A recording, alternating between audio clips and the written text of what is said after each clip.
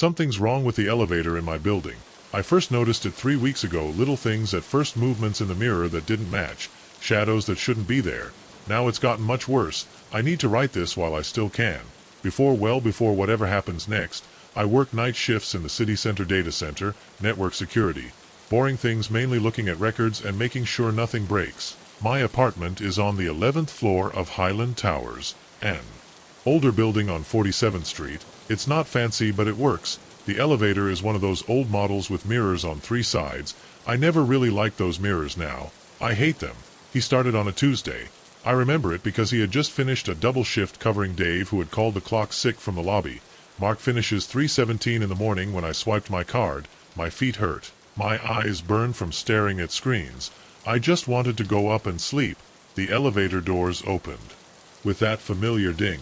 Empty as always. At that time I pressed the 11th and leaned against the back wall, closing my eyes for a second. It was then that I felt it, a cold spot. Like walking through from a winter airbag in a heated room. I opened my eyes. In the mirror on the left I saw something move, just a blink like a bird flying past a window, but we were in a sealed elevator. I turned my head, nothing there. The mirror on the right just showed my reflection, tired and confused. The center mirror reflected both side mirrors, creating that normal infinity tunnel effect. I rubbed the eyes. Fatigue was playing tricks on me.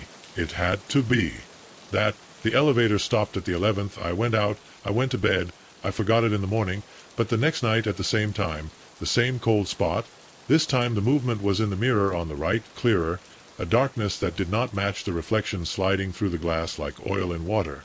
I observed it in the central mirror, following its path. When I turned to look directly at it, disappeared. For 2 weeks this pattern was always repeated between 3:15 and 3:30 in the morning. Always a shadow moving in one of the mirrors, never in the same place. Twice I started mapping its apparitions in a notebook. Left, right, central mirror, no pattern I could find. Some nights the shadow was small, like the silhouette of a child. Other nights it stretched from floor to ceiling. I'm not crazy. I tested.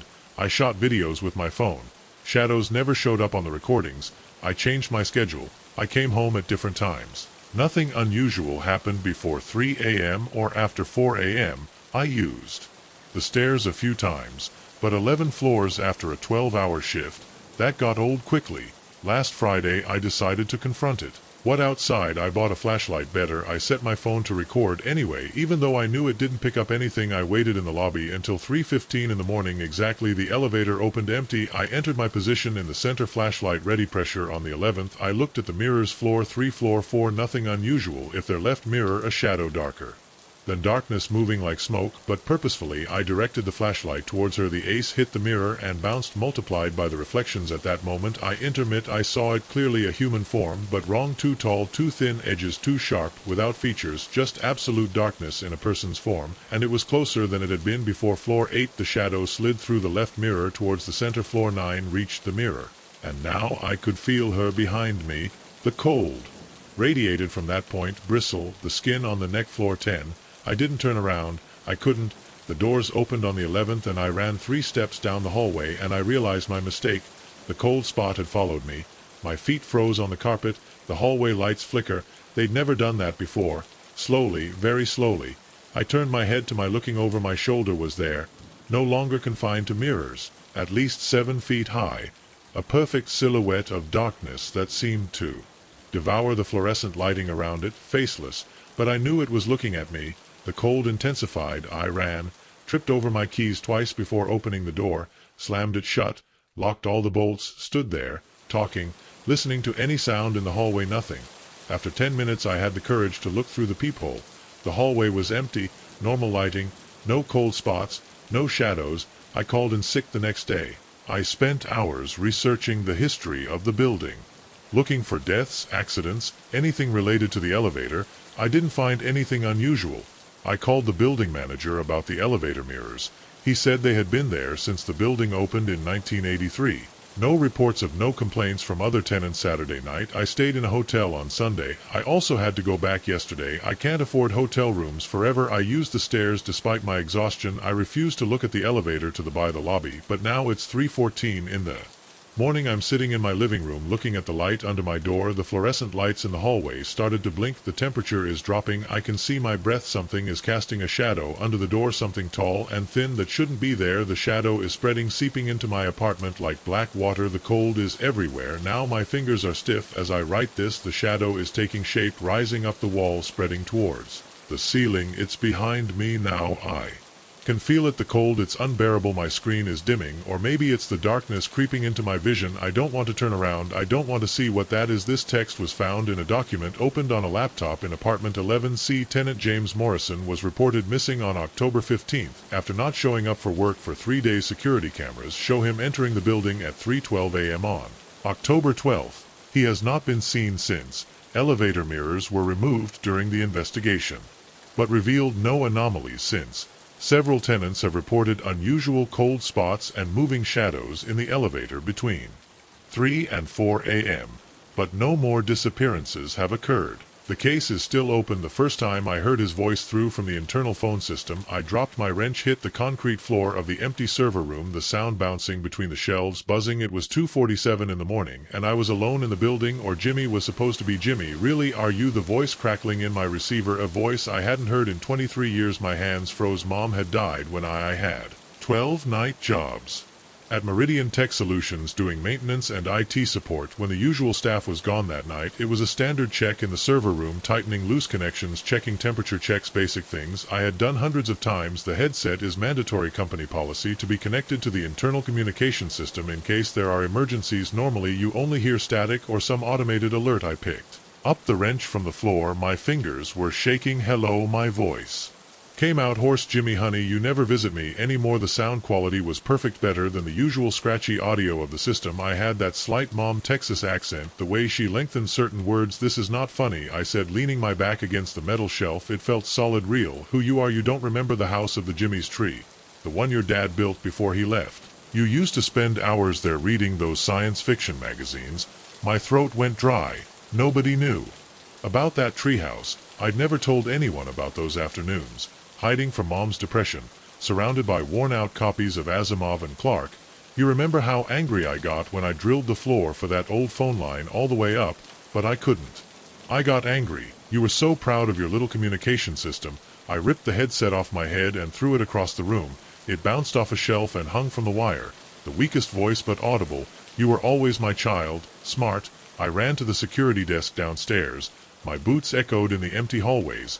The motion-sensing lights came on as I passed, creating fluorescence bubbles in the dark. The security monitor showed what was expected. Empty hallways, closed doors, no movement. I accessed the building's communication logs. No active calls, no anomalies in the system. My hands were not shaking so much anymore. This had to be a joke. Maybe someone had hacked the communication system. But those details about the treehouse, the desk phone rang, not the internal system.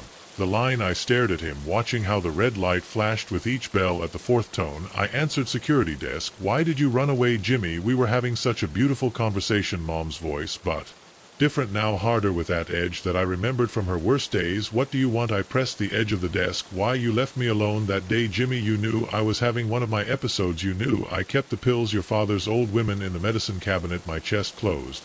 I never forgave myself for having gone to Bobby Chen's house that afternoon, for not having checked her before. Enough, I screamed, and I hung up the phone.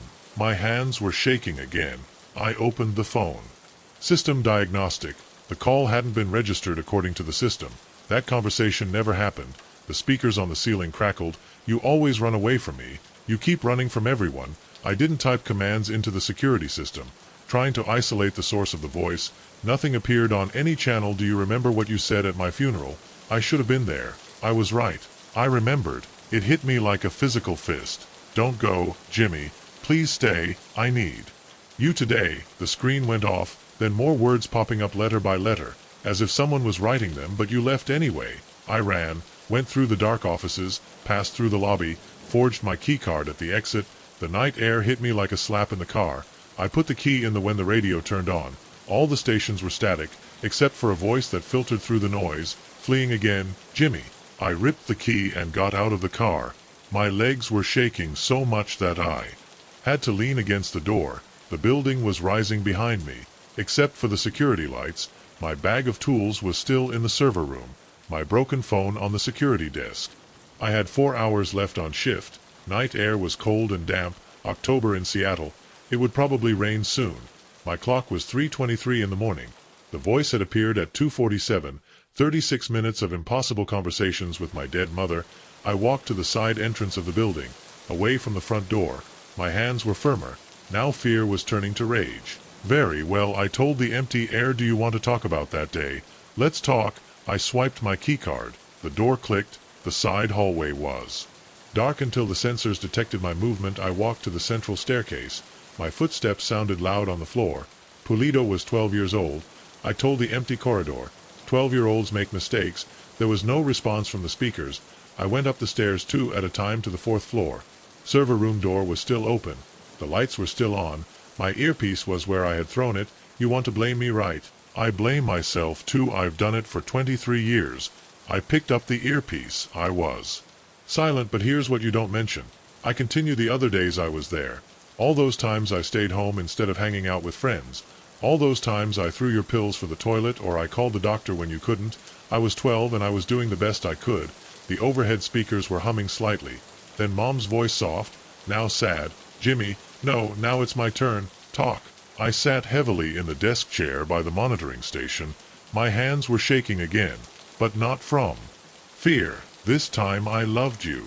Mom, I still love you, and I'm sorry for that day. I'm sorry I wasn't there, but I can't keep carrying this guilt. The overhead lights flicker. Mom's voice was fading. My ready toddler, always trying to fix everything. I couldn't fix you, Mom. I had to learn to accept that. I know, honey, I know. The speakers crackled, then they went silent. I stood there for a long time listening to the hum of the servers. At 4:15 the system automatic performed his sending diagnostic tones over the communication network. Ordinary, normal sounds.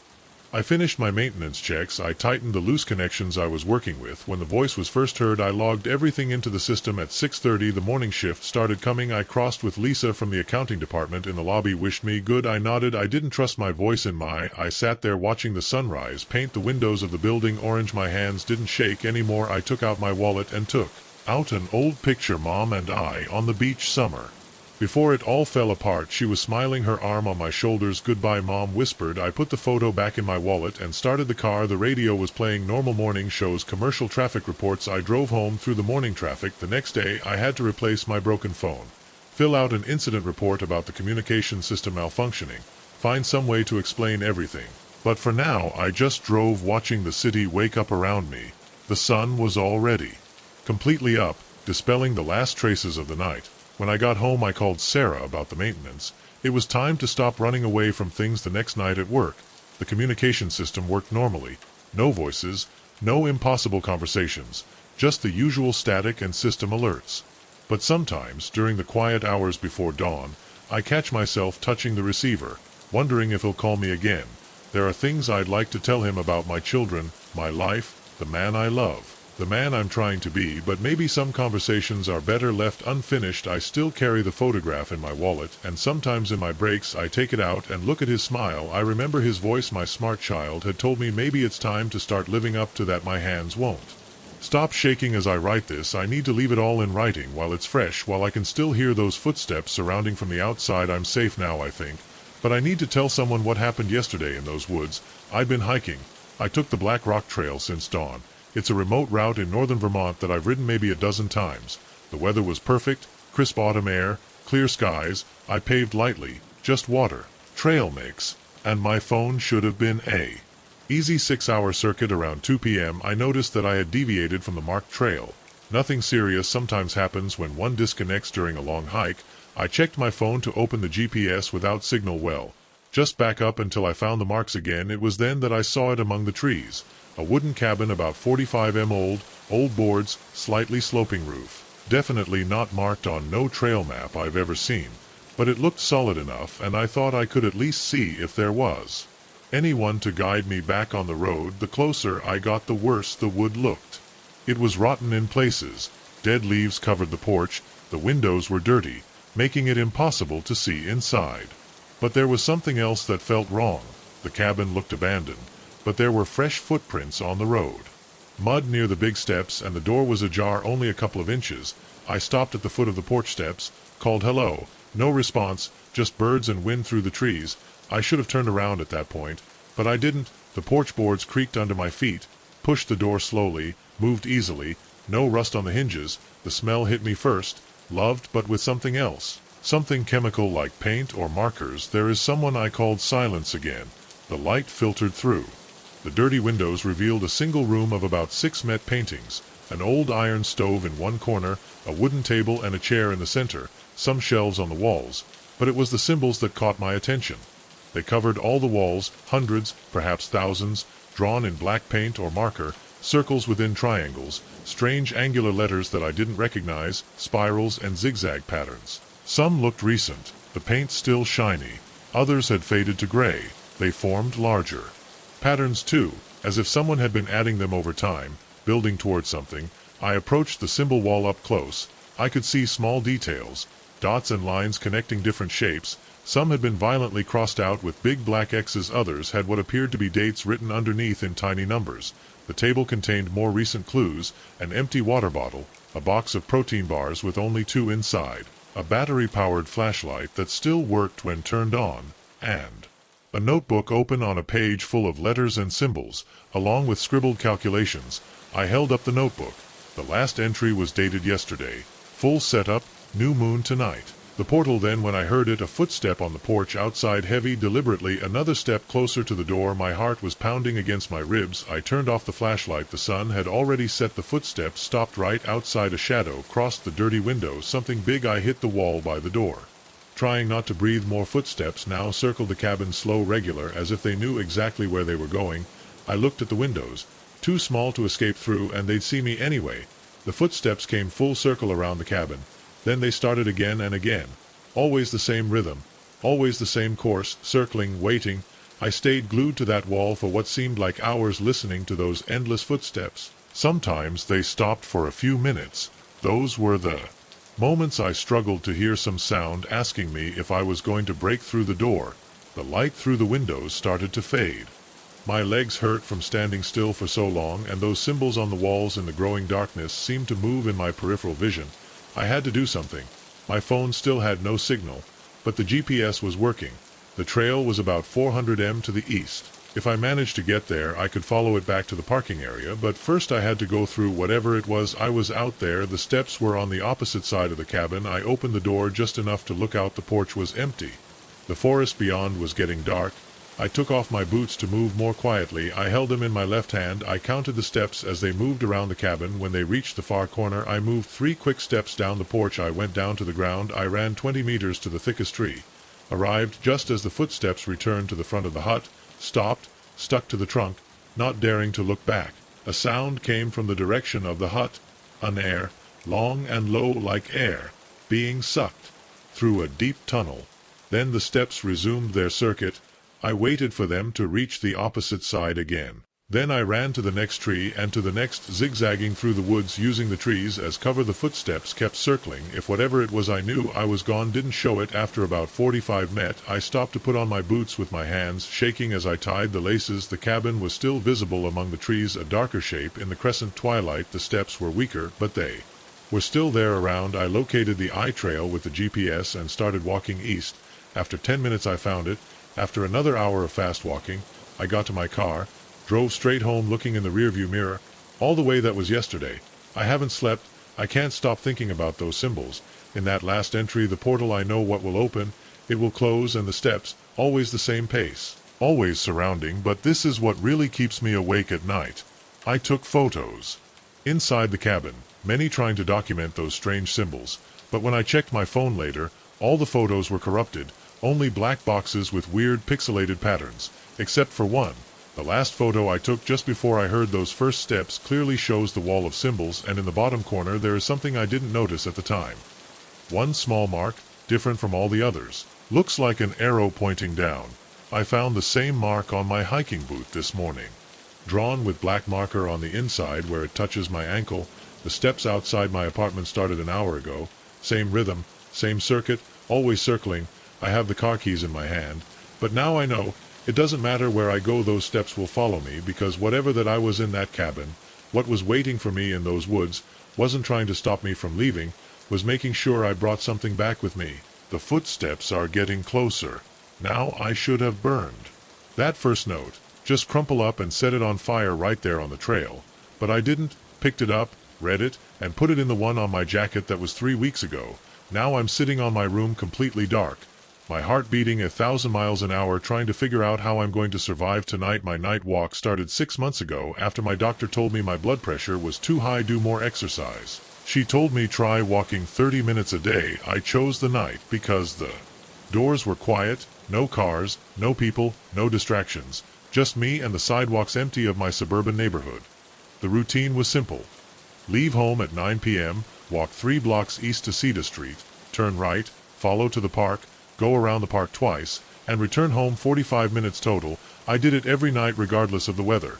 The first note appeared on a Tuesday, a white paper folded in half, right in the middle of the sidewalk on the street to sedate almost the floor. The lamppost made it glow against the dark concrete. When I picked it up, the paper was dry.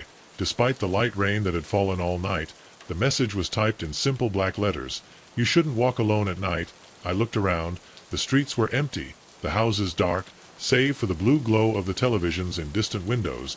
No movement, no sound. Except the rain hitting the leaves. I should have felt scared, or at least worried. Instead, I felt annoyed, probably a joke by some child. I put the note in my pocket and finished my walk. The second note appeared 2 days later, same place on Cypress Street. The night is not safe for Los Comandantes. Again, black letters on white paper this time. Crumple it up on Friday. The third note arrived this time in the entrance to the park. I see you every night. You walk alone. Vulnerable. My hands trembled as I read it. The paper was still warm, as if someone had just left it. I turned on my heels, scanning the dark trees and bushes at the edge of the park. Nothing moved. Shortened the walk that night, taking a longer route to avoid Cedar Street. I slept badly. I spent the night thinking about those warm notes. On Saturday, I stayed at home. I watched TV instead of walking on Sunday too. By Monday, my legs were restless and my mind running. This is stupid, I said to myself. I'm letting a joker control my life. So I went for a walk again. No note showed up. Tuesday and Wednesday passed the same. No paper on the sidewalk, no message. I started to relax. Thursday's note was different. I was leaning against a tree in the middle from the tour in the park. Jeans, gray hoodie, black running shoes. You dress the same every night. My stomach dropped. The description was exact, even the shoes I had bought last week. I took out my phone and turned on the flashlight, sweeping with Ellis of light through the park. The shadows jumped and stretched. The branches crunched in the wind. I walked faster, almost jogging. Another note was waiting for me in the exit from the park. I'm getting closer. You feel like I'm watching. I ran home. I closed all the doors and windows. I checked them twice. I called work to report sick the next day, and I stayed inside. Startled noise.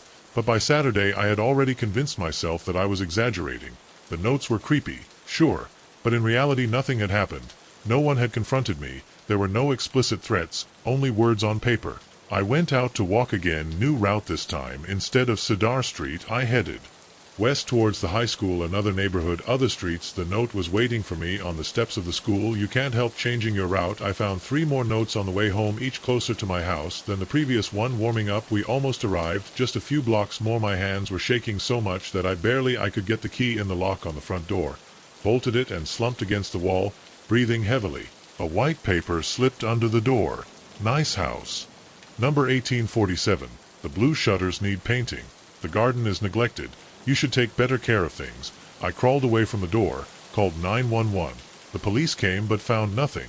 There were no footprints on the notes. No, there was no sign of anyone around the house. They took a report and told me to call if anything else happened. I didn't sleep that night or the next. I installed security cameras and lights with motion sensors. I started working from home. I ordered the supermarket for delivery. The notes kept coming, pushed under the door, left on my car, stuffed in my mailbox. I miss your walks. The nights are lonely without you. Come back outside. I'm waiting. After 2 weeks locked up, I was losing my mind. The police had no clues. The cameras didn't pick up on anything. I had to end this tonight. I went for a walk again. Same old route, Cedar Street, the park house. 5 notes were waiting on the way. I read each one. Welcome back. I knew you'd come back. I'm getting close. It's almost time.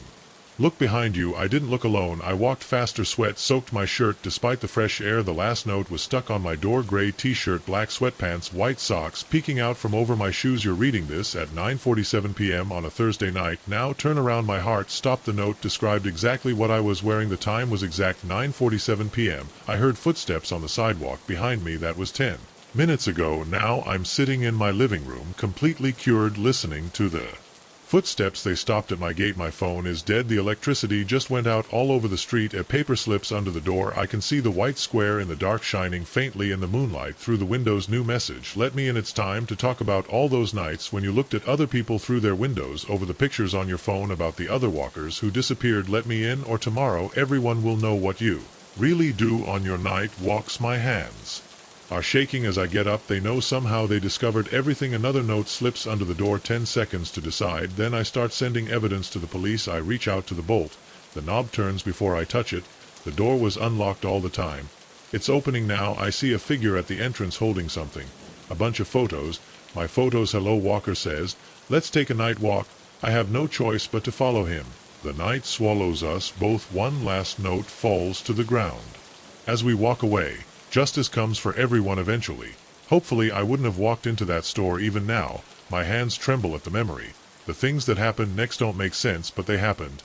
I know, I still have the proof here in my house, even though I wish I didn't. It was a Tuesday afternoon in October. I had 2 hours free before a meeting with a customer, downtown. The weather was getting cold, and I didn't want to sit in a coffee shop. I walked down Mason Street, past the usual shops, the delicatessen, the pharmacy, the newsstand. Then I saw it, an antique shop that I had never noticed before, wedged between the dry cleaner and a closed bakery. The window was covered in dust. Behind you could see brass lamps, wooden boxes, and what looked like Victorian frames. A bell rang when I opened the door. The smell hit me first. Old wood, leather, and something else, somewhat stale. Welcome. The voice came from behind a tall cabinet. An old man appeared, tall, thin, with white hair and pale blue eyes. He was wearing a brown sweater with patches on his elbows. His age-stained hands were firm. I'm just looking, I said, smiled, not a friendly smile. Of course I do. David, that's how it always starts. I stopped. How does my name know? You told me. You took a small brass watch from a nearby shelf, just like you told me about the fight with Sarah last week, about the job you hate but don't stop, about the dreams that won't let you sleep. My mouth went dry. I'd never seen that man before. I haven't told him anything. He didn't put the watch down, so how do I know about the scar on your left knee from when you fell off the bike at 12, or about the gold watch your father left you when he died? I backed up to the door. My heart was pounding. The old man just stood there, still smiling. Who are you? A collector of things, of stories. Gestured to the shelves around us. Everything here has a story, like that camera on the shelf behind you. The one you used to take pictures of Sarah before I met Jessica. I turned around. There was my old Nikon with the same mark on the corner where I had dropped it. I had thrown it away years ago after Sarah left. This is not possible. I turned around, but the old man was no longer there. The store seemed darker. Now colder. Time to leave, David. His voice. I came from somewhere at the back, but don't worry. The stories aren't over yet. I ran out. The bell rang behind me on the street. People were walking as if nothing had happened. I looked out at the shop window. The lawn lamps were still there, the Marcos, the boxes. My watch was 3:45. I was late for the meeting. That night I couldn't sleep. I couldn't stop thinking about the old man, and how did I know those things? I told myself that I had imagined it, that the camera wasn't mine. It just looked like it. The next morning I found Sarah's old cup in the kitchen cupboard, the blue one with a splinter in the handle, the one she had taken with her when she moved in 3 years ago. I dropped it. It shattered on the floor. My hands wouldn't stop shaking for the next few years. Days more objects appeared. The book that my father read to me, my childhood baseball glove, Sarah's brush, appeared in drawers, on shelves, under the bed. Things that I had lost, things that others took away, things that I had thrown away. Each object brought back sharp memories. The smell of my father's cigarettes, the sound of Sarah crying the night she left, the crackling of the bat. When I hit my only home run in, I went back to Mason Street on Friday. The antique store wasn't just one wall. Lisa, between the dry cleaner and the bakery, closed. I asked the dry cleaner store. He said it's closed for years before it was a bookstore. I think that's a long time ago. I showed him a picture on my phone. I had taken it on the first day of the store's window. The screen was blank. That end more objects appeared during the week. My mother's knitting needles, the model car I put together with my dad, Sarah's engagement ring, the one she threw at me the night she found out about Jessica, pack boxes. I went to the trash can. I threw it all away. When I returned home, the boxes were in my living room, everything inside exactly the same. I tried again. I burned things in my garden, buried them in the woods, threw them away. to the river. They always came back clean intact. Waiting last night, I found a note on the kitchen table written in shaky handwriting. Stories need endings, David. Some happy, others sad. What will yours be? Under the note a brass clock, the same one the old man was holding in the store, now makes tic-tac on my desk. As I write this, constant, regular, like a heartbeat. I have begun to see the old man, not in the store, it's still not there, but in reflection.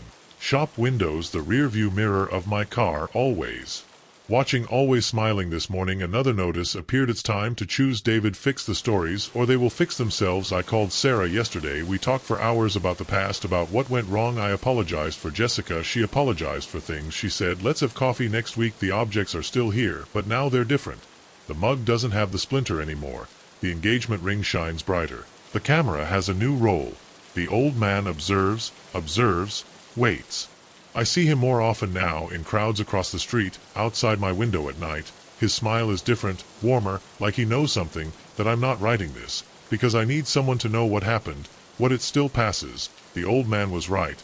The stories need endings, but I don't know if mine will end when I want or how I want it.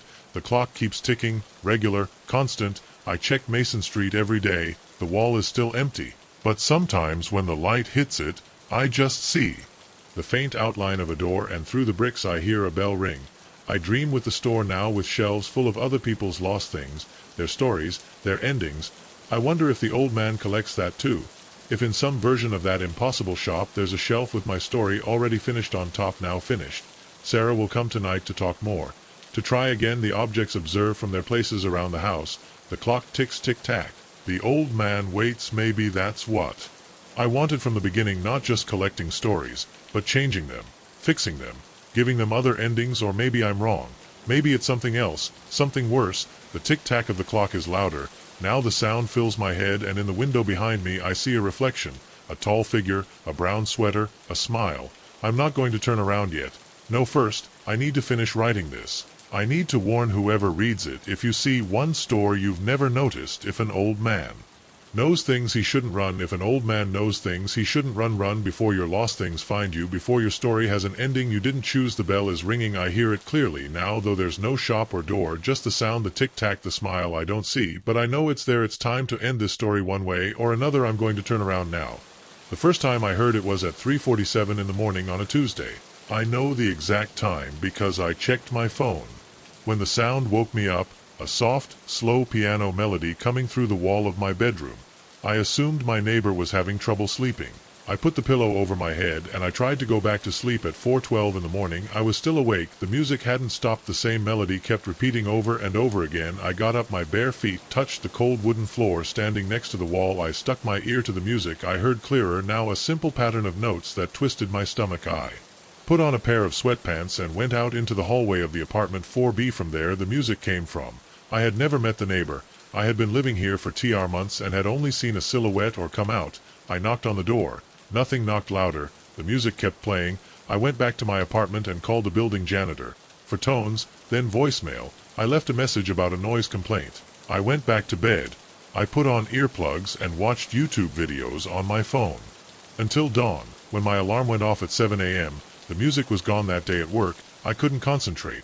The melody kept ringing in my head. Simple notes repeating 4 steps down, 3 up, 2 down, over and over again. My coworkers asked me if I was okay. I told them I had noisy neighbors and bad sleep that night. Nothing. Absolute silence. I slept straight until morning. Music started again the next night. Exactly at 3:47 in the morning. I checked the phone and there it was. Same melody. Same piano. This time louder. I could hear it clearly. Even with my head under the pillow, I got dressed and went back to the door of the 4B. Nothing. I stuck my ear. It definitely came from inside. I tried the handle closed. The concierge finally called me back. That morning sounded annoying. 4B. That apartment has been empty 2 months. The previous tenant moved in August. My mouth went dry, but I hear music coming from there. Piano music at night. There is no piano in that unit. There never was. It is completely empty right now. I asked him to check it out. Spend that afternoon at work. I looked up the history of the building. Nothing interesting. An ordinary apartment complex built in the 90s. No deaths, no scandals, no ghost stories. The concierge left me a voicemail. Checked the 4B apartment, empty, no piano, no sign anyone lived there. Suggested maybe I was hearing music from another unit or from outside. That night I took sleeping pills. They didn't work. The music started at 3:47 in the morning louder than I ever could feel the bass notes vibrate. In the wall, the melody was faster, now more intense, the same pattern, but played urgently, as if someone hit the keys. I recorded it with my phone in the morning, playing it only static. I started sleeping on the couch as far away as possible from that wall. The music didn't matter. I was there also every night at 3:47 in the morning. It started soft and grew every night. The tempo increased, the most frenetic notes. I asked other neighbors if they heard it. They all said no. The woman in the 4C on the other side of the empty apartment, she looked at me like I was crazy when I mentioned it. After a week I couldn't take it anymore. I hadn't slept well in days. The melody was stuck in my head constantly on repetition. At work surprised me myself touching it with my fingers. 4 down, 3 up, 2 down, over and over again. Called the police. They went and checked the empty apartment. 4B, no piano, no sign of anything unusual. Suggested I see a doctor. I went. He didn't find anything wrong with my ears, no signs of auditory hallucinations. He prescribed me stronger pills. They didn't help. The music kept getting louder now, not just at night. Sometimes I heard it faintly during the day, the same melody playing in the background as if it came from far away. I recorded everything. I placed microphones all over my apartment, hours of audio, only static when playing them, but I heard it every night at 3:47 in the morning. The piano started 2 weeks later. The music was so loud that it made my windows vibrate. The melody had become violent, discordant, the same pattern of notes, but played with so much I couldn't feel every blow to my bones. I stopped going to work. I stopped sleeping altogether. I just sat in my apartment waiting for it to be 3:47 in the morning. The janitor threatened to evict after I tried to break down the door of 4B last night. Something changed. The music started at the usual time, but it was different. Slower again, like at the beginning, but closer in some way. It no longer came through the wall. It sounded like it was inside my apartment. I sat on the couch, completely motionless, listening to the melody drift through my living room. 4 steps down, 3 steps up, 2 down. I could hear the piano pedals creaking, the slight tapping of fingers on the keys. Something cold brushed my shoulder. The melody stopped mid-note. Then from a piano they were licking it, a soft, icy voice whispering the same notes. Right in my ear I ran, grabbed my keys and phone and left the apartment. Spent the night in my car, in the parking lot of a Walmart, but I can still hear it even now as I write this in this coffee shop. I can faintly hear it. The melody is always there. 4 steps down, 3 up, 2 down. Down. It's 3:42 p.m. It's 5 minutes to 3:47. The humming is getting louder. I don't think it matters anymore where it goes. The music didn't come from apartment 4B, never did. It's coming for me. 4 steps down, 3 up, 2 down. The you here. I can feel the cold breath on my neck. The humming is right behind me now. I don't want to turn around. I don't want to see what's been playing that tune, but I can't help it.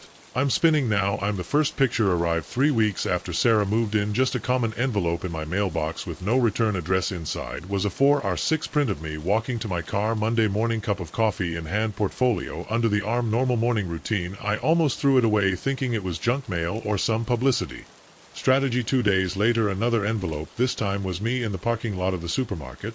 I remember that day. It was raining and I had forgotten my umbrella in the photo. My shirt stuck to my back, my hair wet on my forehead. The photo was taken from the other side of the street, behind some parked cars. There began the discomfort. I called Sarah first. You are doing this? I asked without even saying hello. Making that Jack?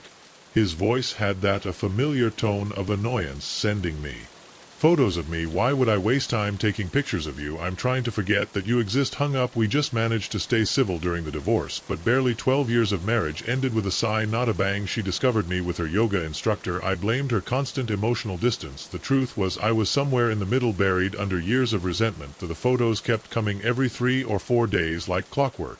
Me drinking coffee at Starbucks, going into the office, eating alone at that Chinese restaurant around the corner, each one closer than the previous one. At first they took them from across the street or from parking lots. By the 3rd week whoever took them had become bold enough to do it just a few meters away. I began to look over on the shoulder constantly. Every stranger with a phone turned around. I changed my routine. I took different routes to work. I varied the places where I had lunch. Didn't matter.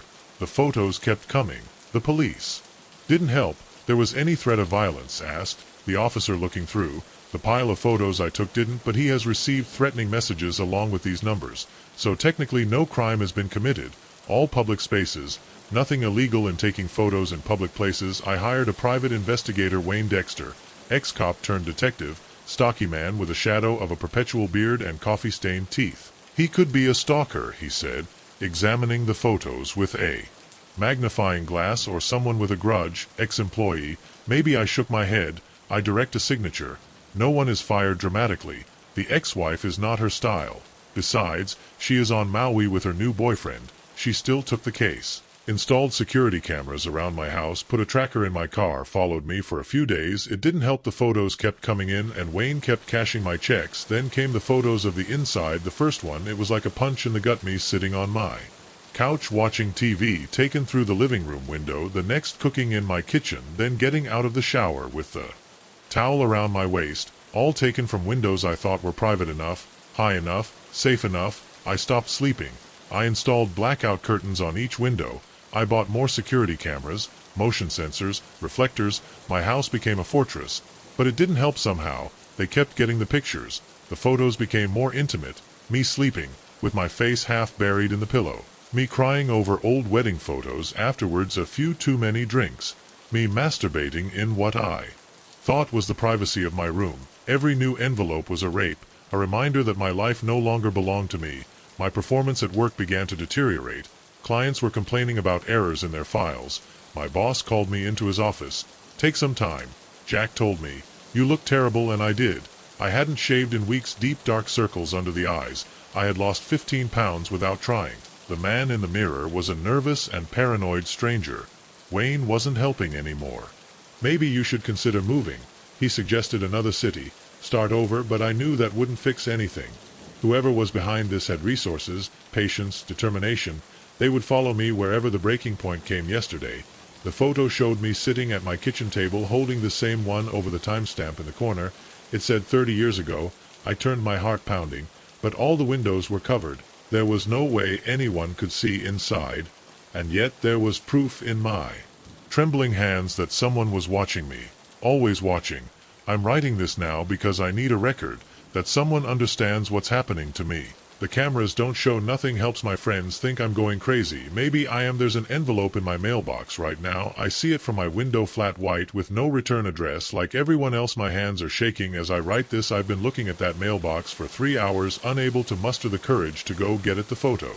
Will it be recent? I know that probably from this morning, or maybe even now. Another test that my life doesn't belong to me anymore, that privacy is an illusion I can't afford anymore. I check my phone. 12 missed calls from Wayne, 3 voicemails I haven't heard. Why can't he help me? No one can. The sun goes down through the gaps in the curtains. I watch the street darken. Shadows lengthen and melt. Anyone could be out there. Everyone. They could be out there with their cameras, with their eyes, with their endless hunger for fragments of my life. My phone vibrates. A text message from Wayne. Call me now. It's important. I don't know. I can't deal with your theories or your suggestions.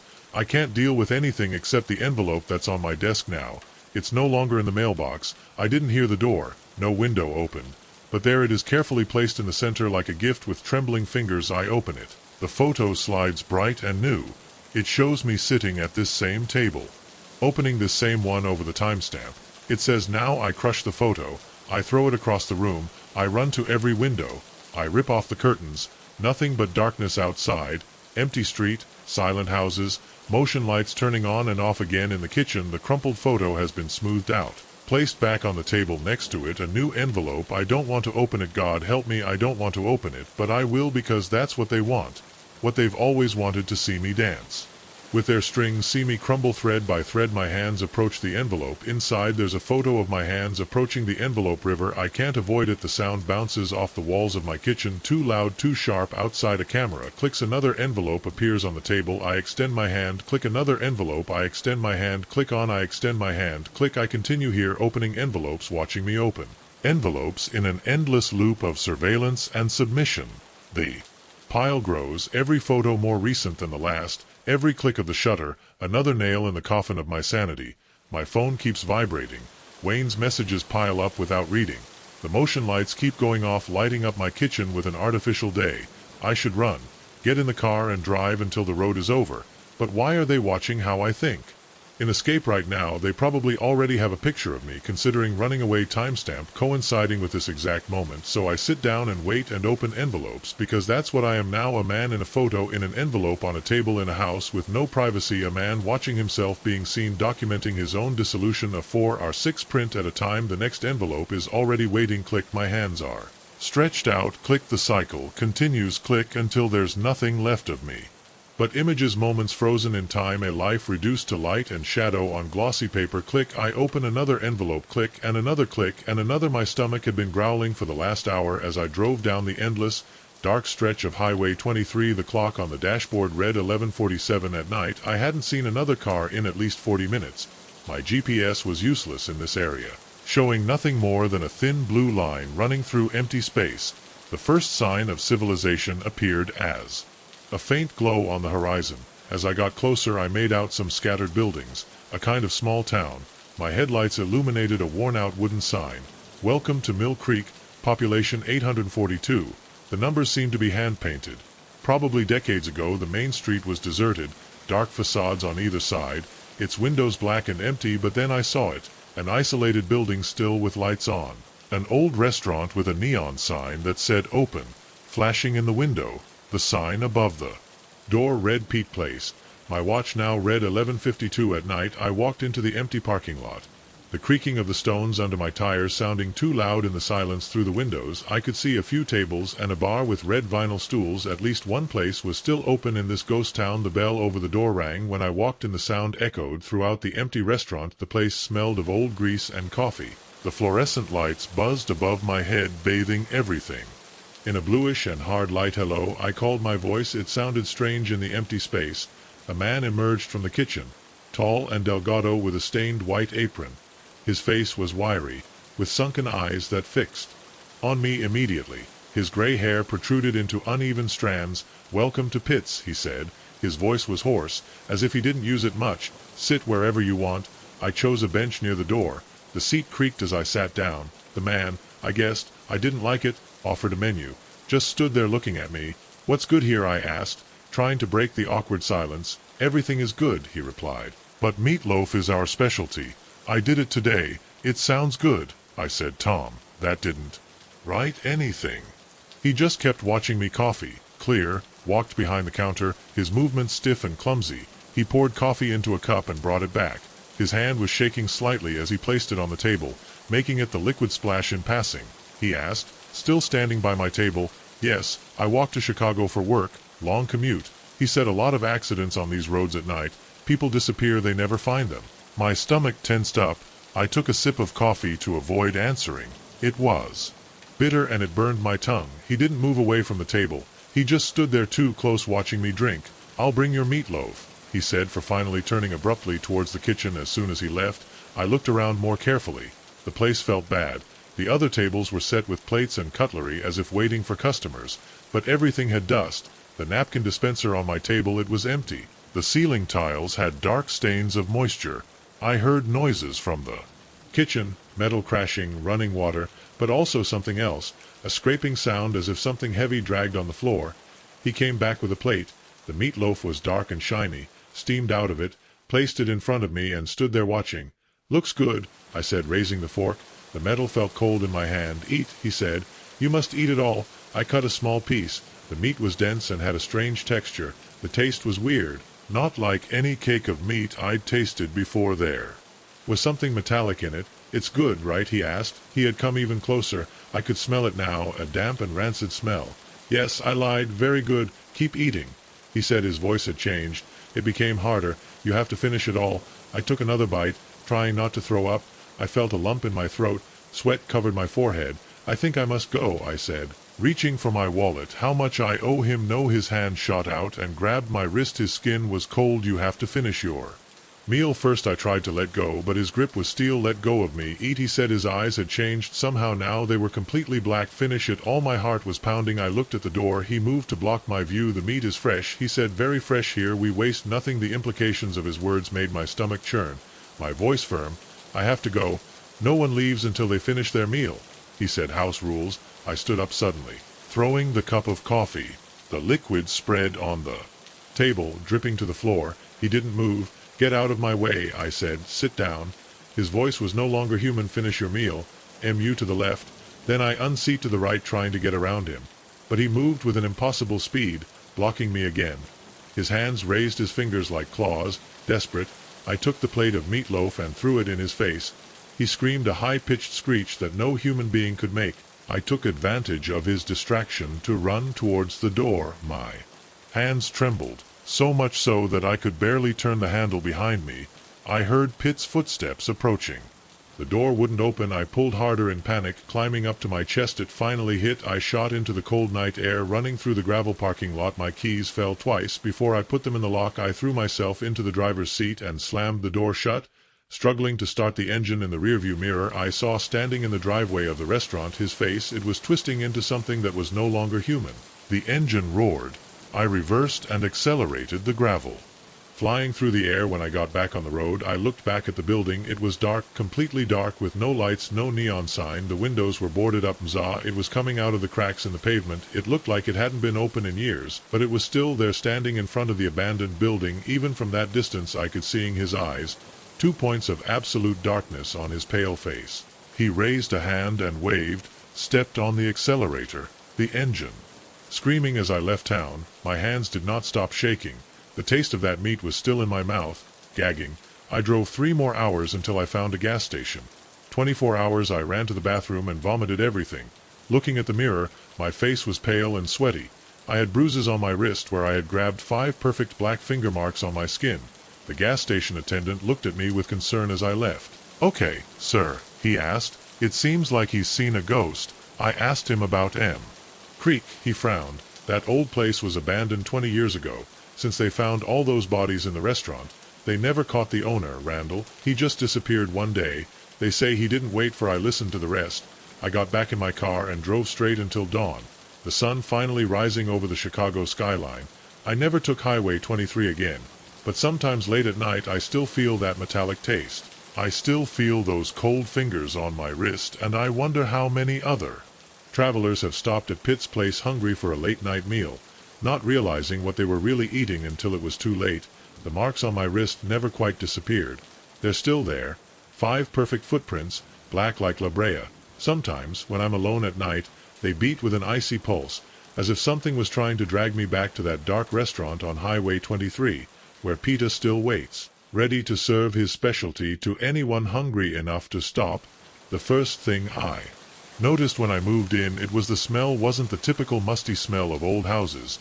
It was sharper, like a mixture of copper and earth. When I asked Jack, the landlord just shrugged his shoulders and said the house was 1897. That must have been my first warning. I found the place on Craigslist, $800 a month for a furnished room in a Victorian house near downtown Portland. Too good to be true, but I was desperate after the divorce left me broke. The room was on the 2nd floor, east-facing, wooden floors, a bronze bed frame and built-in shelves, simple and clean. Jack lived on the 1st floor. I felt, and so many years, gray hair, slim, always with the same brown seagon. He showed me the house. That first day, pointing to the shared bathroom and kitchen when we arrived at the basement door, stopped. "It stays closed," he said, slapping the thick padlock. "Previous tenants left things down there years ago. Legal problems. Better leave it like that." I nodded without giving it importance. I just needed a place to sleep between my shifts in the warehouse. The first week was quiet. I worked at night. I slept during the day. I barely saw Jack. The room was cold even with the heating, but I bought an extra blanket. Nothing serious. Then the footsteps began. I heard them my second Sunday off around 2 at Clear and Steady, moving back and forth on the basement floor. They were not the typical creaks of an old house. They were deliberate footsteps, someone walking. I went to check the door of the basement with padlock. The footsteps stopped as soon as I touched the knob. Jack said when I mentioned it to him the next morning, "Old houses make noise, but pipes don't wear boots and pipes don't drag heavy objects on the ground." At 3 in the morning the noises got worse in the following weeks.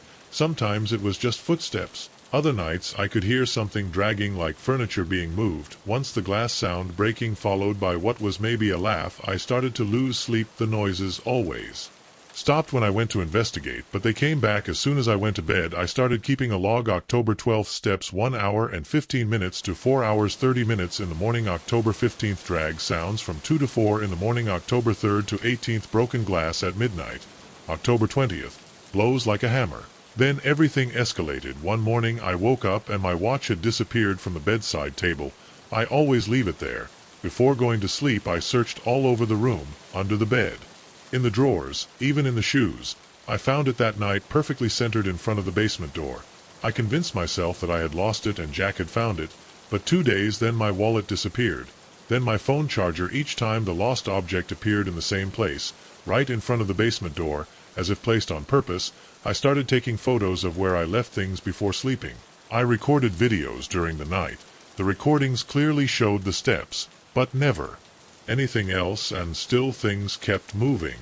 The straw that broke the camel's back was when my wedding ring. I kept it in a small box inside the drawer. The box was still there, empty. That night I waited by the basement door. The ring didn't show up, but at dusk the footsteps started again, stronger than ever. That's when I decided to go inside. I waited for Jack to come out for his weekly shopping. The lock was old, but sturdy. I bought bolt cutters that morning, telling me it was probably illegal, but not anymore. I cared about the padlock. It broke easily.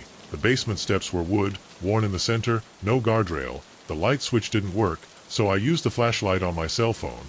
The smell hit me with that same smell of copper and earth, but stronger, much stronger. The basement was huge. It stretched under the whole house. The floor was earth compacted from years of use, empty, except for a few old furniture covered with sheets. My light caught something in a corner, a door embedded in the foundation wall. Looked newer than the rest of the basement, maybe the last decade. Heavy steel with a modern lock. Footsteps started again. Right behind me. I turned suddenly. Nothing. Just darkness, beyond the range of my flashlight. Something crashed upstairs, then another knock closer. Jackfruit had returned. Before I ran to the stairs, but I tripped over something. A table covered by a sheet. I fell hard, letting go of the cell phone. The light turned on the floor, illuminating what was under the other sheets. They were not furniture. They were suitcases, dozens, and boxes with names written on the sides. All the previous tenants must have kept things. Steps on the stairs. Jack's voice. Mr. Andrews is down. The light of my phone. He caught the edge of something sticking out from under a sheet. A mummified hand. I grabbed my phone and ran up the steps 3 at a time, since he was on top still with his cardigan holding something. My wedding ring. You should have left it like this, he said. They get angry when someone goes down. They like their privacy. He smiled. His teeth looked weird, too sharp. But don't worry, there's always room for one more, and the rent is very reasonable. I don't remember how I walked past him. I don't remember running to the car or driving. I left everything. Clothes, furniture, documents, everything still in that room upstairs. The police didn't believe me. Of course, when they finally got a warrant, the basement was empty. Just an unfinished basement, concrete flooring, no suitcases, no steel door, no bodies. Jack was also gone. The house was sold. 2 months later, a developer was demolished to build condos. But sometimes I pass by that lot at night. Construction has had multiple delays, permitting issues. They say the equipment keeps failing. Workers quit without notice, and if you stop to really listen, you can still hear footsteps moving back and forth under the ground, circling, waiting. The new building will also have a basement, and I'm sure it will be very reasonable. I have started checking Craigslist every day, looking for known addresses, warning people when I can most ignore me. Some call me crazy, but the ads keep showing up. Old houses with cheap rooms for rent, always with a that remains closed and somewhere as it is. Showing another old house to another desperate person using that same brown Seagon with that same strange smile. The basement, oh, we keep it closed. Previous tenants kept some stuff down there. Legal issues, better not to get in. I wonder how many basements it has now. How many pairs of footsteps echo in the dark. I still have nightmares about what I saw under those sheets, with that steel door and what might be behind it, with Jack's smile and all. Those teeth. But most of all I dream about the footsteps, that steady pace, patient of going and come and go, approaching each night. I've already been found twice since I escaped. Different cities, different apartments. Always when it starts, when something small disappears. A watch, a wallet, a charger, and then it appears in front of the nearest basement door, perfectly centered as a gift or an invitation. Now I'm in the car driving west with no destination, just trying to stay ahead of the steps, but I know they'll eventually catch up with me. They always do, and somewhere in the dark there's a basement door waiting for me with a box with my name on it and a space already prepared. The rent is very reasonable after all. Just don't ask for the smell. The figure at the bus stop shouldn't have been there. I know because I checked the schedule 3 times before I left work. The last bus passes at 11:40 at night. It was 11:45 at night when I arrived. No one else usually waits so Late night shifts in the center data center, walking from the office to the stop takes 8 minutes. I have done it hundreds of times, but tonight was different. The rain started around 10 at night. Heavy drops hit the windows of my office. By the time I came out, it was pouring rain. My shoes squeaked. The wet sidewalk as I approached the stop, the street lamp flickered, casting shadows that moved on the rain-covered pavement. It was then that I saw him for the first time, a dark silhouette, motionless under the shelter, simply standing, not looking at a phone, without shifting the weight from one foot to the other as normal people do, a total stillness. The figure was with his back to me, looking towards the black coat hung down to his knees, the fabric soaked by the rain. The water dripped constantly from the hem. The hood was on, hiding any trace of hair or skin. My steps slowed down. The sound of the rain filled my ears at 15 to 12. With each step closer, my skin stood on end. My figure stood on end. It didn't move, it didn't turn, it didn't recognize me in any way. I stopped at the edge of the refuge, the rain hitting my shoulders. The eave was crackling in the wind. Now up close I could see that the figure was tall, maybe 1.95. The coat had no wrinkles or folds, as if it was carved in solid black stone. "Good night," I said. My voice came out hoarse. There was no response or movement, only the sound of the rain. I looked at my watch, 11:46 at night, a minute to the bus. My heart was pounding against my ribs. Everything in me was screaming to get away, to ask for a car, to do anything except stay next to that eerily still figure. But I stayed. The rain intensified, clattering on the metal roof of the vault. The water was running down my neck despite the umbrella. The figure remained motionless, looking ahead, while my eyes kept staring at her and turning away again and again. The lights of the bus cut through the rain just in time. Relief came over me when it stopped with a hydraulic sizzle. The doors opened. I hurried, anxious to escape. As I climbed the steps, something made me look back. The figure had turned. Not its body, just the head twisted at an impossible angle where there should be a face. There was only darkness under the hood, but I felt it watching me. I stumbled to a seat in the middle of the bus, hands shaking through the rain-fogged window. I could see the figure still standing there, head twisted towards me. The doors closed. The bus moved away. My breathing started to calm down. "Just a weirdo trying to scare people away," I said. The bus turned the corner, and I hoped the figure would disappear from my sight. It didn't. There it was in the next stop, in the exact same position. Black coat, hood on, head twisted unnaturally to look at me as we passed. Stomach twitched. That was not possible. The stops were separated by almost 1 kilometer. No one could move that fast with this rain, especially someone who was alone standing. I rubbed my eyes. Lack of sleep. He must be playing tricks on me. The bus approached the next stop. The figure was waiting. Same posture, same coat, same crooked head, following me with his gaze through the window. "Hey," I said to the driver with a broken voice. "See that person at the stop?" The driver looked in the rearview mirror. "What person? The stop is empty." I squeezed my face against the glass. The figure was there, clear as the day, the rain slipping down her motionless form, the hollow darkness of her hood fixed on me, stop after stop, always waiting, always observing, always impossible. My hands squeezed the seat until the knuckles turned white. The sweat ran down my back despite the air conditioning of the bus. 5 stops from my apartment. I pulled the cord. I couldn't take it anymore. The bus stopped screeching on an empty corner. I staggered down. There was no figure in a black coat, no crooked head staring at me, just rain and darkness and the sound of the bus driving away. I ran. My shoes hit the wet sidewalk as I ran through puddles. The water ran down my face. My lungs burned, but I didn't stop until I got to my building. My hands were shaking so much I dropped the keys twice before I opened the door. I slammed it shut behind me and stood in the hallway, soaking wet and panting through the glass of the entrance. I could see the empty street, no movement, no dark figures, only rain falling under the glare of the street lamps. The elevator ride to the 4th floor felt eternal. I kept my eyes fixed on the numbers, refusing to look at the mirrored walls. When the doors had opened, I practically ran to my apartment. Inside, locked the door, then the pin, then the chain. I stood there listening to my breath gasp and the muffled sound of the rain, the lights flickering slowly. I turned to the living room window. Through the rain-covered glass, a familiar black coat became visible, a hood turned at an impossible angle. Empty darkness where there should be a face was on my balcony on the 4th floor watching. I haven't slept. The sun came out an hour ago, but it's still raining. The figure hasn't moved. It's just there with its head twisted looking out my window with his hollow gaze. I can feel that he waits. I can feel that he observes, and I know that when night falls again I'll have to leave this apartment. I'll have to walk by that window, and whatever it is he's been following me, that impossible thing wearing that black coat, he'll finally do more than just watch the rain keep falling. The figure keeps watching, and I keep counting the minutes until it gets dark. My hands are shaking as I write this. I need to put it all in writing as long as I'm cool while I can still remember every detail of what happened on that road tonight. Maybe someone can explain why I was chosen. It all started at 11:47 at night. I remember checking the time on my car's dashboard, wondering if it had been a mistake to take the shortcut down the back road back home after the night shift at the warehouse.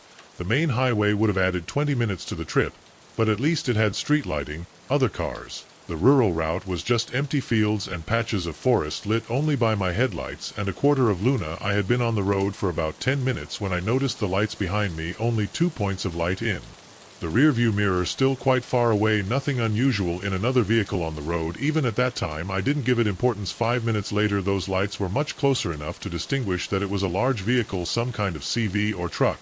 The driver was glued to my bumper, with the high beams flooding my mirrors. I couldn't see anything else of the vehicle in the dark. My first thought was simple. I wanted to overtake.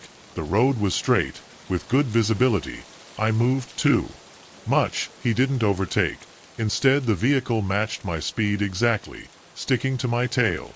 I could barely see anything in the mirrors. The glare was so strong that I only saw white. My heart rate accelerated. I slowed down more, almost to a stop. They also accelerated. Then I started to sweat. I felt it in my palms, sliding off the steering wheel, in my armpits, in the back of my neck. Something was not right. Pressure, plus the throttle, taking my old Honda Civic to 70 miles per hour. The sub kept sticking to me. I reached 80. They to the engine complained. A curve appeared ahead. I took it faster than it should, the tires squealing. The sub went wide, too wide, but it stayed with me. They were so close I thought they might ram.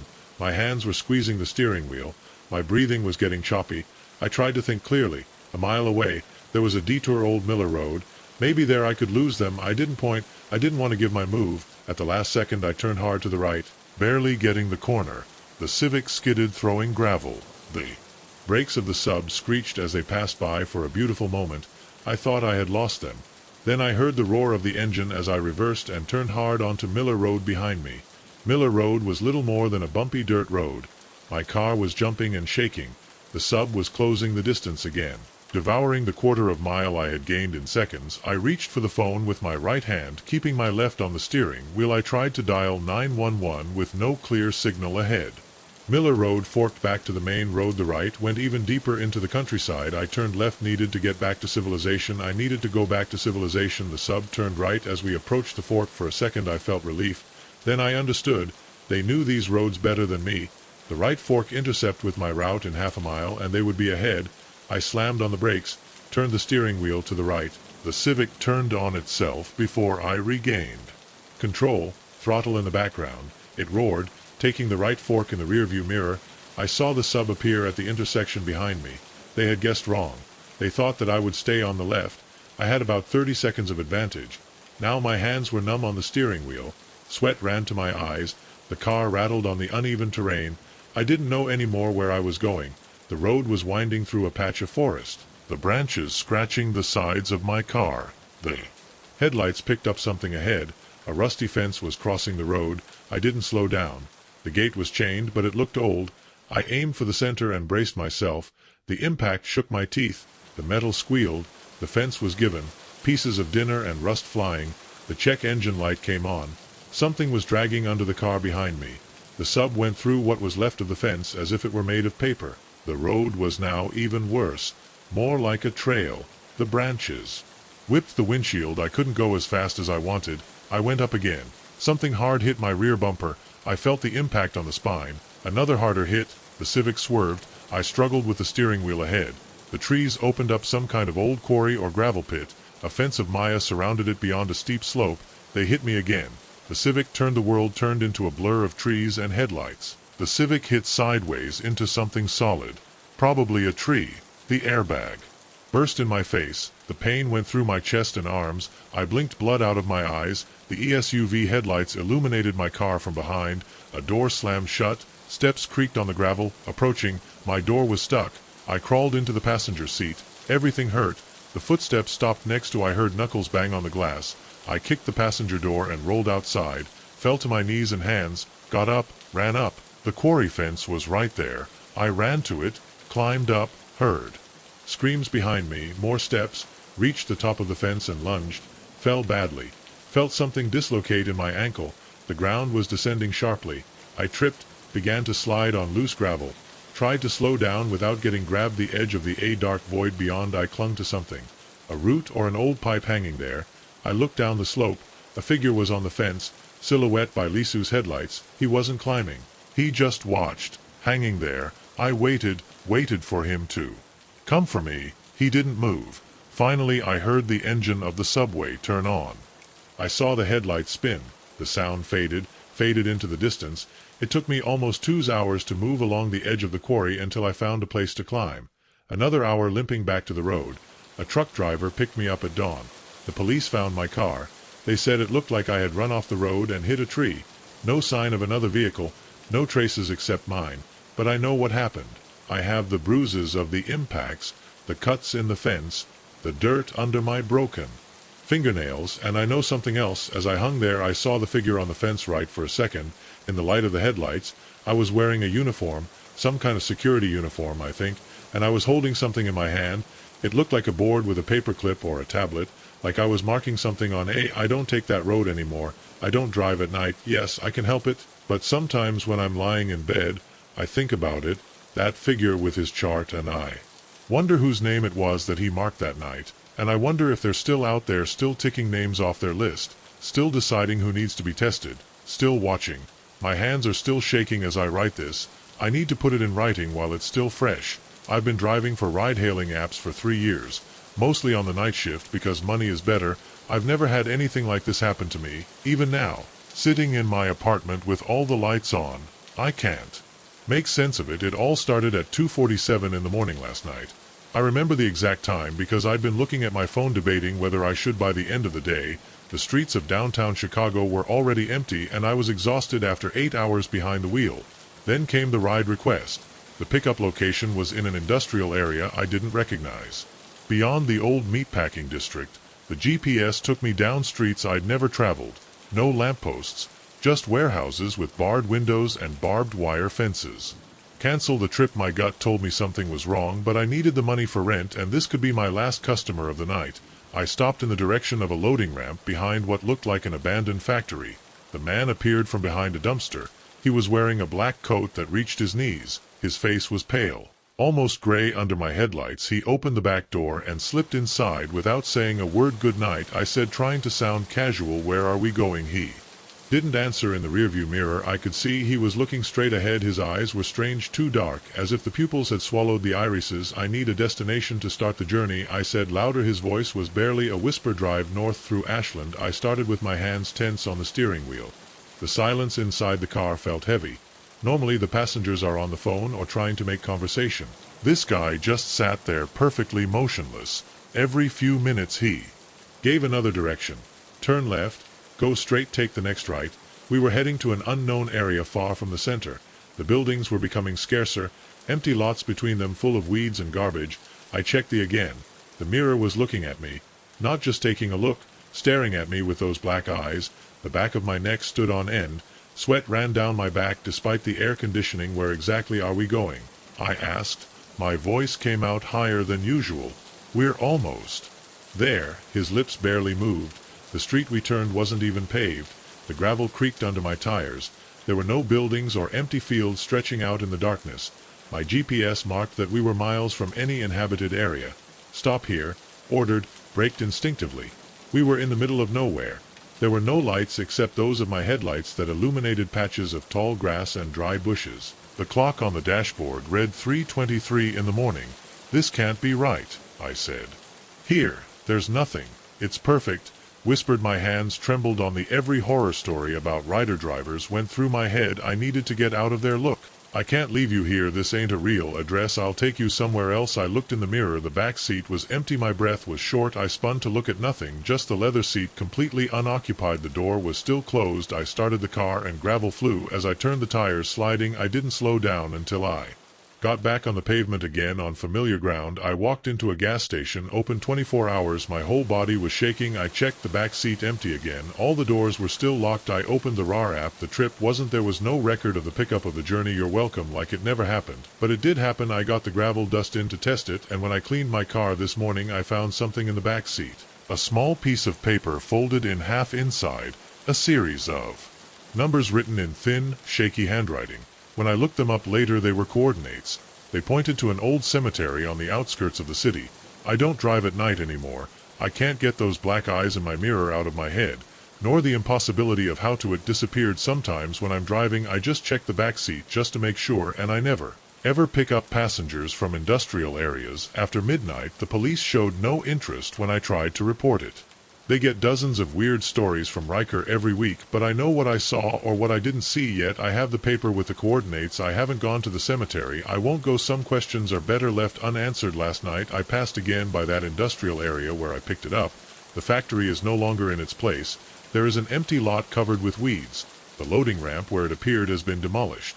According to the records of the city, there has been nothing in that place in the last 20 years. I keep thinking about that whispered voice. It's perfect for what? Sometimes, late at night, I imagine its foot in that graveyard waiting. Maybe he still rides in the back seats, guiding drivers through the darkness to places that shouldn't exist. Maybe he's looking at me right now as I write this. I check the rearview mirror more often these days. Sometimes at the edge of the reflection I think I see movement, but when I turn the back seat is always empty. Always. Yesterday I received another ride request from that same industrial area, 2:47 a.m. exactly. I turned it down right away, but I couldn't help but wonder, was he still out there looking for another driver for on that mysterious journey? I may never know the truth about what happened that night, but one thing is for sure. I'll never forget those black eyes in my mirror or the chill I felt when I realized I was alone in the car. Some passengers leave a lasting impression. This one left something else, a lingering feeling that the world is not as we think it is, and that some trips lead to destinations we shouldn't understand. My hands were sweating on the steering wheel. The clock on the dashboard was 2:17 in the morning. The headlights cut through the darkness ahead, illuminating nothing but an empty desert road and scattered bushes. I had been driving 6 hours straight from Phoenix, trying to get to the pass before dawn. My wife Sarah had called more early. Our daughter's fever, Emma, had not subsided. She had to get home. The radio had stopped picking up stations 2 hours ago, only static. Now the engine was buzzing. The tires made that constant sound against the asphalt. My eyes burned from looking at the yellow line so much. It was then that I saw it for the first time. A figure standing on the right shoulder, tall, with what looked like a black coat. Simply foot looking towards the road. I stepped on the brake hard, going down from 120 to 70 km/h. My heart jumped, but when I got closer there was nothing, only empty shoulder and desert bushes. I rubbed my eyes. I drank a sip of my warm coffee. I must be tired, I thought, playing tricks. I accelerated again to 125 minutes later. My headlights picked up something further on the same figure, same position, same black coat, standing perfectly motionless on the shoulder. This time I didn't slow down. I squeezed the steering wheel harder and kept the speed constant as I passed by the place where I had seen it. Nothing, alone and deserted. My heart was pounding. I looked at the odometer. I had traveled exactly 5 kilometers since the first time. You are exhausted, I said out loud. You just have to concentrate. I turned up the air conditioning, letting the air cold hit me in the face. I settled into the seat. I started counting the broken yellow lines on the road. 5 kilometers later, there I was again. This time I saw more details. The coat hung down to his knees. The figure was abnormally thin, maybe more than 2 meters. He was completely motionless, with his face looking directly at the road. Stronger pressure. The accelerator was already going 135 kilometers. Pour the engine roaring. There was still nothing on the radio, but static. 5 kilometers more. There was same position, same coat, same height. Impossible. My hands were shaking. I looked for the phone with no signal. Of course there was no signal there. I thought about turning around, but Sarah's voice was resounding in my head. Emma's fever is getting worse. Keep asking for you. I Had to keep going. I had to get home. The next 5 kilometers, they felt like 50 miles. My eyes jumped between the road and the odometer. 474, 475, Sason Silva Exil Suk Sason Silil Sil Sable Jom 479. Just in time the figure appeared in my headlights. This time I would swear that his head turned slightly as I approached, just a centimeter following my car as I passed. I reached 145. The steering wheel vibrated. The sweat ran down my back, soaking the shirt. 5 kilometers more. There it was now. I was sure her head was definitely turning following my car. The movement was mechanical, unnatural, like a security camera spinning. I couldn't look away. In the brief moment my headlights illuminated her, I didn't see a face under the hood of the coat, only darkness. The chest was pressing down on me. I could barely breathe. The speedometer read 150. This is not real, I said. This is not happening. But 5 kilometers later there I was, and 5 more and 5 more. Each time I turned a little more my head. Each time I was a little closer to the edge of the road. Each time the darkness under her hood seemed deeper.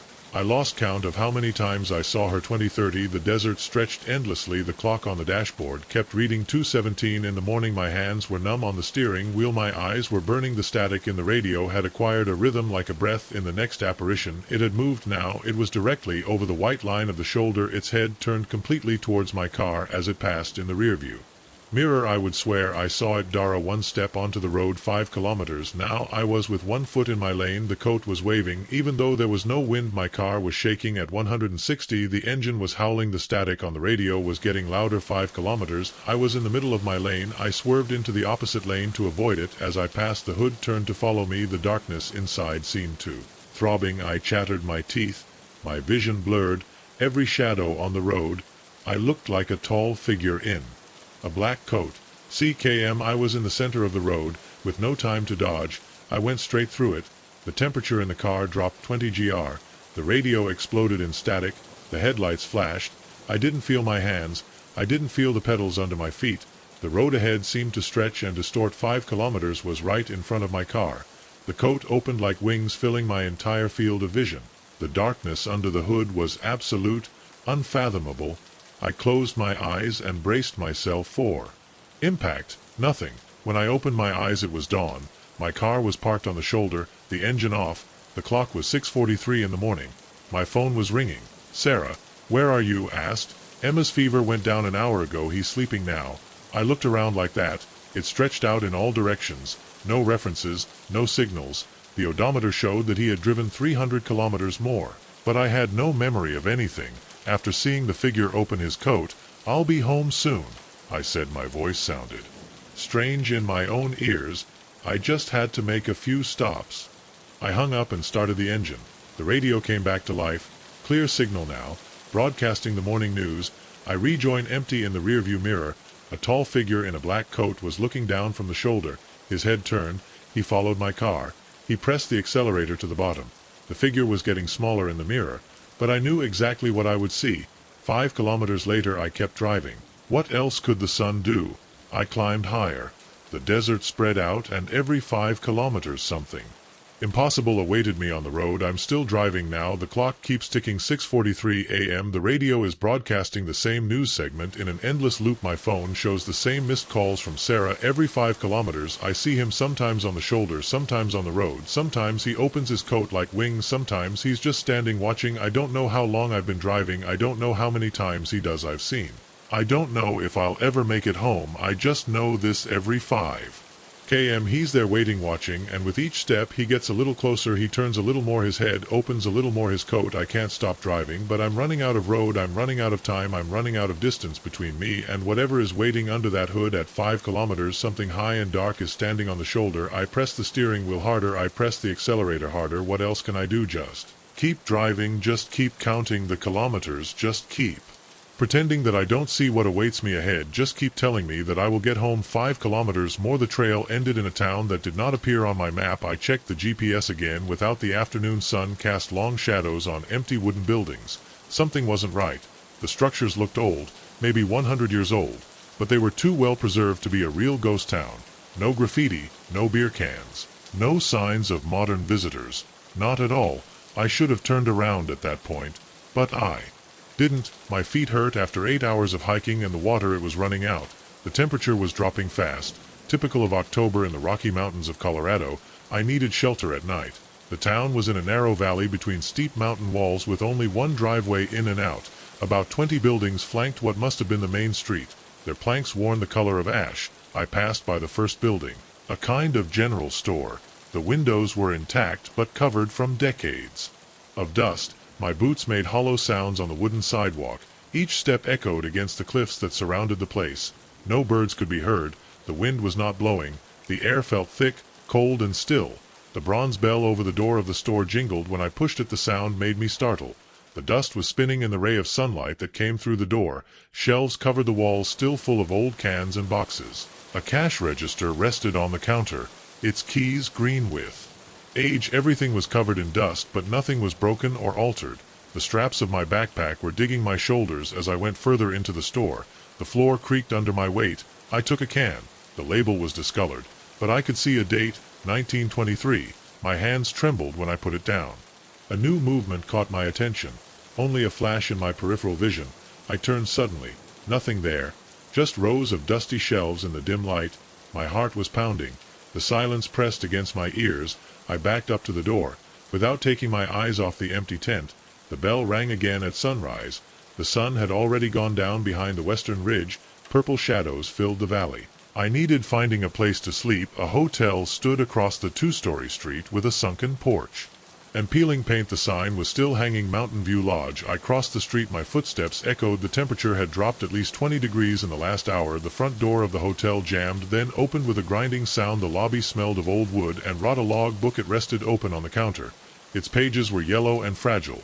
The last entry was dated October 15, 1923. Today was October 15th. My mouth went dry. The stairs to the second floor seemed solid enough. I tested each step carefully, holding on to the handrail. 14 rooms lined the upper corridor. Most of the doors were closed. One was ajar near the end. As I looked at it, it slowly closed. No, there was breeze. I felt my chest tight. Sweat ran down my back despite the cold. I forced myself to breathe slowly. There had to be a rational explanation. Maybe changes in air pressure. Old buildings settle all the time. I chose a room in the middle of the hallway, as far away from the stairs as possible and from the end of the corridor. The 8 key was still hanging from its hook behind counter number 7. The lock turned smoothly. The room was small but clean. A narrow bed with an iron frame, a wooden chest of drawers, a sink on a stand. Everything seemed ready for a guest, as if the last occupant had just left. I put down my backpack and sat on the bed. The sorts creaked. It was then that I heard footsteps coming from the hallway, slow, deliberate footsteps on the wooden floor. Stopped in front of my door. The handle shook. My throat closed. I couldn't move. I couldn't breathe. The shaking stopped. The footsteps faded away toward the stairs. Exhale with a trembling sigh. I had to get out of their ghost town, or not. Something was wrong in that place. I grabbed my backpack and opened the door. The hallway was empty. Empty and silent. The light had turned gray and thick as water. A figure. He was at the end of the hallway. He looked like a man in old clothes, a dark suit and hat, but something was wrong with his proportions. His arms hung too much. His neck bent at an impossible angle. As I looked at him, he turned his head towards me. Where there must have been a face, there was only darkness. I ran. My boots were hitting the stairs. I got to the lobby at full speed and walked out the front door. The street had been filled with fog. Shapes moved in the fog, dark figures that seemed to float just above the ground. Their edges were not quite solid. They slid towards me. My legs burned as I ran down the street. The figures kept approaching me. Now I could hear whispers, countless voices speaking words I didn't understand. The temperature fell even more. My breath came out in white clouds. I reached the edge of the village and took the path running. The branches, they were hitting me in the face. I tripped over rocks, but I kept going. The whispers were getting louder. Something cold brushed the back of my neck. The trail zigzags down the hillside. My lungs felt like they were going to burst, but I didn't slow down. I couldn't. The darkness behind me was full of movement with shapes that shouldn't exist. I lost my balance on a gravel. I let go. My knee hit a rock, sending a sharp pain down my leg. I got up on all fours, hands bleeding from the sharp stones. The whispers were right behind me. Now I could almost understand words. Something about staying and joining the top of the ridge. It leveled up. I saw my rental car where I had left it that morning. It felt like a week had passed. My hands were shaking, so much that I could barely get the key in the lock. I threw myself inside and locked it. The door slammed, the engine roared. When it started, I turned the heating to maximum and accelerated. The tires skidded on the gravel before grabbing into the rearview mirror. I saw the fog following me along the ridge. Shapes moved inside it, extending long dark arms. I didn't slow down until I reached the highway. My hands were still clinging to the steering wheel, white knuckles. Every few minutes I checked the mirror, waiting to see that fog gray behind me. But there was nothing, just the empty mountain road disappearing into the darkness. My hands keep shaking as I write this. I need to put it in writing while I still remember it with clarity. I've been driving for transportation applications for 3 years, almost always on shift nighttime, because money is better. Nothing like this had ever happened to me. Even now, sitting in my apartment with all the lights on, I still can't figure it out. It all started at 2:47 in the morning last night. I remember the exact time because I was checking my phone, debating whether I should finish the shift. The streets of downtown Chicago were empty, and I was already exhausted after 8 hours behind the wheel. It was so when the ride request came in. The pickup location was in an industrial area I didn't recognize beyond the old meat processing district. The GPS took me down streets I'd never driven before. No street lighting, just warehouses with barred windows and barbed wire fences. I was about to cancel the trip. My gut told me something wasn't right, but I needed the money for the ride. Rent, and this could be the last run of the night. I stopped at the indicated direction, a loading dock behind what looked like an abandoned factory. The man appeared from behind a container. He was wearing a black coat that reached his knees. His face was pale, almost gray under the light of my headlights. He opened the back door and slid without saying a word. "Good night," I said, trying to ring relaxed. "Where are we going?" He didn't answer. In the rearview mirror, I could see him staring straight ahead. His eyes were strange, too dark, as if the pupils had devoured the irises. "I need a direction to start the journey," I repeated louder. His voice was just a whisper. "Drive north on Ashland." I walked away from the curb with my hands tense on the steering wheel. The silence inside the car felt dense. Normally the passengers are in their phones or try to make conversation. This guy just stood there motionless. Every few minutes he gave another direction. "Turn left here, go straight. On, take the next right." We go into the city center. The buildings were getting scarcer. Among them there were empty lots, full of weeds and garbage. I checked the mirror again. He was watching me again. Not just taking a look. He was staring at me with those black eyes. My neck stood on end. Sweat ran down my spine despite the air conditioning. "Where exactly are we going?" I asked. My voice came out higher than usual. "We were almost there." He whispered, his lips barely moving. The street we turned was not even asphalted. The gravel creaked under my tires. There were no buildings or houses, only empty fields stretching out in the darkness. The GPS on the dashboard showed that we were miles from any inhabited area. "Stop here," he said. I braked instinctively. We were in the middle of nowhere. There was no light other than my headlights, when patches of tall grass and scattered bushes. The clock was 3:23 in the morning. "This can't be," I said. "There's nothing here." "It's perfect," he whispered. My hands were shaking on the steering wheel. I remembered every horror story about transit drivers. I had to get out of there. "Look, I can't leave you here. It's not a real address. I can take you somewhere else." To the mirror. The back seat was empty. My breath was cut off. I turned suddenly to look at nothing. Only the leather seat, completely empty. The door was still closed. I started the car and accelerated. The gravel flew while I was turning sharply. It doesn't slow down. Back to the pavement, already in familiar territory. I stopped at a gas station. 24 hours too. My body was shaking. I checked the empty back seat again. All the doors were still closed. I opened the transport app. The trip was not registered. No sign of the pickup point or the journey. As if it had never happened. But it happened. I have the gravel dust on the tires as proof, and this morning when cleaning the car I found something in the back seat. A small piece of paper folded in half, inside a series of numbers written in shaky handwriting. When I looked them up later I discovered that they were coordinates. They pointed to an old cemetery on the outskirts of the city. I don't drive at night anymore. I can't get those black eyes in the mirror out of my head, nor the impossibility of their disappearance. Sometimes when I drive I just check the back seat, just to make sure, and never, ever pick up passengers in industrial areas after midnight. The police don't. He was interested when I tried to make the report. They receive dozens of strange stories from drivers every week, but I know what I saw or what I didn't see. I still have the paper with the coordinates. I haven't visited the cemetery. I won't. There are questions that are better left unanswered. Last night I passed through That industrial area again where I picked it up. The factory is no longer in place. There is a vacant lot covered with the loading dock where he appeared has been demolished. According to city records, there is no construction in that place for 20 years. I keep thinking of that whispering voice. It's perfect for what sometimes late at night I imagine him there in that cemetery waiting. Maybe he still rides in back seats guiding drivers through the darkness to places that shouldn't exist. Maybe he's me looking right now as I write this. I check the rearview mirror more often. Now sometimes I think I see movement at the edge of my vision, but when I turn the back seat is always empty. Always. Yesterday I received another ride request from that same industrial area at 2:47 in the morning exactly. I immediately declined it, but I couldn't help but wonder, it was him. He's still out there looking for another driver to take him in. That mysterious journey may never know the truth of what happened that night, but one thing is for sure, I'll never forget those black eyes in my mirror, nor the chill I felt when I realized I was alone in the car. Some passengers leave a lasting impression. This one left something else. A nagging sense that the world isn't quite what we think it is, and that some journeys lead to destinations that we are not meant to understand. The figure at the bus stop, I shouldn't have been there, I know.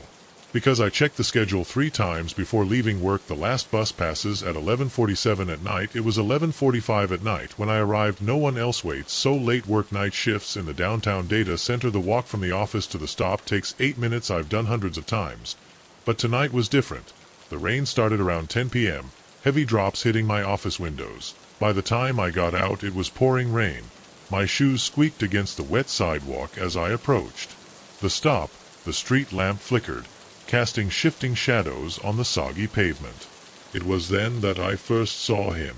A dark figure motionless under the shelter, simply afoot, without looking at a phone, without changing posture like normal people do, completely motionless. The figure was on its back, facing the street. A black coat hung down to the knees, the fabric soaked by the rain. The water was constantly dripping from the hem. The hood was up, hiding any traces of hair or skin. My steps slowed down. The sound of the rain filled my ears. 50 feet away, 40 feet. With each step closer, my skin stood on end. The figure stood on end, didn't move, didn't turn, didn't recognize me at all, stopped at the edge of the shelter with the rain hitting my shoulders. The marquee creaked with the wind up close. Now I could see that the figure was tall, maybe 1.90. The coat had no wrinkles or folds, as if it had carved in solid black stone. "Good night," I said. My voice came out hoarse. There was no response, no movement, only the sound of the rain. I looked at my watch at 11:46 at night, a minute to the bus. My heart was pounding against my ribs. Everything in me was screaming for me to leave, to ask for a taxi, to do anything but stay there next to that immobile, unnatural shape. But I stayed. The rain became more intense, drumming on the metal roof of the refuge. The water was running around my neck, despite the umbrella. The figure remained motionless, looking straight ahead, while my eyes jumped towards her and moved away again and again. The headlights of the bus cut through the rain just in time. I felt immense relief to see how she stopped with a hydraulic scissio. The doors opened. I hurried upstairs, wishing to escape. As I climbed the steps, something made me look back. The figure had turned, not his body, just his head, crooked at an impossible angle where there must have been a face. There was only darkness under the hood, but I felt him stumble at me. I stumbled up to a seat in the middle of the bus, hands shaking. Through the rain-fogged window, I could still see the figure standing there with his head crooked towards me. The doors closed. The bus moved away. My breathing began to calm down. Just a crazy man trying to scare people, I told myself. The bus turned the corner and hoped the figure would disappear from sight. It didn't. There I was at the next stop in the exact same position. Black coat, hood up, head twisted unnaturally to look at me while the bus passed. My stomach tensed up. That wasn't possible.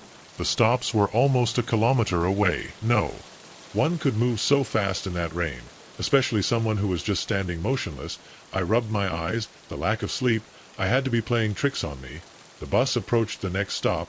The figure was waiting for the same posture, same coat, same crooked head, following me with his gaze through the window. "Hey," I told the driver with a broken voice, "you saw that person at the stop."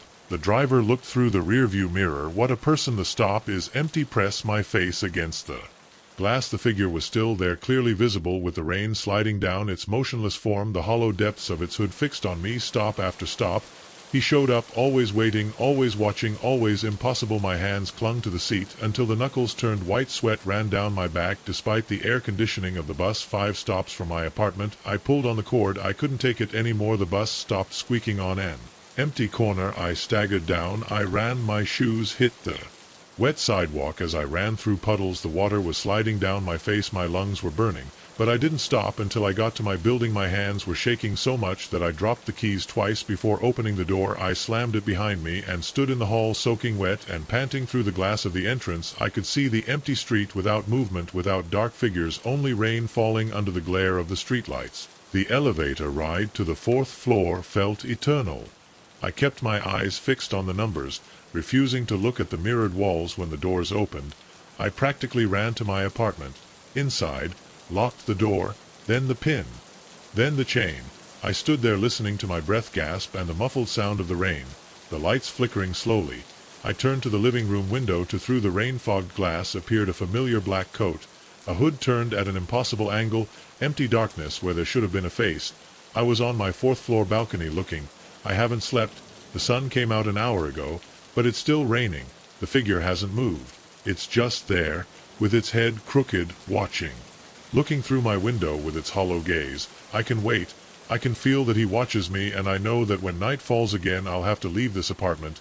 I'll have to walk past that window, and whatever has been following me, whatever I'm wearing, that black coat will finally do more than just watch the rain keep falling. The figure keeps looking, and I keep counting the minutes until it gets dark. The first photo arrived 3 weeks after Sarah left to move. Just a normal envelope in my mailbox with no return address inside was a 10 by 15 print of me walking to my car on a Monday morning, coffee cup in hand, briefcase under my arm. A normal morning routine. I almost threw it away thinking it was propaganda or a publicity joke. 2 days later, another envelope. This time was me in the supermarket parking lot. I remembered that day. It was raining and I had forgotten the umbrella in the photo. My shirt stuck to my back, my hair to my forehead. The image was taken from across the street. Behind some parked cars, there began the uneasiness. I called Sarah. "First, you are doing this?" I asked without saying hello, making Jack's voice have that familiar tone of annoyance. "Sending me photos? Photos of me? Why would I waste time taking photos of you? I'm trying to forget you." Hung up. Right, we had managed to maintain cordiality during the divorce. Just 12 years of marriage ended without scandals, without screaming. She discovered me sleeping with her yoga instructor. I blamed her for her constant emotional distance. The truth is that I was half buried under years of resentment. The photos kept coming in every 3 or 4 days like clockwork.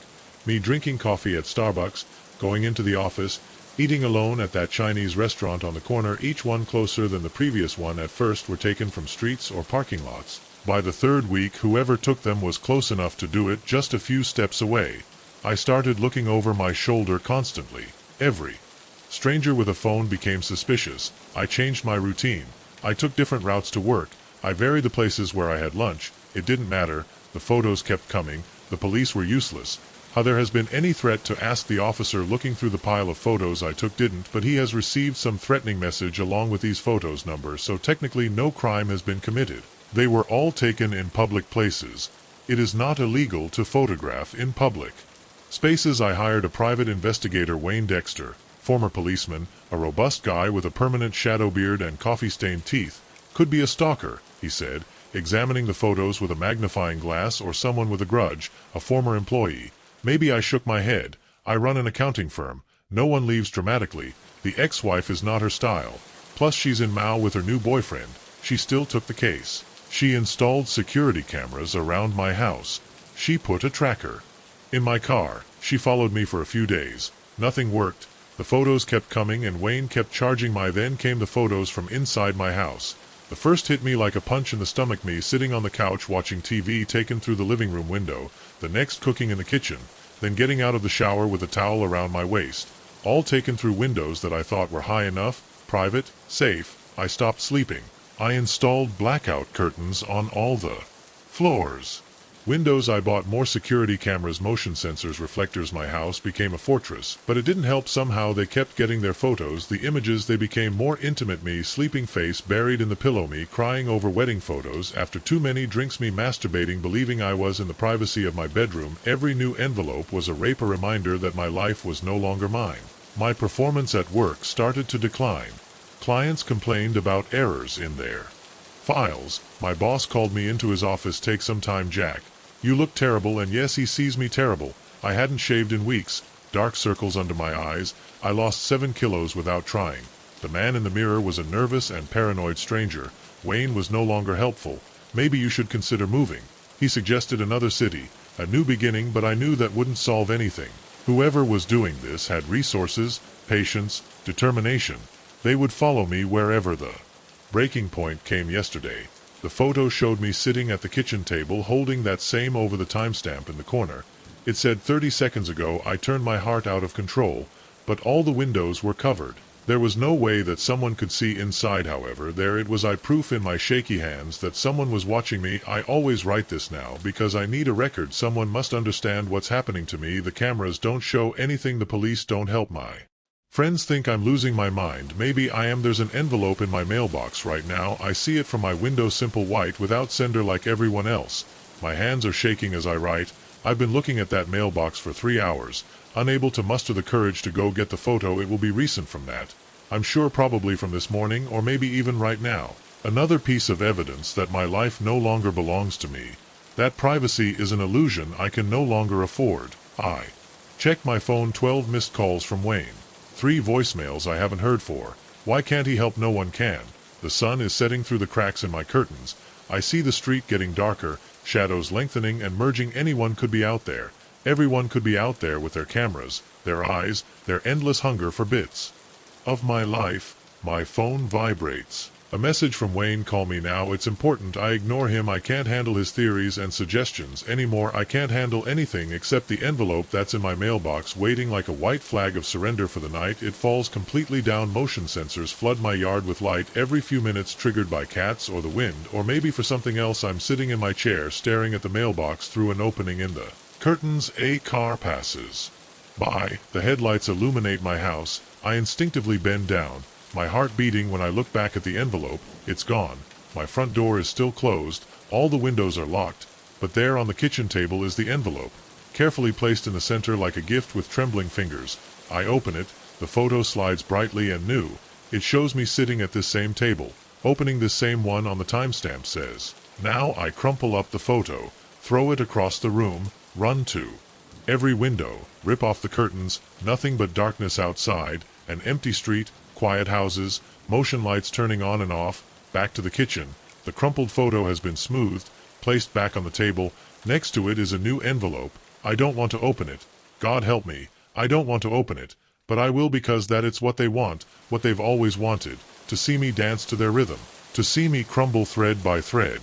My hands reach for the envelope. Inside there's a picture of my hands reaching for the envelope. River. I can't remove it.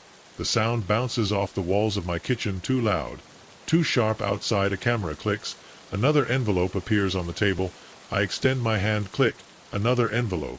I extend my hand. Click on. I extend. Click. I'm still here, opening envelopes, watching me open envelopes in an endless loop of surveillance and submission. The pile grows, each photo more recent than the previous one. Each click of the camera another nail in the coffin of my sanity. My phone keeps vibrating. Wayne's messages pile up. Without reading, the motion lights continue to shoot, strobe illuminating my kitchen with artificial light. I should run away, get in the car and drive until I run out. But why are they watching me? Thinking about running away right now. They probably already have a picture of me considering escaping with the timestamp of this moment exactly. So I sit down and wait and open envelopes because that's all I am now. A man in a photo in an envelope on a table in a house with no privacy. A man watching himself being watched, documenting his own dissolution, one bright impression at a time. The next envelope is already waiting to click.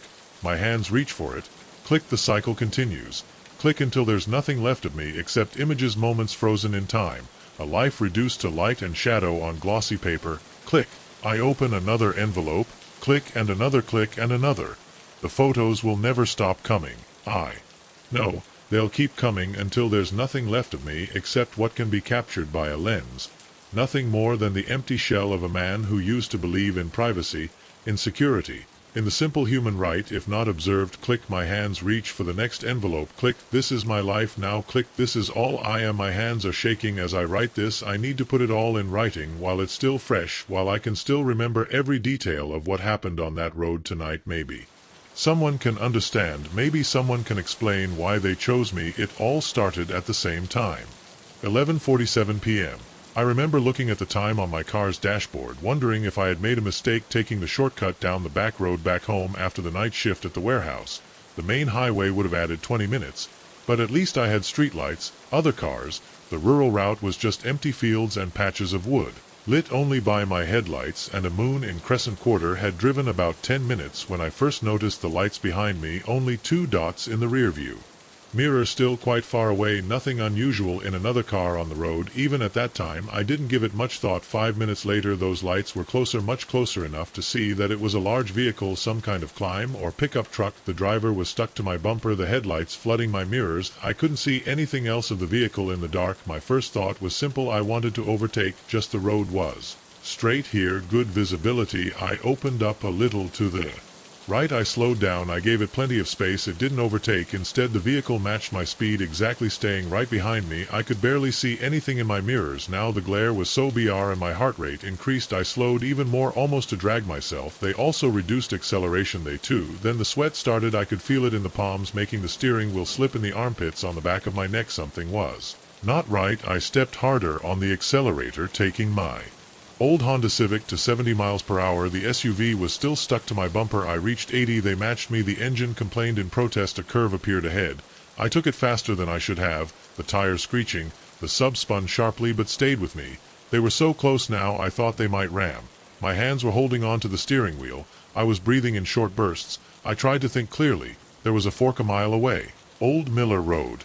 Maybe I could lose them there. I didn't point. I didn't want to give away my movement at the last second. I turned sharply to the right, just making the curve. The Civic skidded, kicking gravel. Lisu's brakes screeched as they went overturned. For a brief, beautiful moment I thought I had lost them. Then I heard the roar of the engine as I jerked back up and took Miller Road behind me. Miller Road was little more than a bumpy dirt road. My car was bouncing and shaking. The sub closed the sub again. Distance devouring the quarter mile I had gained in seconds. I reached for my phone with my right hand, keeping my left on the steering wheel. I tried to call 911 with no signal. Of course, there was no signal ahead. Miller RO fork to the fork. For a second I felt relief. Then I realized they knew those roads better than I. The right road would intersect with my route again in about half a mile, and they would be in front of me. I slammed on the brakes. I turned sharply on the steering wheel to the right. The Civic turned halfway before I could control it. Throttle thoroughly, roaring the way back where I had come. This time the right road in my rearview mirror. I saw the sub appear at the intersection behind me. They had guessed wrong. They thought I would stay on the left. I had about 30 seconds of advantage. Now my hands were numb in the steering wheel. The sweat got in my eyes. The car rattled and bounced on the uneven road. I had no idea where I was going.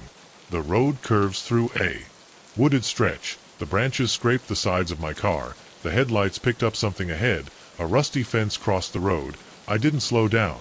The fence was chained, but it looked old. I aimed for the center and braced myself. The impact shook my feet. Teeth. The metal squealed. The fence flew off. Pieces of chain and rust. The check engine light came on. Something was dragging under the car behind me. The climb went through what was left of the fence like it was paper. The road, it was even worse now, more like a path. The branches whipped the windshield. I couldn't go as fast as I wanted to. The go-up was gaining ground again. Something hard hit my bumper. I felt the impact on the spine. Another harder hit. The Civic swerved. I struggled to control the steering wheel ahead. The trees were opening up. Some kind of old quarry or gravel pit. A wire fence surrounded it beyond. A steep slope. I was hit again. The back of the Civic swerved. I was losing control. Fourth impact. My car spun the world. It became a blur of trees and headlights. The Civic hit sideways into something solid, probably a tree. The airbag exploded in my face. The pain went through my chest and arms, wiped the blood from my eyes. The headlights of the sub illuminated my car. From behind I heard a door slamming. Footsteps on the gravel, approaching. My door was stuck.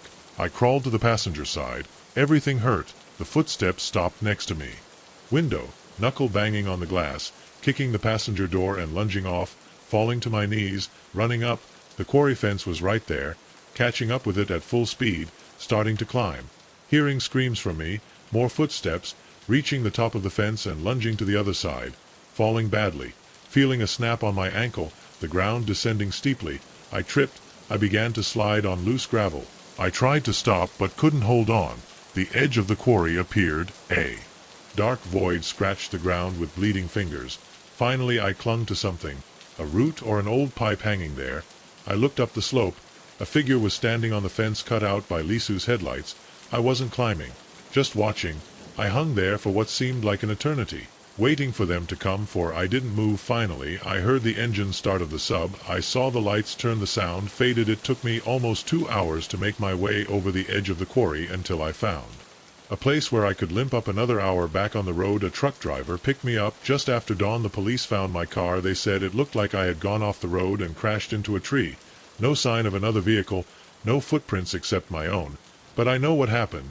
I have the bruises from the impacts, the cuts from the fence, the earth under my broken fingernails, and I know something else. As I hung there at the edge of the quarry, I had a good view of the figure on the fence.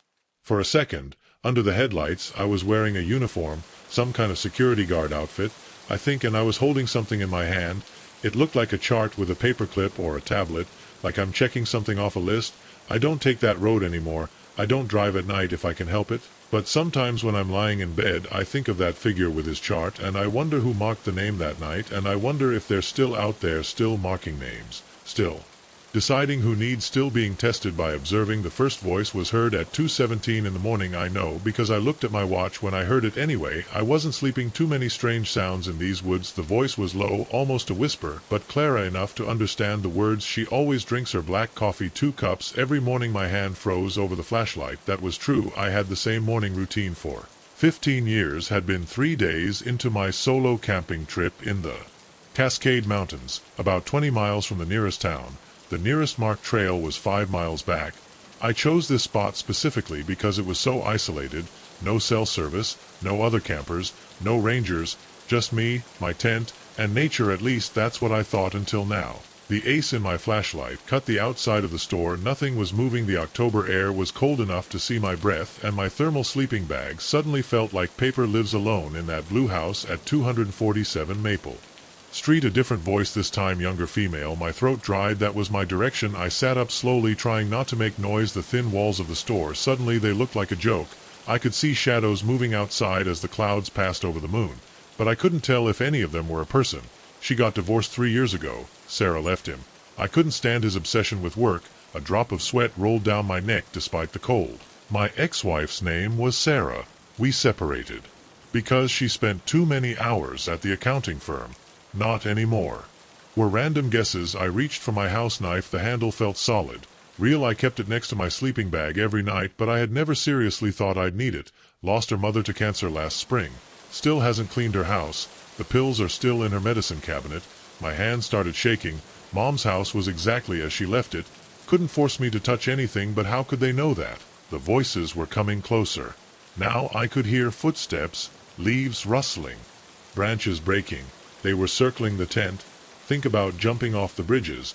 Sometimes it stays there for hours, just staring at the water. The female voice was right outside my tent. Now I stopped breathing. I've never told anyone about those moments on the bridges.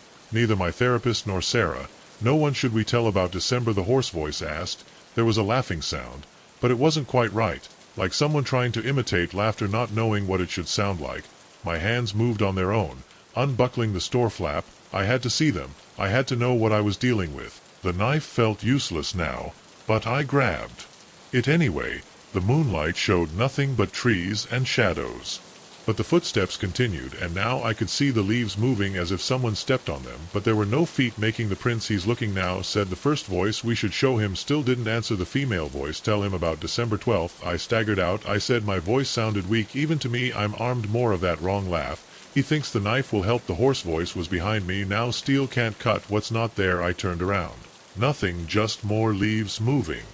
More branches breaking. Voices came from the empty air. On December 12th, said the female voice, is when it happens on the Morrison Bridge, 7:43 at night. Ice filled my veins. The Morrison Bridge was where I usually stand, where I looked at the water and thought about things I'd never told anyone. Is when finally you do, added the first voice, unless you listen, hear us. Now my legs gave. I fell to my knees, still clinging to the useless knife. What are you? Wrong question. The hoarse voice was directly on me.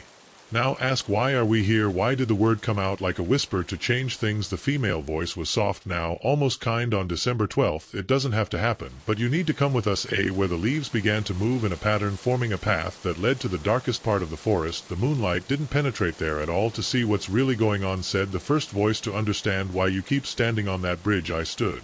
Slowly the knife fell from my numb fingers. If I go with you, what's up? On December 12th changes, said the hoarse voice. Everything changes, and if I don't go that wrong, laugh again, then we'll see you on the Morrison Bridge at 7:43 p.m. I looked at my tent, at the normal world of camping gear, flashlights and sleeping bags.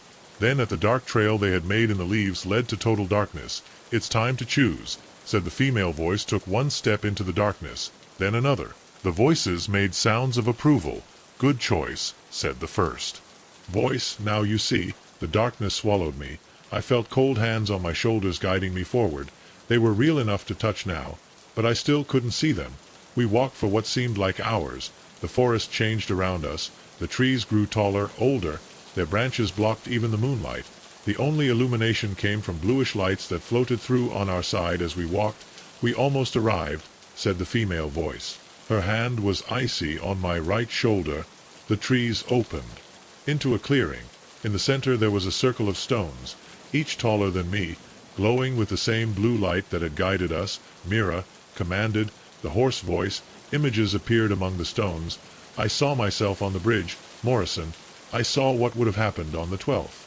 I saw what came next. Then they showed me other things. Why I stopped at bridges. Why Sarah was really gone. What really happened to my mother. Truth is that I had hidden from myself for years. Understanding is the first step, said the first voice. The change is the second, added the female voice. The choice is the third, concluded the hoarse voice. Kept me in that, of course, until dawn, showing me things, explaining me, making me understand.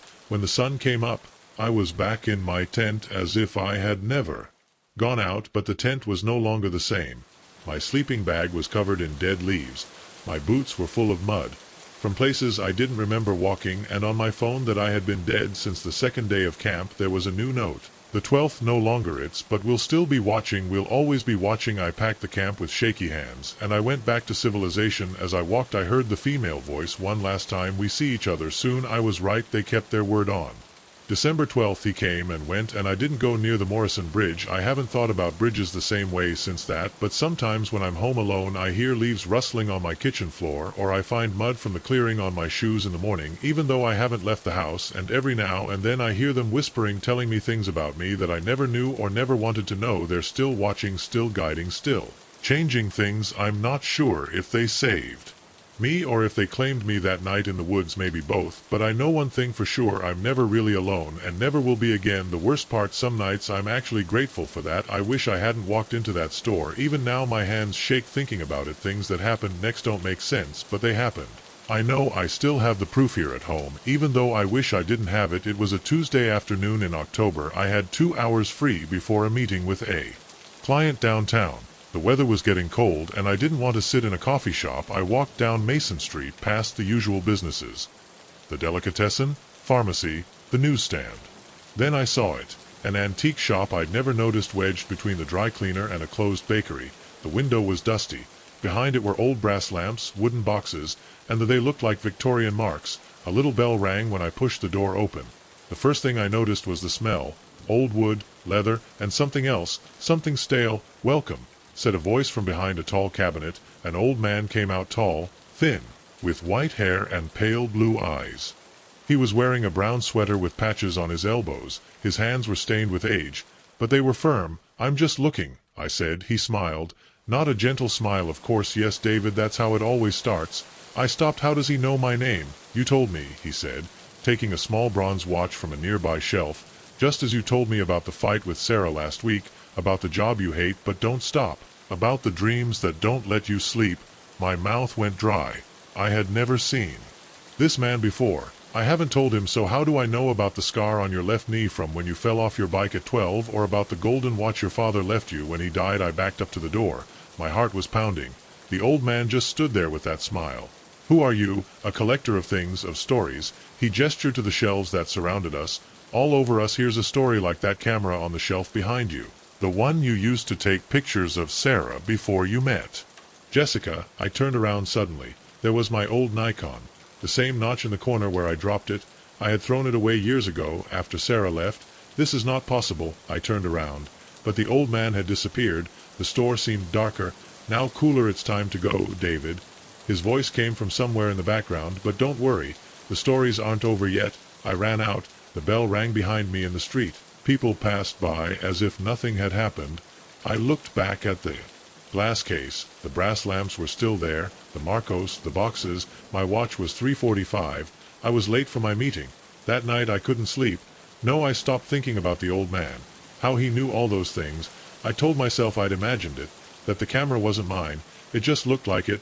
The next morning I found Sarah's old coffee cup in my cabinet, the blue one with the notch on the handle. The one she'd taken with her when she moved in TR years ago. I dropped it. It shattered on the floor. My hands kept shaking. Over the next few days more things appeared. The book my father read to me, my childhood baseball glove, Sarah's brush, things I had lost, things others had taken, things I had thrown away. Each object brought back sharp memories. The smell of my father's cigarettes, the sound of Sarah crying the night that I had gone, is the crack of the bat when I hit my only home run in the Little League. I went back to Mason Street on Friday. The antique store wasn't just a blank wall between the dry cleaner and the bakery. I asked the owner of the dry cleaner. Store is closed for years. He said he used to do a bookstore. I think before my time. I showed him a picture on my phone. I had taken it that first day from the store's window. The screen was blank. That weekend more objects appeared. My mother's knitting needles, the model car that I built with my father, Sarah's engagement ring, the one he threw at me the night he discovered Jessica's thing. I packed everything inside exactly the same. I tried again. I burned things in the yard, buried them in the woods, threw them into the river. They always came back clean, intact. Waiting last night I found a note on the kitchen table written in shaky handwriting.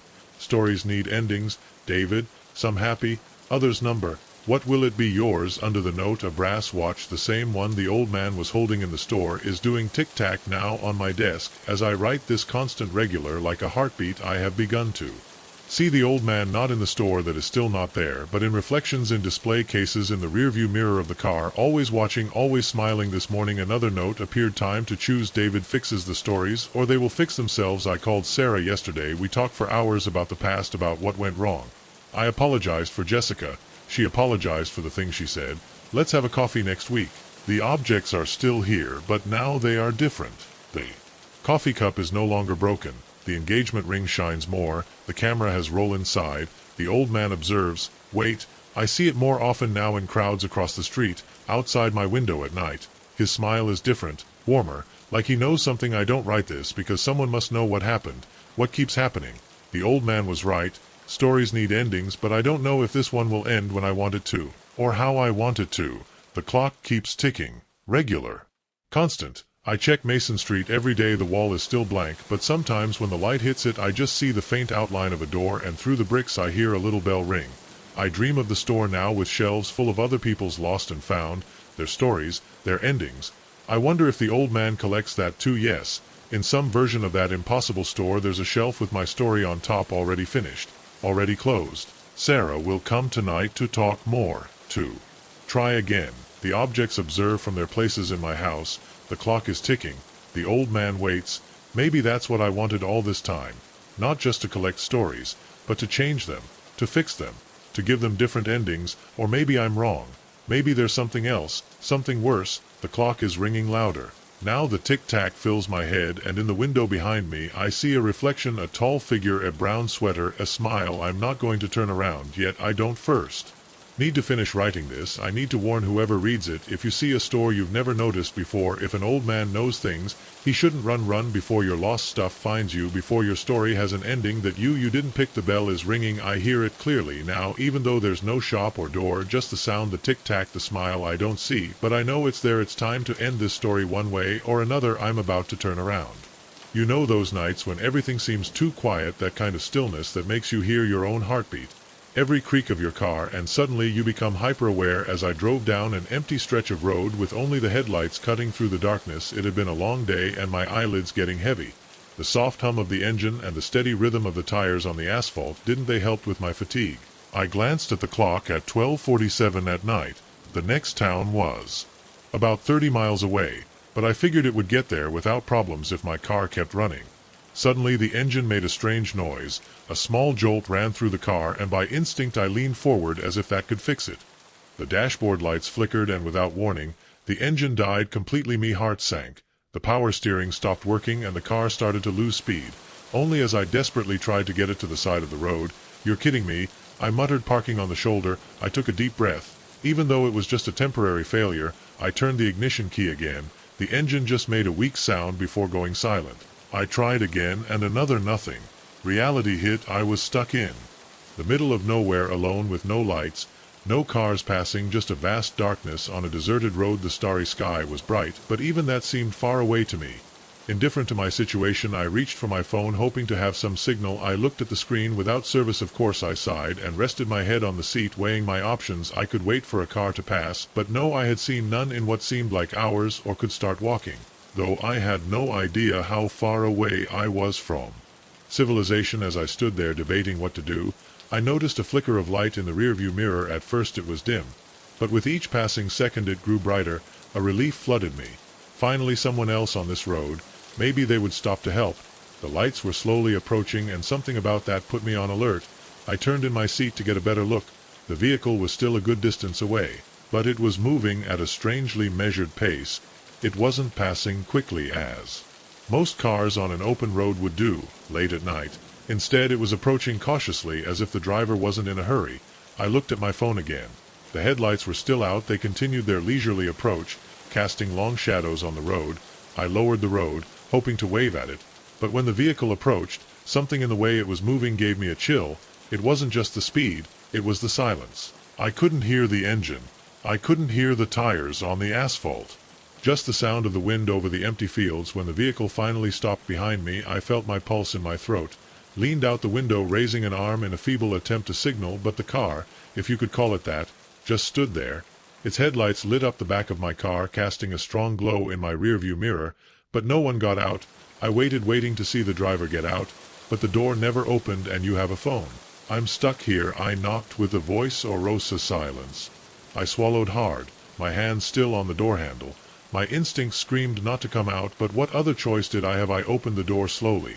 The hinges creaked in the stillness of the night, much louder than they should have sounded.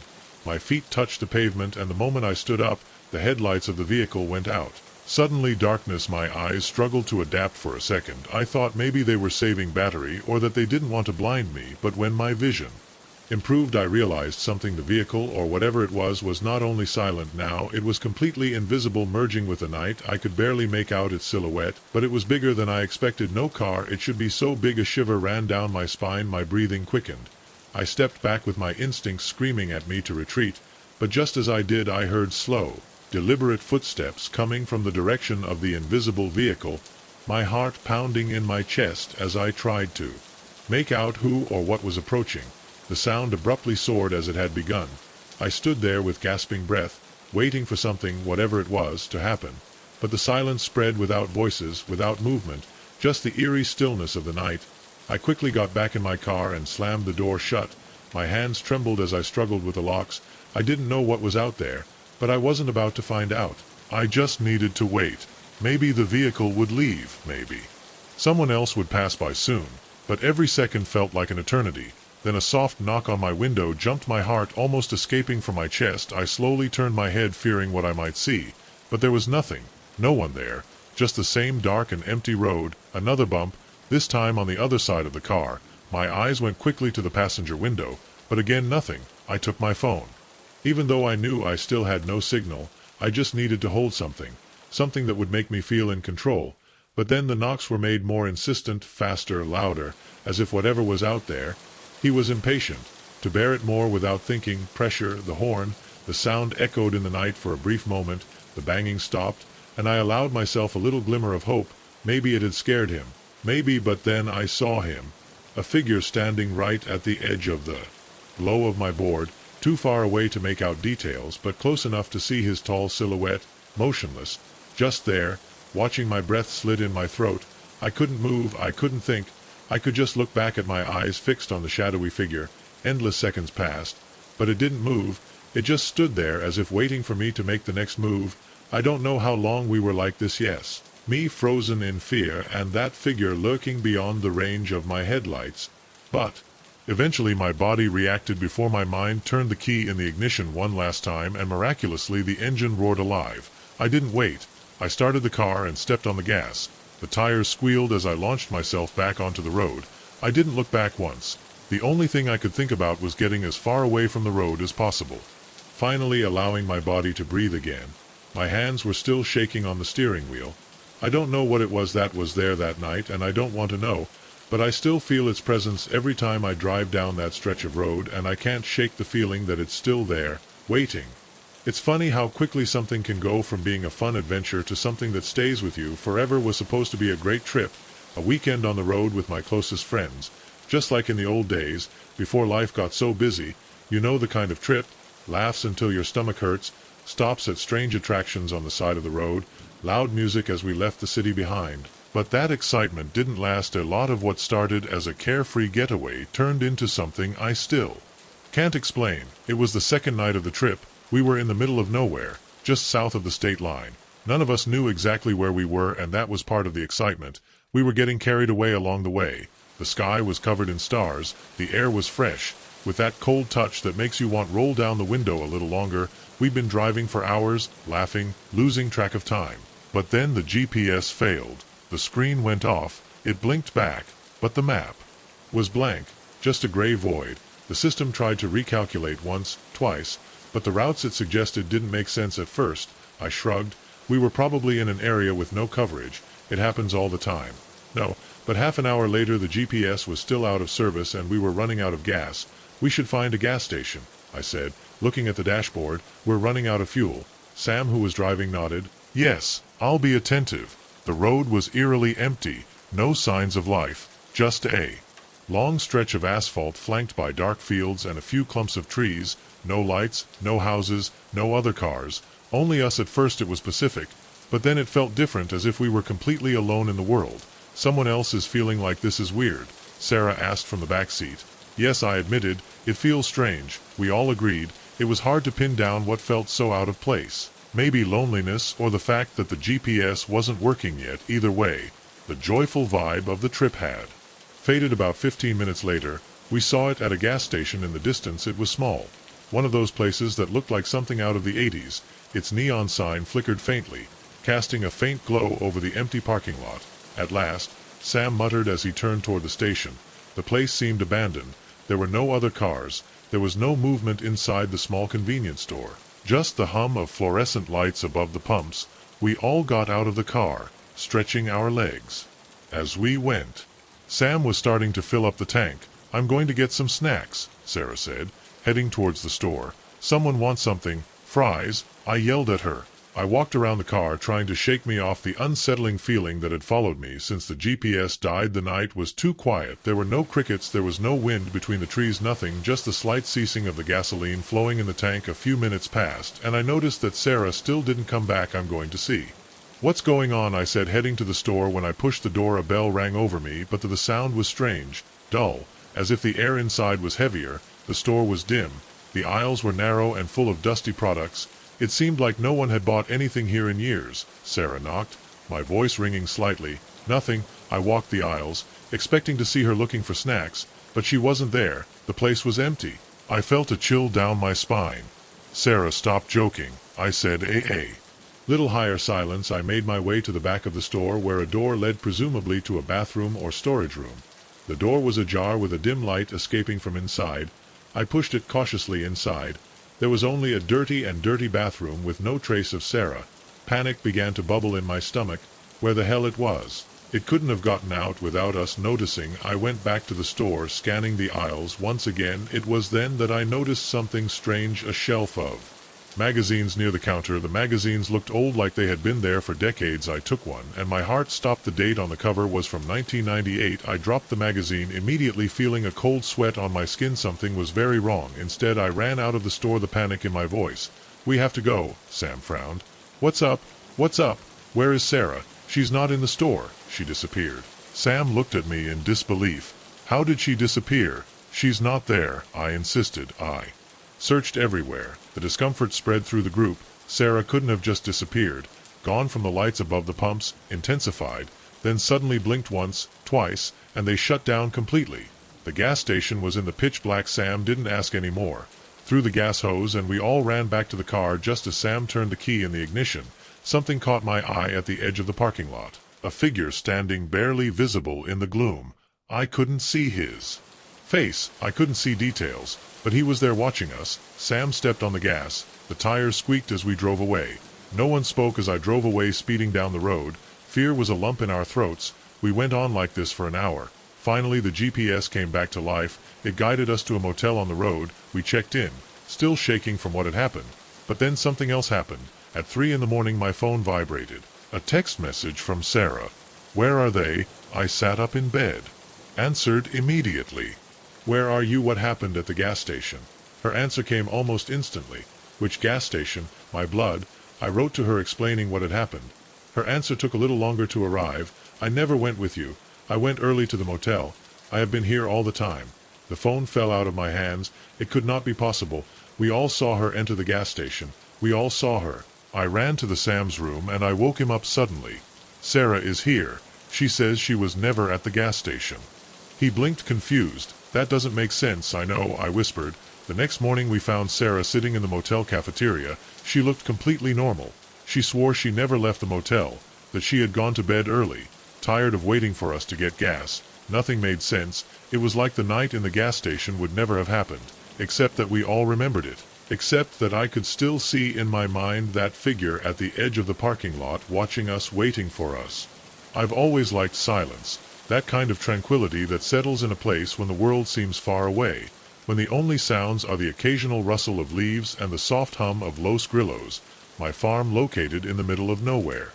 It provided that peace, had no neighbors for miles, just open fields, a few animals, and an endless sky. Was the kind of place you could get lost in your thoughts and let the stress of the world melt away. But sometimes that silence can turn against you. Sometimes it can be suffocating, isolating in a way that makes you feel like you're the last person on earth. I learned this the hard way. It all started with small, insignificant things, or so I told myself. First it was the animals, my goats in particular. They used to gather around the barn at night, but lately they were huddling around the fence, nervously squandering as if something had scared them. I assumed it was just a coyote or some other predator prowling, nothing out of the ordinary. But then it started to happen during the day. The goats, they were clustered in the center of their corral, their eyes wide open, staring at something in the distance, something I couldn't see. I scoured the perimeter of the property looking for danger signs, footprints, claw marks, anything. But there was nothing out of place, no sign that something was there. I convinced myself it was nothing. Living in a place like that, you have to do it. No, you can let every strange noise or shadow affect you or you'll end up going crazy, so I let it go. I went on with my routine. But one night I was woken up by a sound, a bang on the house. At first I thought it was just the wind, maybe a loose shutter. But as I lay in the dark listening, I realized it was too deliberate. There was a pattern to it, as if someone or something was touching. I got out of bed with my heart pounding in my chest, grabbed a flashlight, and moved around the house as quietly as I could. The tapping continued, slow, steady, coming from the back door, hesitating for a second, every scream in me to turn around. But this was my house. I wasn't going to let a random noise throw me out of La Herradura, and I yanked open the door, lighting up with a flashlight. The darkness, nothing, just the empty backyard, the silhouette of the barn in the distance, the wind murmuring through the trees. Stood there for a minute, scanning the area, my heart still racing. The air felt heavy, dense, as if the night itself was pressed against me, but there was no sign of anyone, no footprint on the ground. I finally convinced myself that it must have been a loose branch or some piece from wind-blown debris. I closed the door and went back to bed, but sleep didn't come easily. That night, the next morning, I found the back door open.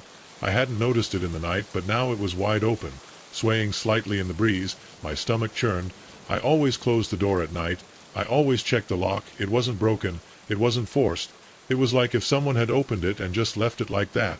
It was then, when I started to feel it, that nagging feeling in the back of my mind. The feeling that someone was watching me at first was just a fleeting thought, easy to ignore.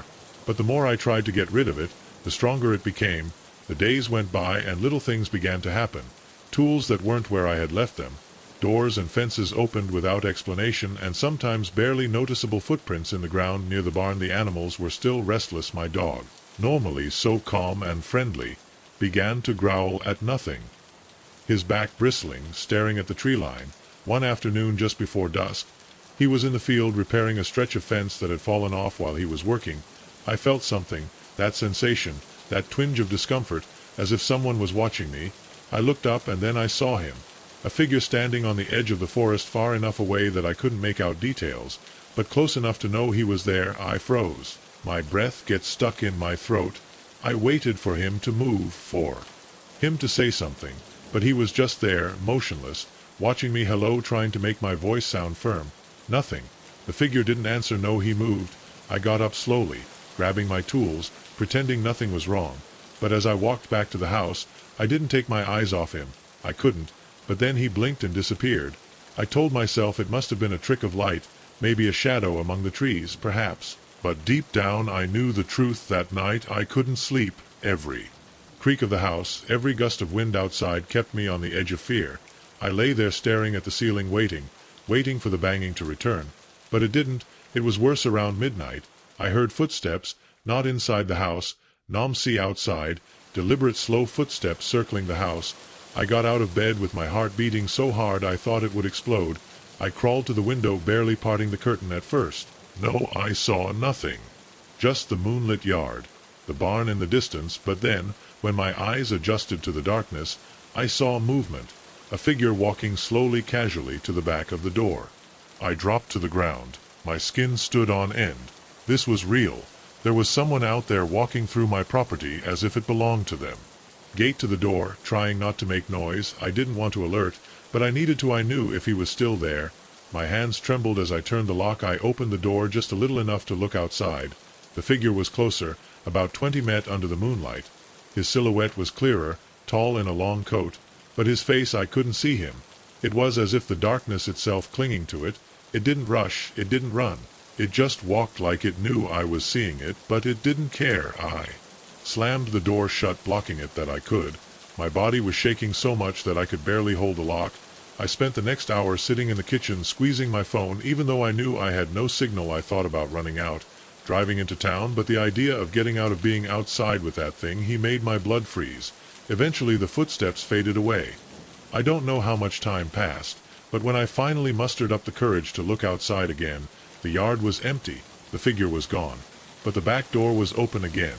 The next morning I found footprints in the dirt. They surrounded the house. They went to the back door, and then disappeared into the woods. The fence was open, moving in the breeze like an invitation. That was the goa that broke the camel's back. I decided not to stand around and wait whatever was out there. I called a friend in town and asked to stay with him for a few days just to clear my head. To get away. Maybe I thought it was all in my head, maybe I was exaggerating, but as I packed my things I found something. Something that made me realize that everything, it was real. On the doormat there was one of my tools, a hammer that I hadn't touched in the week, carefully placed at the entrance, as a gift, as a message, as if someone was telling me, I'm here. I spent the next few nights at my friend's house, trying to understand what had happened. I thought about calling the police, but what was I going to tell them? There was no crime. There was no damage. Nothing stolen, only the unsettling feeling that someone was watching me, waiting. When I finally returned to the farm, I hoped the sense of fear would go away. But as soon as I got out of the car, I knew nothing had changed. The animals were still nervous. My dog was still growling towards the tree line, and on the porch there was another gift. This time, a small pile of neat stones, perfectly stacked with no footprints around. No sign of who they were I had put there, just another warning. I don't know who or what's out there, but I know one thing for sure, I'm not alone, and in the quiet of the farm silence has never been louder. You know those long stretches of highway where the road disappears into the horizon, and there's nothing but darkness in front of you. During the day they're already unsettling enough, but at night they become something completely different. From the loneliness, the silence, the way the road seems to swallow you up completely. I've driven on countless roads in the middle of the night. But after that experience I learned to be attentive to more than just the road. It was late autumn, and I was returning from a work trip that had taken longer than expected. When I finally hit the road, night had already fallen completely. The only light came from my headlights and the occasional truck passing in the opposite direction. I wasn't worried about driving at night. I had coffee in my thermos, music playing at low volume, and an empty road ahead. The first few hours were quiet, just me and the road, the dark sky above me, the trees on both sides of the highway, motionless at night. But then something changed. It started with lights in my rearview mirror at first. No, I gave them importance. Just a couple of headlights in the distance, surely another car or a truck coming behind me. But as the minutes went by, I noticed something strange. The lights didn't get closer, they didn't move away either, they just stayed there at the same distance no matter my speed. I accelerated a little bit just to see what was going on. The lights did the same thing, always at the same distance, always following me. A chill ran down my spine. The road was completely empty. There was no reason for anyone to stay exactly behind me. Matching my every move, I squeezed the steering wheel. Something wasn't right. I tried to calm down. Maybe it was a truck at speed control. Maybe the driver was tired and didn't want to overtake me. But the more the minutes passed, the clearer the feeling of unease became. After I decided to do something. The next exit led to a rest area. If I turned and stopped there, the other car would have to pass me. And then I could see who the hell was following me. I pointed and took the exit. The rest area was small and deserted. A few streetlights lit up the cracked asphalt. There were no other cars. I parked and turned off the engine, watching, but the lights never passed. I looked at the highway, watched the headlights continue on their way, but there was nothing. The car that had been following me was gone. The cold on my back had intensified. That didn't make sense. There was no other exit on the road. No other road I could have taken. It just faded away as if it had never been. There, my breathing quickened. I didn't stick around to find out more. I understood the engine and I got back on the highway, driving faster this time. But the fear didn't go away, because after a few miles the lights came back in my rearview mirror at the same distance, always following me. I didn't try to rationalize anymore. I didn't try to understand it anymore. I just accelerated. No matter how fast I ran, the lights were always there, until in a moment of desperation I hit the brakes. The car squeaked and stopped in the middle of the road, and then the lights went out. I don't know, they drove away. They didn't pass by me. They just disappeared. I didn't know what to do. I didn't know what to think. I only knew one thing. I wasn't alone on that road. I wasn't from the beginning, and since that night, every time I drive in the dark, in the rearview mirror, 'cause I know those lights can still appear, waiting for the perfect time to come back, and if they ever do, I don't plan to stop. Again, there's something unsettling in being deep in the forest, miles and miles away from anyone, just endless trees in all directions. Some people tran it Pacific. I always found it unsettling, like the forest was holding its breath, waiting for something to happen. But that's just how hiking is. You push aside the discomfort because the adventure is worth it, or at least that's what I used to believe. I wasn't a newbie. I had been hiking for years, from short hikes to multi-day treks. This time it was something simple, an overnight tour in a national park I already knew. I packed my gear. The weather was perfect. The trail was well marked, nothing off the beaten path. I set out early in the morning. Fresh air filled my lungs as I went. Trees towered around me, their green leaves filtering the sunlight in patches soft on the forest floor. The only sound was the rustling of my boots on the leaf litter, and the distant singing of the birds was the kind of tranquility I used to love, the kind of peace that made me feel at home. But as the day wore on, that silence began to change. It wasn't sudden, just a gradual transformation. The forest became too quiet. The birds stopped singing. The wind calmed down. It was as if nature itself had stopped, as if something was watching. I told myself it was my imagination. Being alone in the middle of nowhere can do that to you. You start imagining things, turning every shadow into a threat.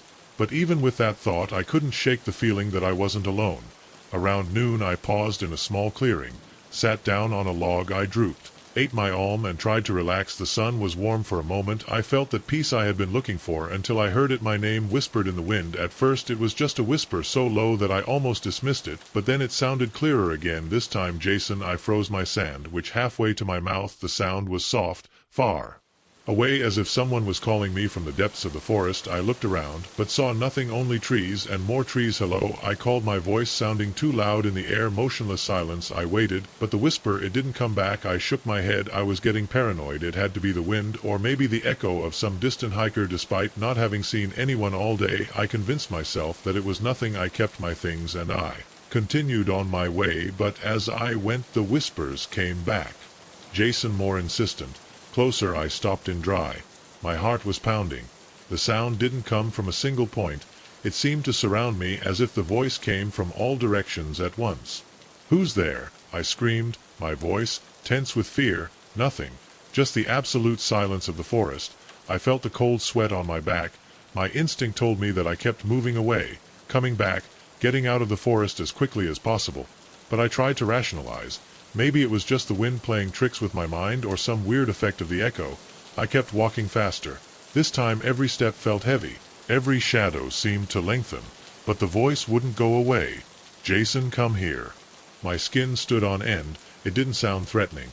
But something about it was completely unnatural, almost hypnotic, as if I knew that I couldn't ignore it.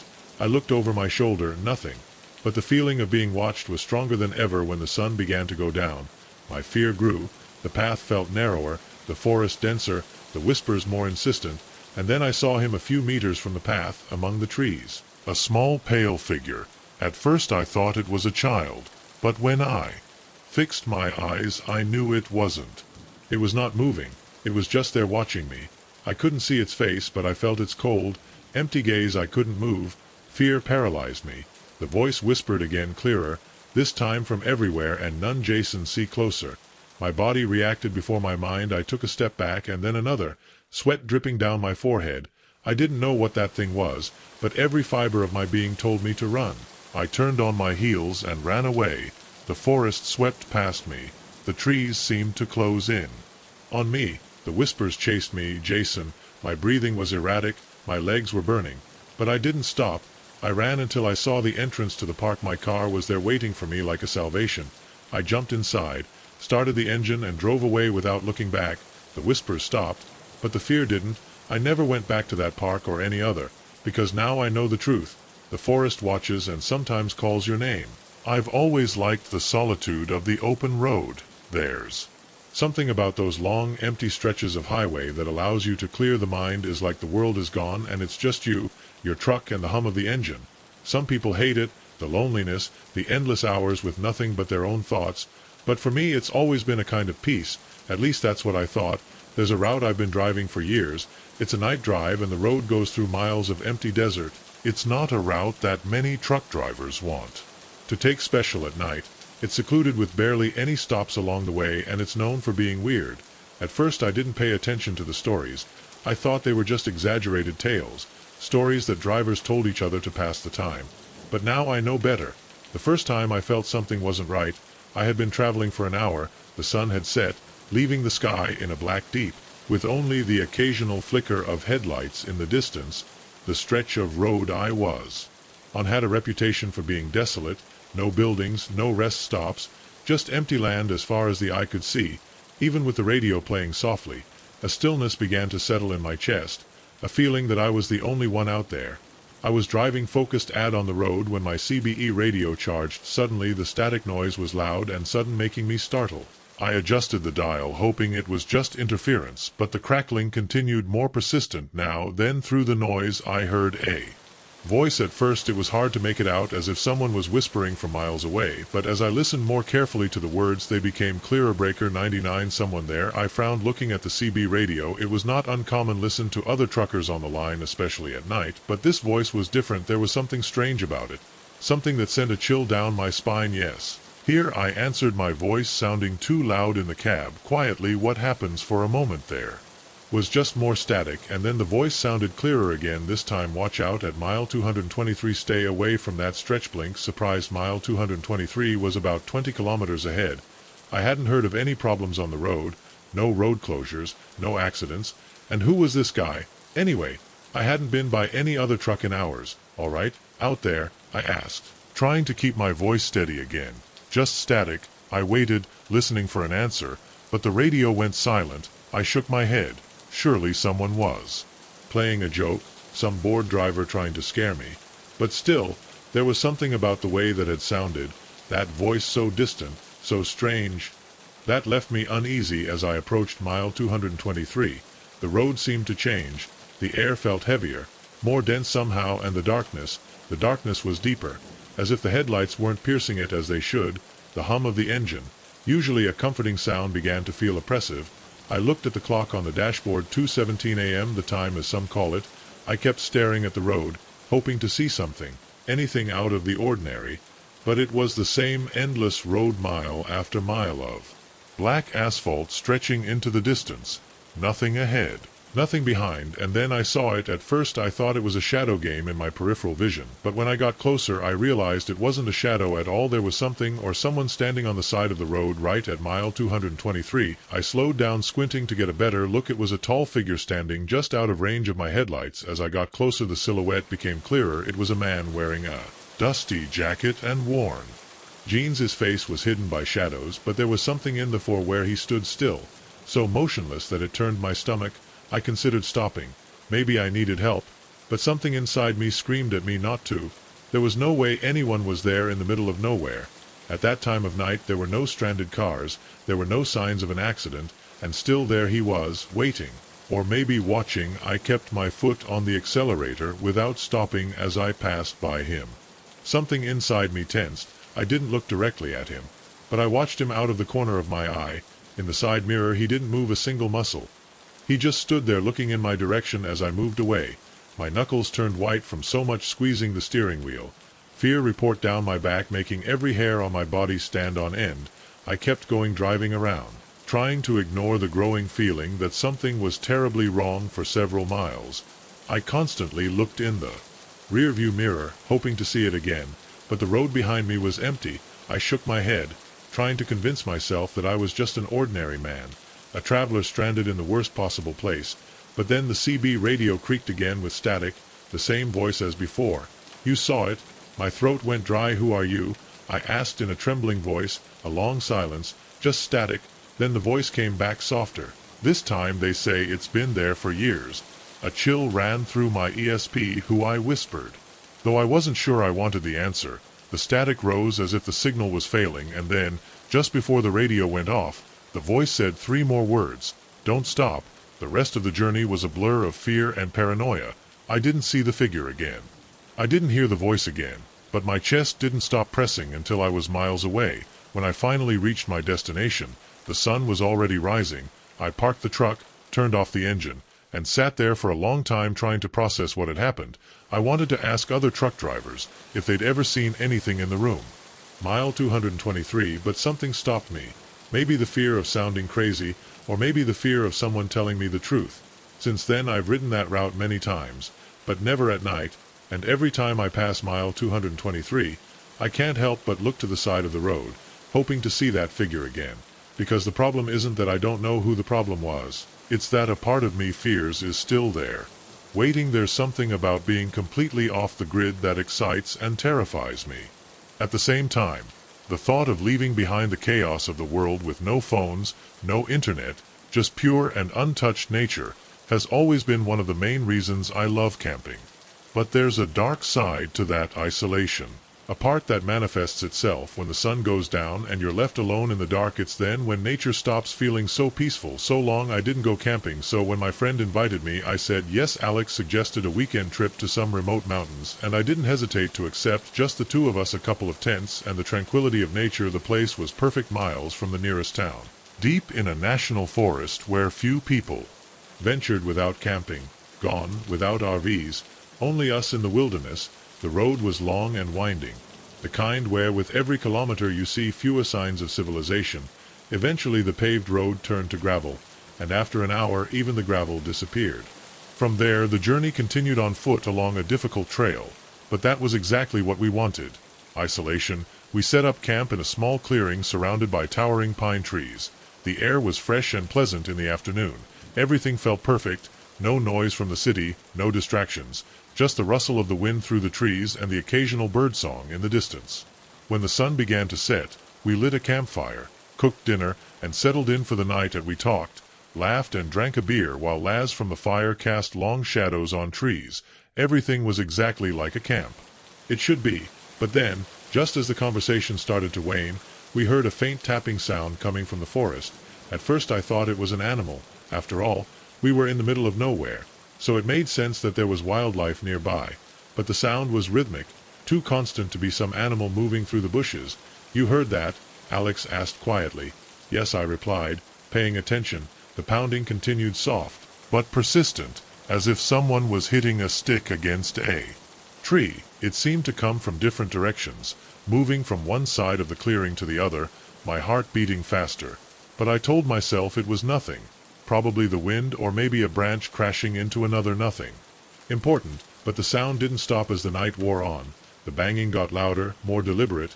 Every few minutes it changed location as if something or someone was surrounding our camp. I looked at Alex and noticed that he was tense too. His eyes were twitching nervously, scanning the darkness. "It must be just an animal," I said, trying to sound carefree, although my voice betrayed me. "Yes," Alex probably replied, although he didn't seem convinced.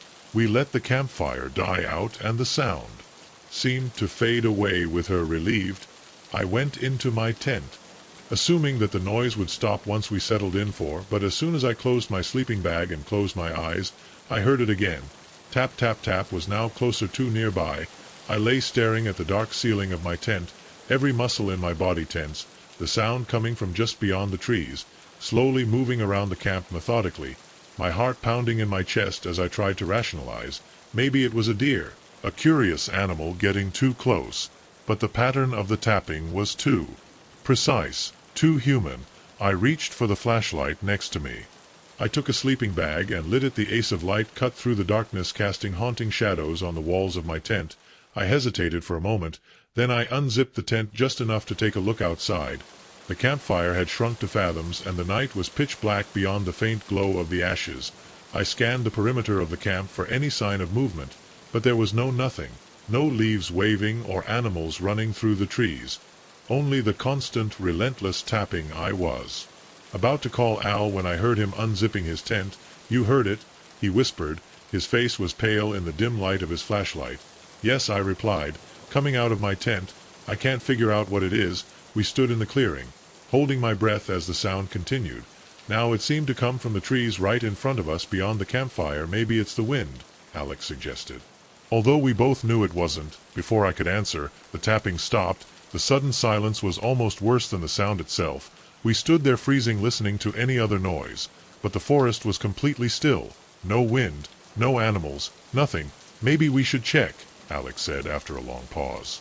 Although his voice lacked conviction, I wasn't exactly excited to explore in the dark, but I didn't want to look cowardly either.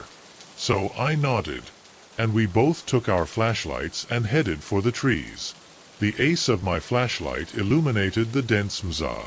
As we went deeper into the woods, the air felt heavier here, as if the forest was enveloping us. We walked for a few minutes, but there was no sign of anything out of the woods.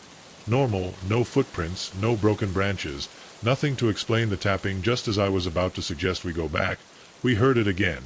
This time it was louder, clearer. The sound was coming from just ahead, deeper into the woods. Alex looked at me, his eyes full of uncertainty. "What do you think it is?" I shook my head. "I don't know." We kept moving forward, our lanterns exploring the trees. The tapping was getting louder with each step, more insistent, almost as if he was leading us to something. And then, without warning, the sound stopped. We stood there in the middle of the forest, silence tightening. My skin bristled and I felt my heart hammering in my chest. Something wasn't right. "Let's go back," I whispered. Alex didn't argue. We turned around and started heading back to camp. But something in the forest felt different now. The trees looked more tall, the darkest shadows, as if the forest itself had changed in the short time we had been away. And then we saw him right at the edge of our camp, standing motionless in the moonlight, a tall figure, too tall, his distorted silhouette not moving, making no sound, just looking at us. "You see," I whispered, my throat tight with fear. Alex nodded, his eyes open in disbelief. We stayed there, paralyzed, watching the figure. I don't know how long we were like this, frozen in place, but eventually the figure started to move. Didn't walk, didn't take a step, just slid backwards, disappearing into the shadows of the trees. Neither of us said a word as we ran back to camp, hurriedly picking up our things and stuffing them into our backpacks. We didn't care about the campfire. We didn't care about leaving something behind. We just wanted to getting out of there. The walk back to the car was a whirlwind of panic and adrenaline. We were both constantly looking over our shoulders, hoping to see the figure reappear at any moment, but it didn't. The tapping had stopped. The forest was silent again. But that silence was more oppressive than ever. When we finally got to the car, we threw our backpacks in the trunk and drove off without looking back. Neither of us spoke all the way back. I think we both knew that what we had seen and heard was not something that could be explained. It's been months since that trip, and I haven't camped since. I'm not sure if I ever will because there's something out there in those woods, something I can't explain, and I have no intention of finding out what it is because sometimes the tranquility of nature, it's not peace. Sometimes it's a warning, and the next time I hear that knocking sound, I won't stick around to find out what's doing it. I've always loved driving at night. There's something relaxing in the world after dark. When the traffic disappears, when the roads become yours, the hum of the engine, the glare of the dashboard is my kind of therapy. But there's also something unsettling about the night, something you learn when you spend too much time alone on the road. I learned it the hard way. It was late summer. I had left a friend's house late and decided to take an alternate way back to return the scenic route, as I like to call it. A country road that went through fields and woods. No lampposts, no traffic, only darkness. I had walked it many times before. But that night, it felt different. I remember looking at the clock as I entered the highway. 12:30 in the morning. The sky was clear, the moon low, casting a pale glow over the fields. I rolled down the windows, letting the night breeze fill the car. I put soft music on the radio. Everything was perfect until I saw the lights. At first I thought they were reflections in the sky, maybe the glow of a distant farm, but they were not street lamps or lights. It was something else. It was 3 lights floating over a field on the side of the road, moving, oscillating, changing in intensity. A pale blue light flickering in a way that made my skin stand on end. I stomped on the brake, stopped on the side of the road, turned off the engine, got out of the car. The world was in complete silence. The wind gently stirred the corn crops. There were no insects or birds.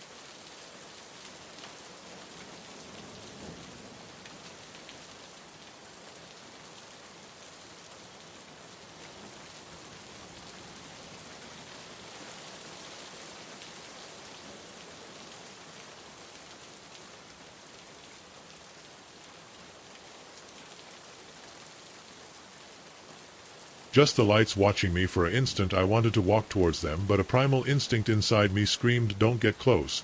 The lights were floating over the field. I descended endo slowly, and then rising again as if they were looking for something or someone, and then, without warning, they stopped and turned towards me. I felt an icy chill run down my spine, a fear I couldn't explain. The lights began to move, not floating randomly, not erratic. They were moving towards me, moving forward with terrifying precision. My throat went dry, my pulse shot up. I jumped into the car and slammed the door shut. I turned the key in the ignition. The engine roared alive. The lights were closer. I felt their blue glow reflecting off the windshield. I put my foot on the gas. The tires squealed against the asphalt. I shot down the road, my mind working at full speed. I didn't want to look at the rearview mirror, but I did, and there were the lights following me, moving along with my car. They didn't make sound, they didn't oscillate. They just floated, chasing me. Every curve I took, every change of speed, they stayed there. I couldn't escape until suddenly they disappeared. I looked in the rearview mirror again. Just darkness, just the empty road behind me. My chest was rising and falling quickly, trying to catch my breath. I parked at the first a safe place I found. I got out of the car and looked out over the countryside. Nothing, just the night, but something was telling me those lights were still there waiting. Since then I haven't taken that road at night again. I don't want to know what they were. I don't want to know what they wanted. I just know that if I ever see those lights in the rearview mirror again, I won't stop. I won't look back. 'Cause some things belong in the dark. Road trips are supposed to be fun. Windows down, blaring music, miles of open road ahead. I've always loved that feeling of freedom. The idea that you can go anywhere, do anything, without having to answer to anyone but yourself. But after what happened to me last summer, I don't think I'll ever feel so carefree on the road again. There's a kind of danger out there, the kind you don't see coming until it's too late. It was supposed to be a short solo trip, had a couple of days off from work, and I thought I'd take advantage of them by driving north, spending some time in a small cabin I'd rented. The place was secluded, tucked away in the woods, perfect for a little escape from city life, just me. Some books and a few days of peace. The trip started perfectly. Clear skies, open road, and nothing but the sound of my favorite playlist filling the car. I felt really excited. I hadn't even taken a break in months, and this felt like the perfect way to unplug. The highway stretched out before me, and for the first few hours everything was going according to plan. But then, somewhere on a deserted stretch on the road, I noticed something strange. In my rearview mirror I saw a rickety old van following me. At first, I didn't think much of it. It wasn't unusual to have a car behind me on the highway, and there were stretches of road where you couldn't see another vehicle for miles. However, after about 20 minutes driving, the van was still there, keeping a constant distance. I looked at the speedometer. It wasn't going particularly fast. I was just driving at the allowed speed. But the van didn't seem interested in overtaking me despite that the road was empty. I thought it was just a coincidence. Maybe they were going in the same direction as me. But as the minutes passed, I couldn't help but feel a growing unease. Something about the way the van was following me felt strange, stayed at the same distance, never accelerated, never slowed down, just kept up with me in a way that seemed deliberate. I told myself that I was exaggerating. I had been on the road for a while. Maybe I was just tired, getting a little paranoid. But the more I drove, the harder it was for me to shake off the feeling that something wasn't right. I decided to try a theory. I accelerated a little by increasing the speed a few miles per hour over the limit, just to see if the van did the same, and indeed it did. The van matched my speed perfectly, keeping the same constant distance behind me. Now I was really starting to worry. I looked at my phone with no signal. Of course it was in the middle of nowhere, miles from the nearest town. The road stretched out in front of me, empty except for me and that van. I turned off the music and the silence inside the car. It suddenly felt heavy. I needed to figure out how to get out of there. Maybe it wasn't nothing. Maybe I was just being paranoid, letting my imagination play tricks on me. But if I wasn't, after a few more minutes of driving I saw an exit sign ahead. It wasn't for a town, just a small rest area. One of those roadside stops with a couple of picnic tables and a restroom. I thought if I stopped the van would pass by and I could see if I really minded I was being followed, or if it was just a coincidence. I pointed and took the exit, feeling my heart pound in my chest. The rest area was deserted, not a single car in sight. I parked and waited with my eyes fixed on the rearview mirror. The van did not pass. Instead it slowed down and took the same exit. I felt a wave of fear to run. This was not just a driver. Anyone going in the same direction was following me. The van stopped at the other end of the parking lot, a good distance from my car. For a moment, everything was calm. I watched her pulse racing. But no one came out. The windows were tinted, making it impossible to see who was inside. I stood there for a few minutes debating what to do. I didn't want to get out of the car, not with that van there, not knowing who or what was inside. But I didn't want to wait to see what happened next. I thought it best to go, get back on the road and try to lose them. Maybe if I kept driving it would get bored and they would give up. Maybe they just wanted to scare me for some reason. But the thought of that van following me to the cabin made me shudder. I started the car and left the parking lot with my hands shaking on the steering wheel. As I got up back on the highway, I kept looking at the rearview mirror, praying that the van would stay behind, but it didn't. It followed me back onto the road, keeping the same constant distance. My heart was pounding. Now this was not a coincidence. Whoever was in that van was following me, and I wasn't going to give up. Revving the engine, roaring as I drove down the empty highway. The van matched my speed without staying behind, without trying to overtake me. I was caught in a kind of twisted game and had no idea how to get out of it. I saw another exit ahead, this time towards a small town. I took it, hoping that if I drove to a more populated area it would move away. Find a soup house, a coffee shop, somewhere with people, somewhere safe. I entered the village with my eyes alternating between the road and the rearview mirror. The van told me. He kept his distance by staying behind as he took side streets, trying to miss them. Finally I saw a gas station on the edge of town. It was small, but there were a few cars parked outside and a couple of people inside. I stopped parking right at the entrance and rushed in. The cashier looked at me strangely. Probably because I seemed about to have a panic attack. I tried to calm down, act like everything was fine. But my eyes kept going back to the windows, looking for the van. Didn't go into the gas station. Instead, it slowly passed in front of its tinted windows, reflecting the lights of the premises. I saw it disappear down the road, finally out of sight. I let out a trembling sigh, feeling a wave of relief run through me. Maybe they had given up. Maybe they realized that I was not going to be an easy target, and they decided to move on. I stayed in at the gas station for a while, buying a drink and chatting with the cashier to calm my nerves. When I finally felt ready, I went back to the car. Scanning the road for the van, nothing was gone. The rest of the way to the cabin my heart kept pounding, constantly checking the rearview mirror, waiting to see the van appear again, but never did. When I got to the cabin the sun was starting to set and a wave of exhaustion hit me. The place was as quiet as I had imagined it, tucked away in the woods, with nothing but the sound of the trees swaying in the wind. But I couldn't shake the feeling that I was still being watched. Every time I looked out the window I expected to see the van parked in the driveway. Hoping I spent the next 2 days in the cabin trying to relax. But never I felt really safe. Every time I heard a car go by on the far road my heart was racing, and I was leaning out the window expecting the worst. When the trip was over I took a different route to get back home. I didn't see the van again, and I haven't seen it since. But that experience stayed with me. I don't know who was in that van or what they wanted. Maybe it was just someone playing a joke trying to scare me for fun. But whatever their intention was, they made it. I've never felt comfortable on a road trip again. Now every time I drive alone I find myself checking the rearview mirror, looking for that same rickety old van. And every time I see a car following me for more than a few miles my heart skips a beat, 'cause you never know who's out there watching. Waiting. I used to think that the woods were places of peace and quiet, an escape from the world where the only sounds were the rustling of leaves and the occasional song of a bird. But after what happened to me last fall, I know the truth. There are things in the woods that shouldn't be there, things you can't explain, and once you feel them, the peace of the forest never makes the peace again. It was the middle of October and I had taken a solo trip to a cabin deep in the mountains, a type of trip I made every year to disconnect from the world and enjoy the fresh air and the changing of leaves. The cabin was small, just one room with a bed, a wood stove and a porch that overlooked a dense pine forest. There was no electricity, no signal, only me and nature. I arrived in the afternoon, just as the sun was beginning to set behind the mountains. The air was cold and crisp, impregnated with the aroma of pine and damp earth. I lit a fire on the stove, made myself a coffee and settled in. It was perfect for the first time in months. I felt I could breathe.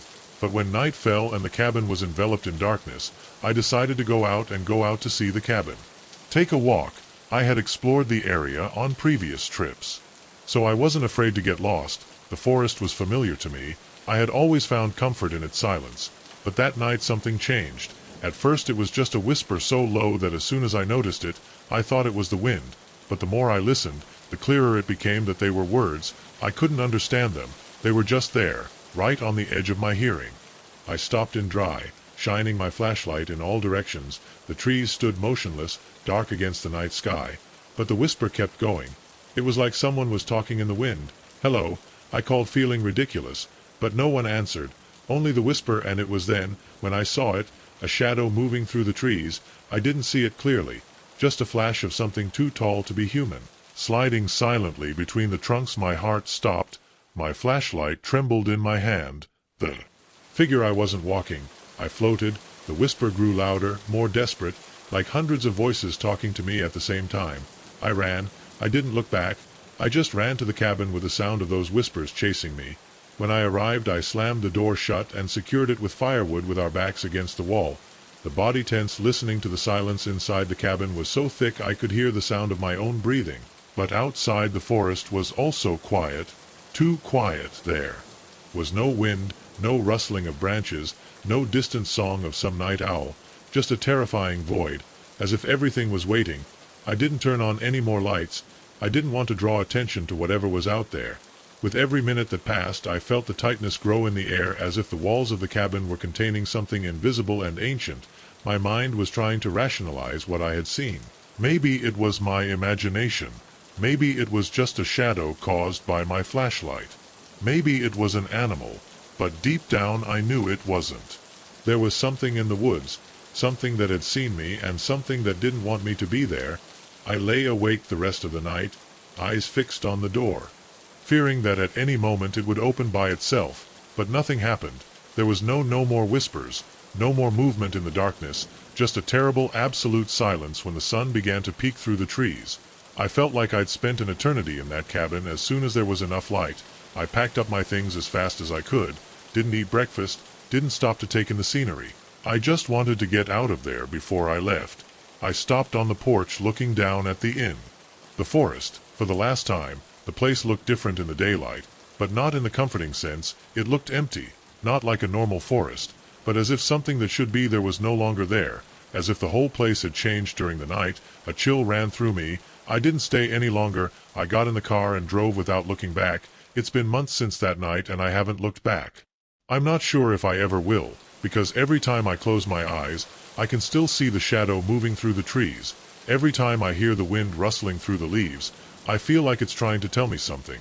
And every time someone tells me that the woods are quiet and peaceful, I want to warn them the truth. The woods aren't empty, never have been.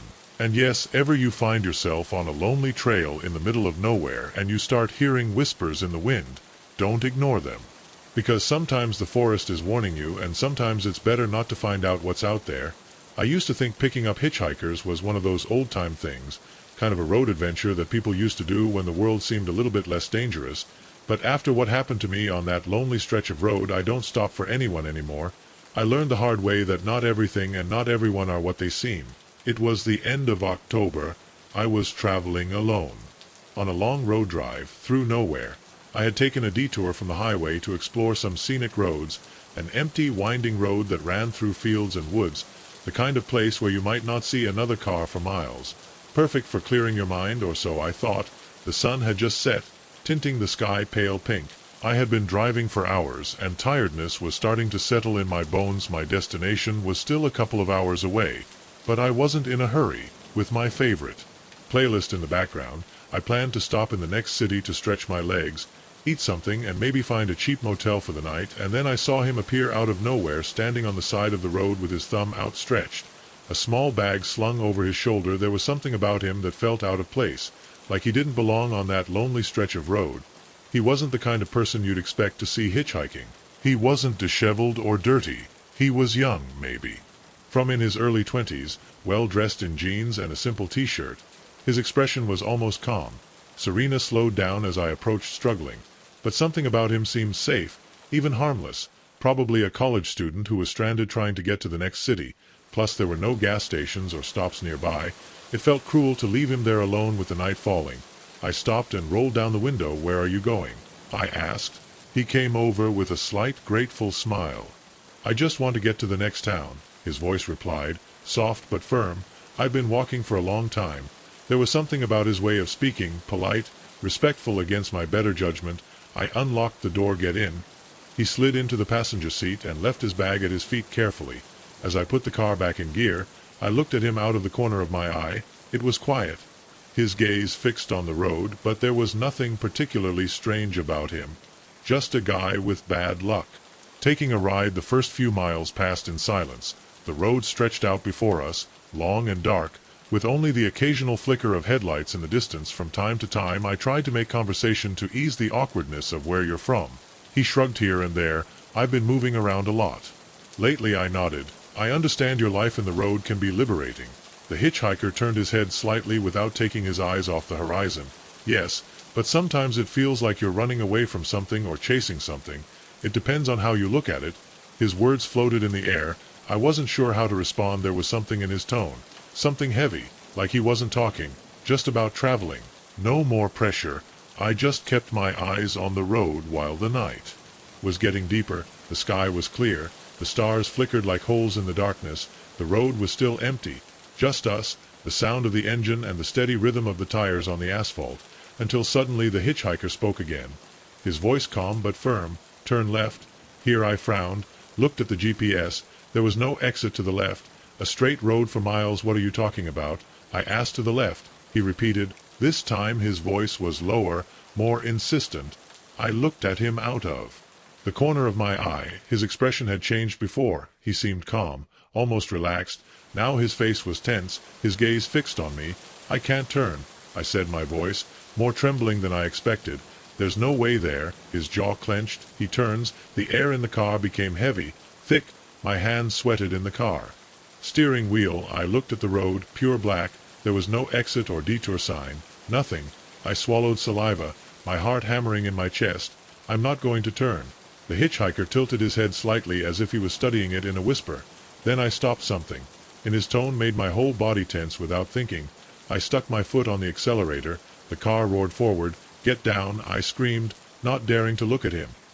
He didn't move by himself. He continued to look at me, his expressionless face. Fear enveloped me like a second skin. I took a breath. I tried to stand firm. "Get out of the car now." Nothing. He didn't blink. He didn't react until he smiled slowly. He put his hand to the door handle. "Okay." He opened the door and left in motion, as if the car wasn't moving at full speed. The sound of the door closing, it was like a gunshot in the night. My heart, it was beating so hard that I felt like I was going to break my chest. I kept driving. I didn't look back. I couldn't. Fear told me that if I did it, and it would still be there. watching me, waiting for me. When I finally got to the next city, my hands were still shaking.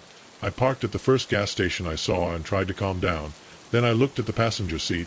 The bag was still there. My breath was cut off with trembling fingers. I opened it. By myself, there was one thing inside, a crumpled piece of paper. I unfolded it slowly. It only had 2 words written in messy handwriting: thanks. My stomach sank. I didn't understand what it meant. I didn't want to understand it since. I haven't picked anyone up again, because sometimes when you help someone on the road, maybe you're not helping a person at all.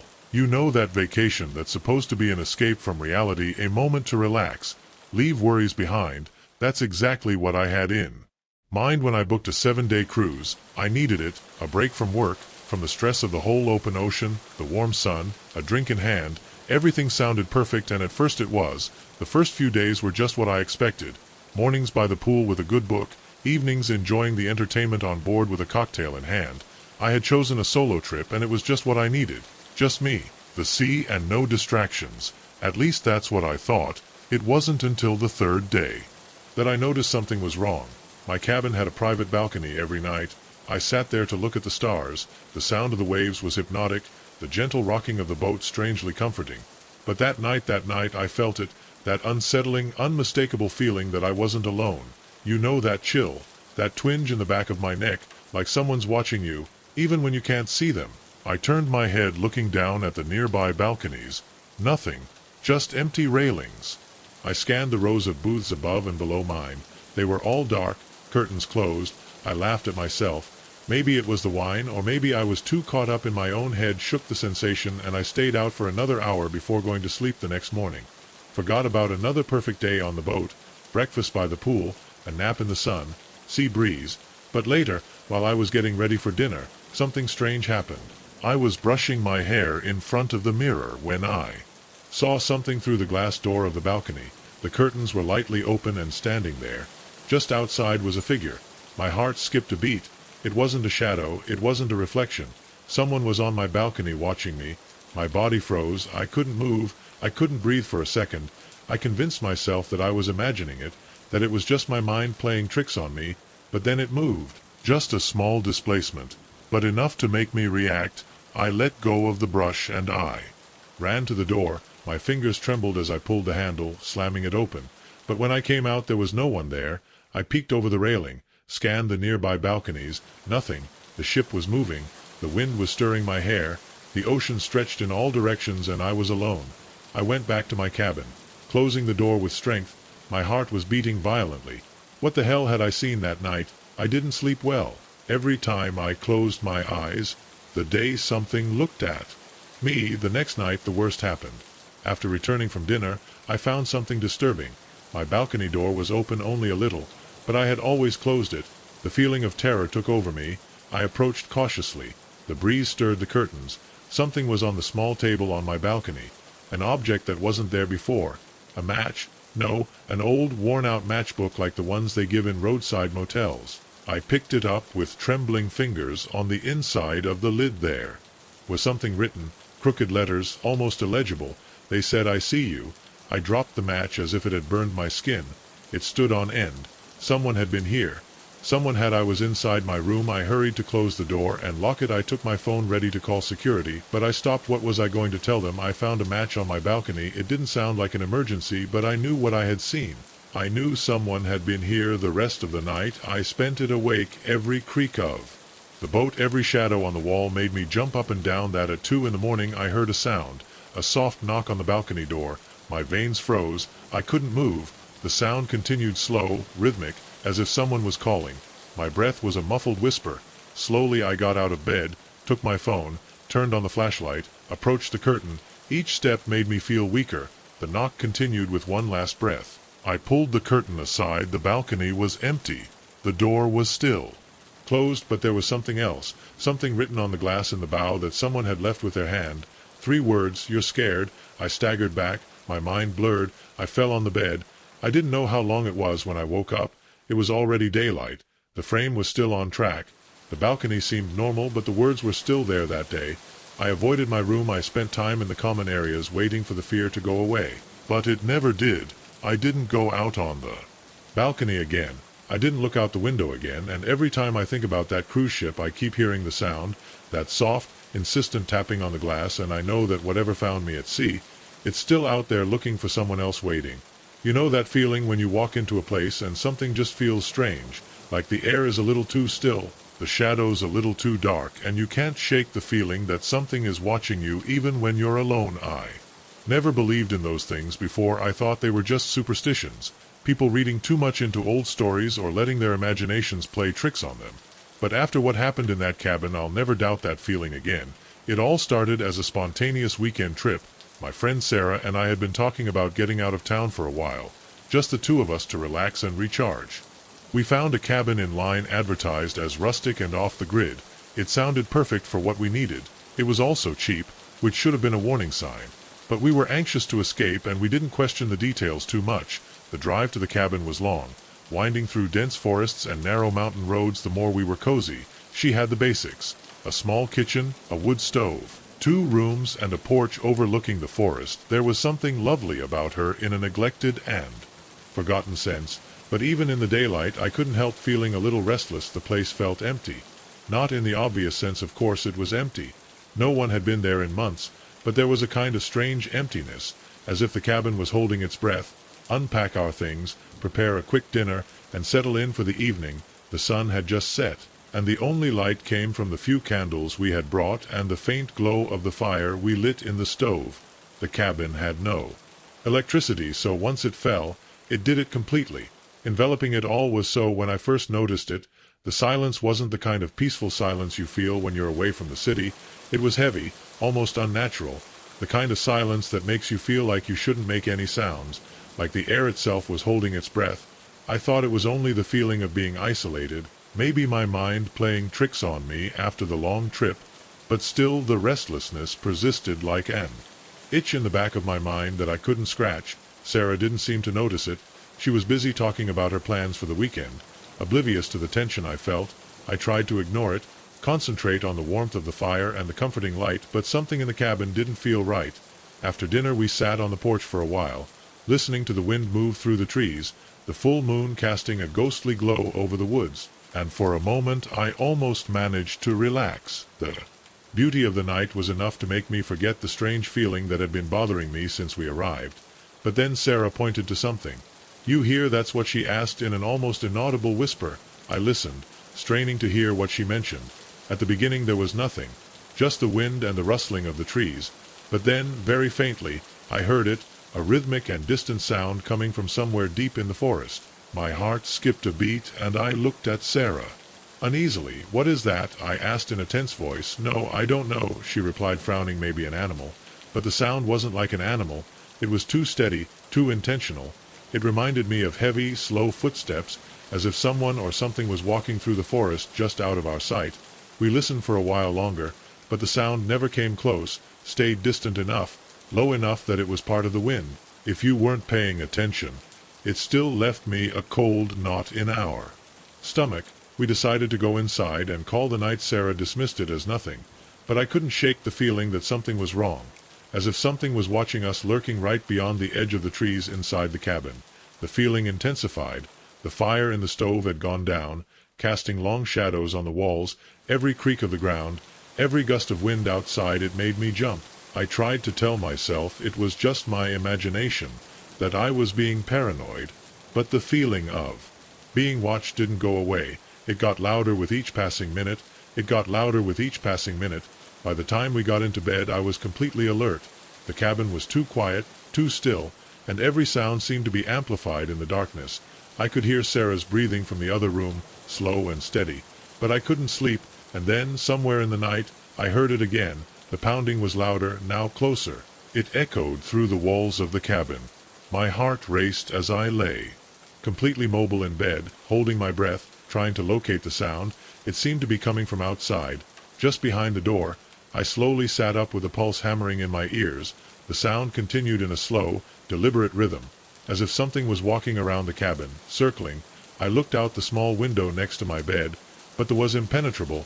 I could see the silhouettes of the trees swaying in the breeze, but nothing else, and yet the sound was still there, surrounding us. I didn't want to move. I didn't want to make any noise. Something in the depths of my instinct I told myself that I should stay completely still. My mouth was dry, and I squeezed the blanket tightly with my eyes fixed on the door waiting, and then, suddenly, the sound stopped. The silence that followed was deafening. I sat there, not daring to breathe, with every fiber of my being tense, waiting to hear something else, but nothing. The air inside the cabin felt even heavier than before, as if the whole place was holding its breath with me. I don't know how long I was like this, maybe minutes, maybe hours, but at some point fatigue overcame me and somehow I fell asleep when I woke up, sunlight filtering through the window. It took me a moment to remember where the tightness of the night before was. It felt surreal, like a bad dream, but the lingering fear in my chest was telling me I hadn't imagined it. I dressed hurriedly and went out to the porch, scanning the forest. The trees were still there, tall and motionless, as if nothing had happened. But then I saw it. The footprints marked in the ground around the cabin didn't look like those of an animal. They didn't even look human. They were long and thin, with irregular marks, as if something heavy had dragged its feet on the wet ground. A shiver ran through my body. I didn't say anything to Sarah. I didn't know how to explain it without sounding ridiculous. We packed our things and spent the morning exploring the surroundings, trying to enjoy our last day. But I couldn't relax every time we passed by a clearing, too dark, or a deep ripple on the ground. I felt that something was watching us. In the afternoon we decided to return to the city before it got dark. Sarah didn't seem to object to shortening the trip, said something about wanting to start the week early. I didn't argue. I was just ready to go. When we got in the car, I looked at the cabin one last time in the daylight. It was just an old and neglected building in the middle of the forest, but I couldn't shake the feeling that something had changed, or maybe I could just now see the place for what it really was. We walked away down the dirt road, and when the cabin disappeared among the trees, I felt a strange sense of relief, as if a weight had been lifted from my shoulders. The more we surrounded the place in the darkness, in the oppressive stillness of the cabin, as if I were keeping a secret. I don't know what was in that forest that night, and I don't want to know, but I'll never go back to that cabin, and I'll never ignore that feeling of unease again. 'Cause sometimes it's not just your imagination. Sometimes there's something real in the shadows, watching, waiting. I've never liked driving with fog. There's something about the way it wraps everything up in the way the world disappears beyond the hood of the car that I've always found unsettling, makes everything seems more empty, more unreal. But no previous experience prepared me for what I experienced that night. I had been driving back home after a work trip, crossing a rural area full of forests and hills. It was late. There were no streetlights. There was no signal on the phone. Just me, my car, and the road. The fog had slowly started to appear, but after a while it became so dense that it was not very dense. I could barely see beyond my headlights. I turned off the radio to concentrate.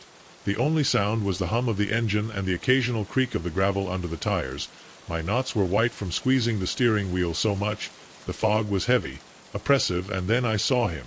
A figure standing on the side of the road. He was just a shadow in the fog, motionless, with his arms dangling at my sides. My skin bristled. Who would be there in the middle of nowhere at this time? I slowed down, my headlights illuminating his silhouette. It was a man dressed in clothes. I couldn't see his face. He wasn't moving. He didn't react when I slowly passed by him. I bit my lip. I had to stop. What if I needed help? Something inside me screamed, "Don't speed it up a little." I passed by. I looked in the rearview mirror, and I almost screamed. The man. I was no longer on the side of the road.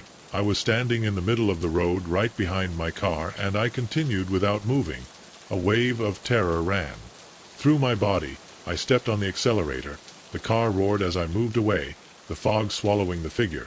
But the feeling that I was not alone did not disappear. I looked in the rearview mirror once more, and there was the figure.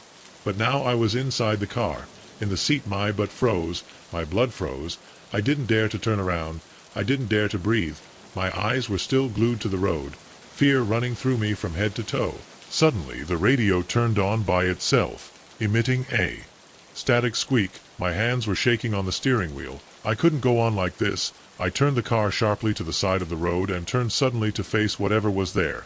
The seat, the rear, was empty, nothing except for a slight mark on the upholstery, as if someone had been sitting there. My heart hammers against my chest. I stepped on the gas and didn't stop until I reached the next city. When I finally stopped the car in a lighted area, I sat trembling, trying to calm my breath. Tried to convince myself that it had been my imagination, the tiredness, the fog, playing with my mind. But still today, every time I drive alone in the fog, I look at the rearview mirror in fear because I know that if I ever see it again, this time it won't go away. They say that rest areas are some of the most unsettling places you can end up in the middle of the night. I never believed it. Until it happened to me, I have stopped at many of them without thinking twice so that I would fill up with gas by a snack stretching my legs. But that night when I pulled into a rest area in the middle of nowhere, it felt different, and when I left I knew I'd never see them the same way I'd been driving home after visiting a friend in another state.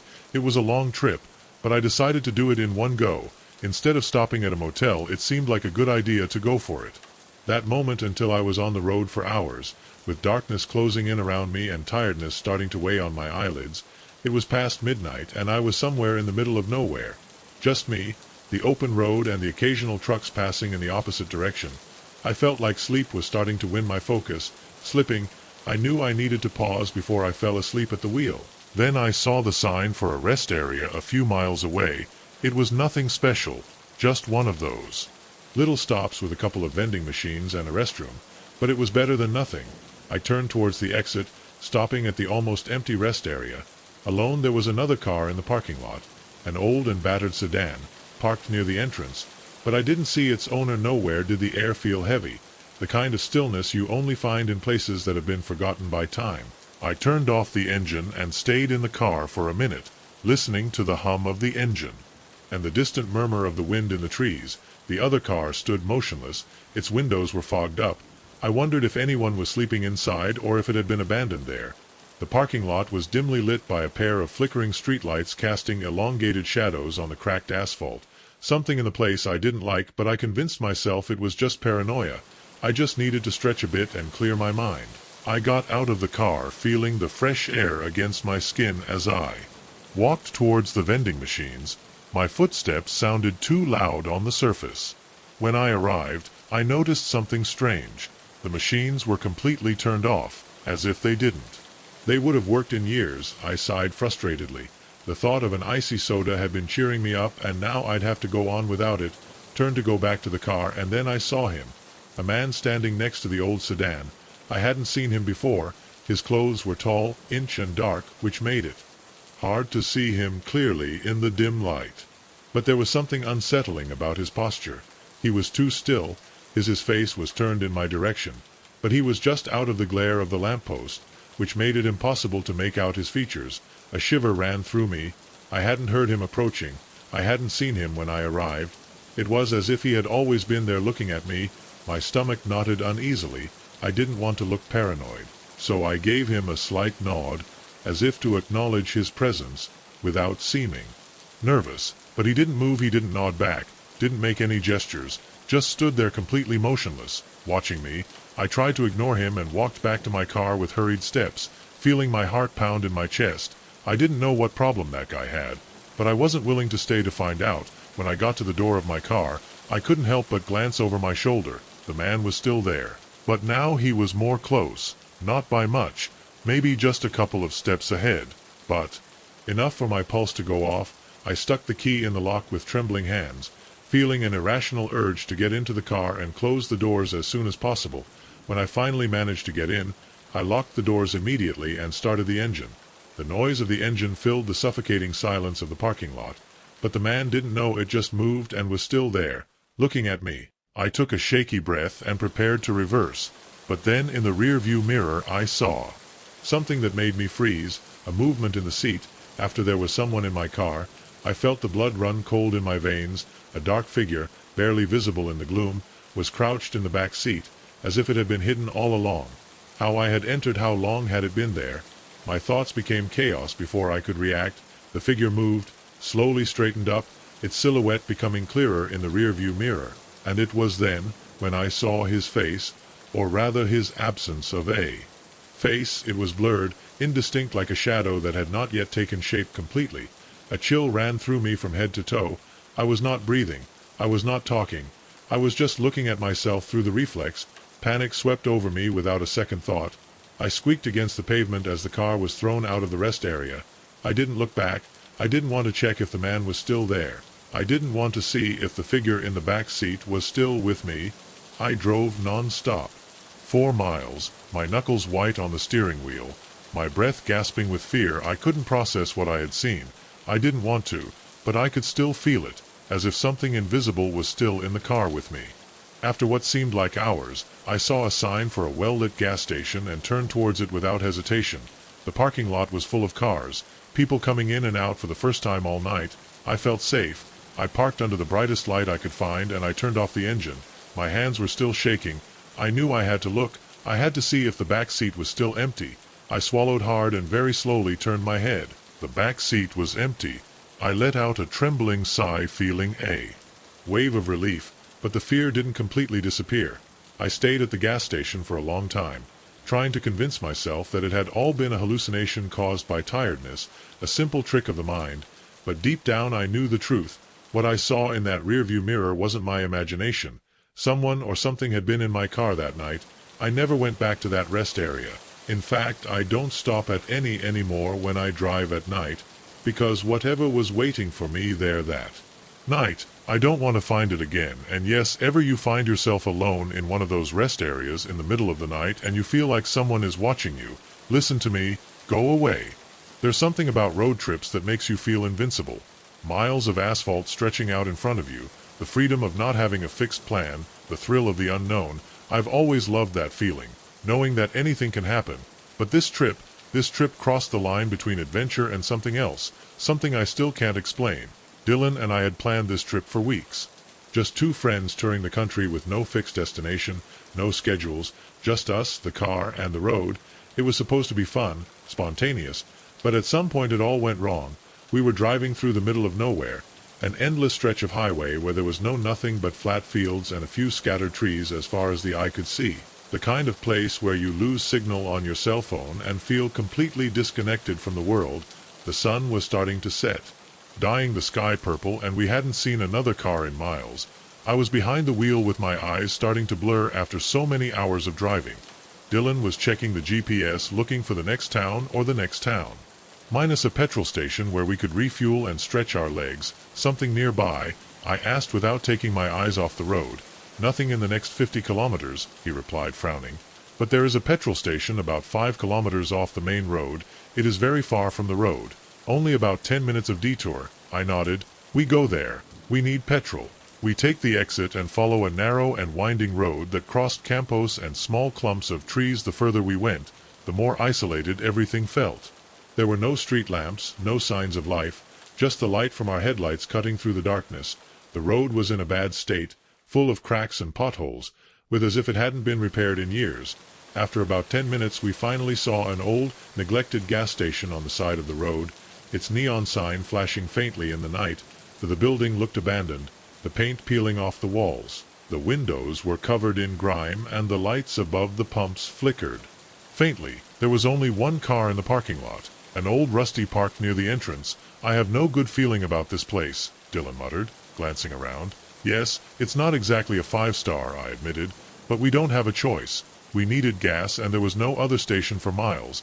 I parked by one of the pumps and turned off the engine. The air outside, it was strangely cold, a bone-chilling even though it was summer. I told Dylan to go get some food while I filled up the tank. I started pumping the gas, but I couldn't shake the feeling that someone was watching us. I looked around, but the outside of the gas station was empty. Only the dark road and the building lights flashing. The only sound was the soft hum of the pump. After a minute I heard the bell over the store door ringing when Dylan walked in.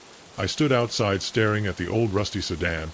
It was empty, its windows fogged up and covered in dust. It didn't look like it had moved in years. When the tank was full I put the hose back in place and looked at the Dylan gas station. I hadn't gone out yet. I frowned. What was holding him back so much? Maybe I was looking at what to buy. But something in this place made me nervous. I decided to go in and see what was going on. As soon as I walked through the door I felt it. The air in Elier was heavy, loaded with an awkward silence. The place was poorly lit with shelves covered in dust and expired products. The smell of MO permeated the atmosphere. The floor creaked under my boots as I moved forward. Dylan called nothing, kept walking through the halls. The site wasn't big, but it felt poorly designed, as if the shelves had been placed without any logic. The place was unnerving. I made my way to the counter. An old man was sitting in the back, hunched over with his head down. His skin was pale and wrinkled and he was wearing a faded flannel shirt. He didn't react when I approached. "Excuse me." He saw my friend come in here. "Nothing, hello," I insisted. The old man raised his head slowly as his eyes met mine. A shiver ran down my spine. They were glassy, empty, as if I wasn't seeing anything at all. His lips parted slightly as if he was going to say something, but he didn't make a sound. I took a step away. My heart stretched it tightly in my chest. Something was very wrong. I looked around the store looking for Dylan. "Dylan," I called from again, my voice sounding too loud in the oppressive silence of the place. Nothing. Anxiety hit me hard. I turned and began to walk quickly through the aisles, checking every corner of the store, but there was no sign of him. It was impossible. He hadn't come out. I would have seen him. Suddenly I heard a creak coming from the back of the store. I froze. I turned my head slowly. A dark aisle stretched beyond from the shelves, a space I hadn't noticed before. There was no light. At the end only shadows, and then a figure emerged from the darkness. It was Dylan. But something was wrong. It was moving in one way. It was strange, rigid, as if every step cost him enormous effort. His expression was empty, his eyes dull. "Dylan," I whispered, feeling a chill running through me. He didn't respond. He just kept walking towards the exit, ignoring me completely. I tried to block him El Paso by grabbing his arm. His skin was cold, too cold. "What's wrong with you?" I asked in a trembling voice. He stopped for a moment, but didn't answer. Didn't look at me. Just let go of my grip and kept walking towards the car. Followed him. My heart hammered in my chest. Dylan climbed into the driver's seat and started the engine without saying a word. Climbed into the passenger seat. Still in shock, the car roared as it started, and Dylan shot out of the gas station without even looking back. The way back to the highway was absolute silence. Dylan didn't speak, didn't react when I asked him what had happened, didn't blink, didn't show any emotion. Just kept driving with his hands clutching the steering wheel and staring at the road. Something inside me was screaming that that person behind the wheel wasn't my friend. Not quite. Not after what had happened at that gas station. Finally, after what seemed like an eternity, we arrived at a small motel in the next city. Dylan parked without saying anything, got out of the car and entered the room we had booked before. I followed him, still feeling a knot of terror in his stomach. As soon as he lay down on the bed, he fell into a deep sleep, but I couldn't. I sat on the opposite bed watching him, wondering what the hell had happened. When he woke up the next morning, everything seemed normal again. "Why are you looking at me like this?" he asked me, rubbing his eyes. "You don't remember anything from last night?" I replied with a thread of voice. He frowned. "What a thing. The gas station." His expression went blank. "What gas station?" I froze. I didn't remember being there. I didn't remember going in. He didn't remember coming out of the darkness with that empty gaze. It was like that fragment of the night had been erased from his mind, but I remembered it every damn second. We didn't talk about it again. We finished the trip and headed home. But every time I see an old gas station with a flashing neon sign, I feel the air get colder, because I know deep inside me that we should never have stopped at that place, and that something in that store was waiting for us. Is strange how a routine trip can turn into something you will never forget. I have always been the type of person who finds comfort in the familiarity of the road. Driving at night with only the murmur of the engine and the soft glow of the streetlights is pacific, almost meditative. I never expected one of those trips. Rest assured, left me with a memory that still gives me goosebumps. It was a late Thursday night, and I was driving home after doing a double shift at work. My usual route was a long highway through farmland. Rural, an empty and quiet road.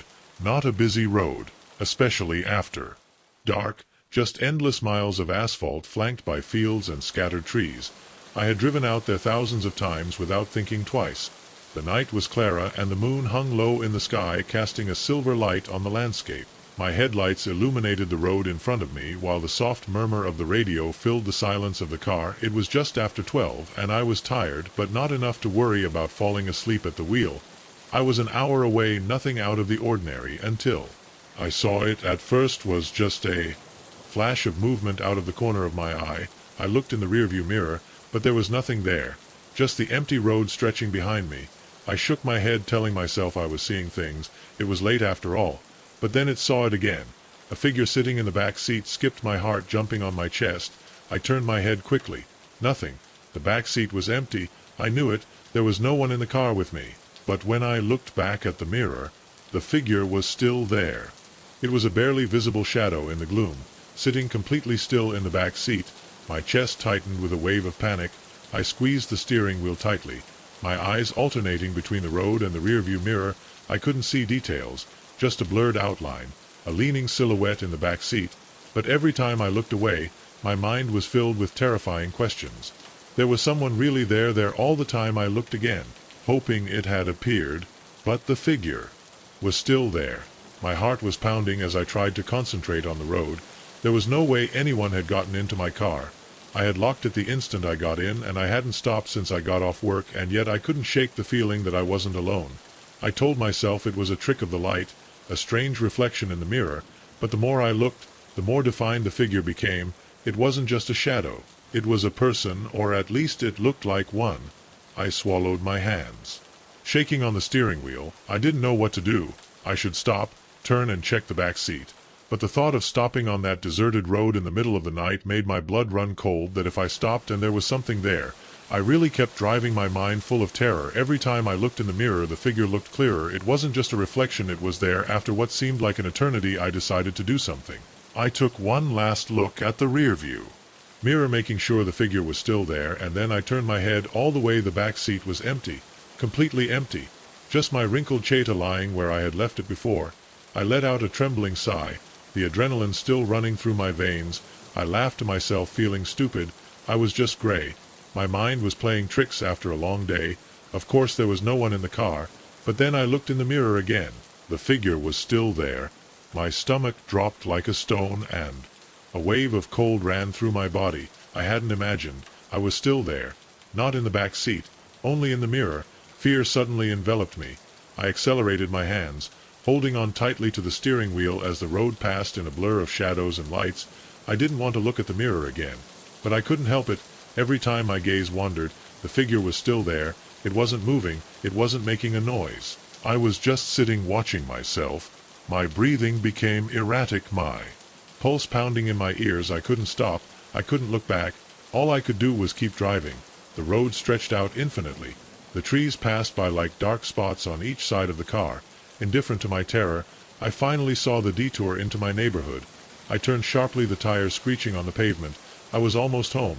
I parked in the driveway with a slam on the brakes, my body shaking while I turned off the engine. I didn't stay in the car for another second. I jumped out and slammed the door shut, feeling the cold night air envelop me. But before running to the house, I looked one last time at the rearview mirror. The back seat was still empty, but the figure was in the mirror watching me. I didn't wait any longer. I entered the house, locked the door and leaned against it, trying to get catching my breath. The silence of my home greeted me with a calm I didn't feel. My mind repeated the same question over and over again. What the hell had I seen in the mirror? That night, I didn't sleep. I sat in the living room with all the lights on, going over and over again what had happened, trying to convince myself that it was just my imagination. But a part of me knew the truth. It wasn't an illusion, it hadn't been a reflection. There was something in the mirror, and I could still feel his gaze. It's been months since that night, but every time I drive alone, every time my eyes wander to the rearview mirror, my heart races. 'Cause deep down I'm still afraid that one day that figure will come back, waiting for the perfect moment to come back. There's something about the nightly rest stops that gives me chills. It assumes they're a haven when you're on a long trip, a place where you can stretch your legs, grab a snack, and recharge before heading back on the road. But when the sun goes down and traffic slows down, they take on a completely different atmosphere. Maybe it's the dim lighting or the way everything feels a little too quiet. But if you've ever stopped at one in the middle of the night, you know what I'm talking about. I was on a long commute back home after visiting my family, and it was getting late. I had been on the road for hours, and the combination of fatigue and monotony was starting to affect me. My eyes were heavy, and I felt like I was starting to lose focus. I knew I needed a break before I fell asleep at the wheel. It was then that I saw the sign for a rest stop at a couple of miles. I didn't think twice. I could have a coffee, walk a bit, and then go my easy way. I really arrived at the rest stop shortly after midnight. It was one of those smaller ones with only a couple of vending machines, a restroom, and a parking lot with a few cars scattered, fluorescent lights flashing overhead, casting long shadows on the cracked pavement. Some trucks were parked in the end of the lot, its engines buzzing in the stillness, but other than that, the place was deserted. I parked near the vending machines, got out of the car, and immediately felt the weight of the night enveloping me. The air was colder than I expected, with a light breeze that made the leaves of the nearby trees rustle. There was something about the stillness that made me uncomfortable, but I ignored it. I was just tired.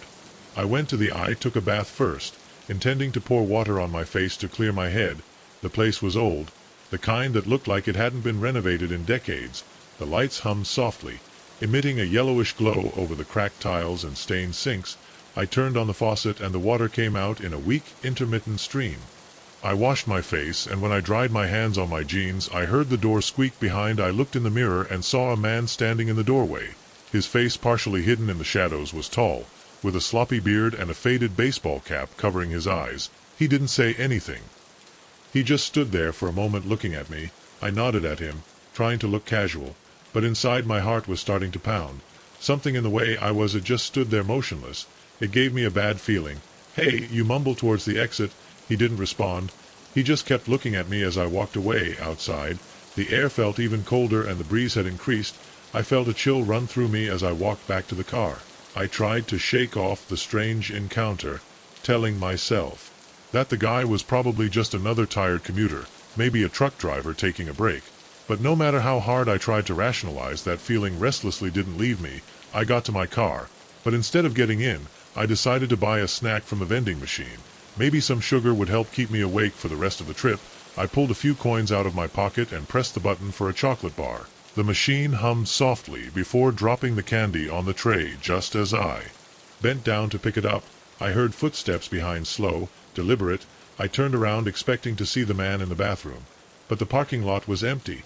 The trucks were still parked at the end of the lot, their engines rumbling softly. But there was no one else in sight. The wind rustled the trees, and for a moment I wondered if I had imagined the footsteps. I looked down at the bathroom. The man was no longer there. The door was closed, and the dim light inside I cast long, creepy shadows. On the pavement, my skin stood on end again. I decided I'd had enough. I didn't need coffee or a snack so urgently. I just wanted to get back on the road and get away from whatever it was that was making me so nervous. I turned to open the car door, but when my hand touched the handle, my heart stopped for an instant. The door was already unlocked. It was sure I had closed it on my way out. I always did it, especially at a rest stop at night. My hand froze on the handle while my mind was racing. I had forgotten to close it, or someone had opened it while I was in the bathroom. I hesitated for a moment, then I opened the door cautiously and looked inside. Everything said normal, nothing out of place, no sign that anyone had been there. But that it didn't calm the knot of fear that was tightening in my chest. I slid off the driver, locked the doors and started the engine. The hum of the car gave me a small sense of relief. But when I pulled out of the parking lot, I couldn't shake the feeling that someone was watching me. I looked in the rearview mirror, expecting to see the bathroom man standing in the shade watching me walk away. But the rest stop was empty. I told myself to myself, who was being paranoid. It was late, I was tired, and the mind plays tricks when it's alone, in a quiet place like that. Still, the feeling of unease clung to me like a cold sweat. I went back to the road and tried to forget it. But then I noticed it, a flashing light in my rear-view mirror. At first I thought it was just a car approaching from behind, but the light wasn't steady. It was flashing, pulsing in and out as if struggling to stay lit. I turned my head to look straight, but the road behind me was empty. There was no car. There was nothing.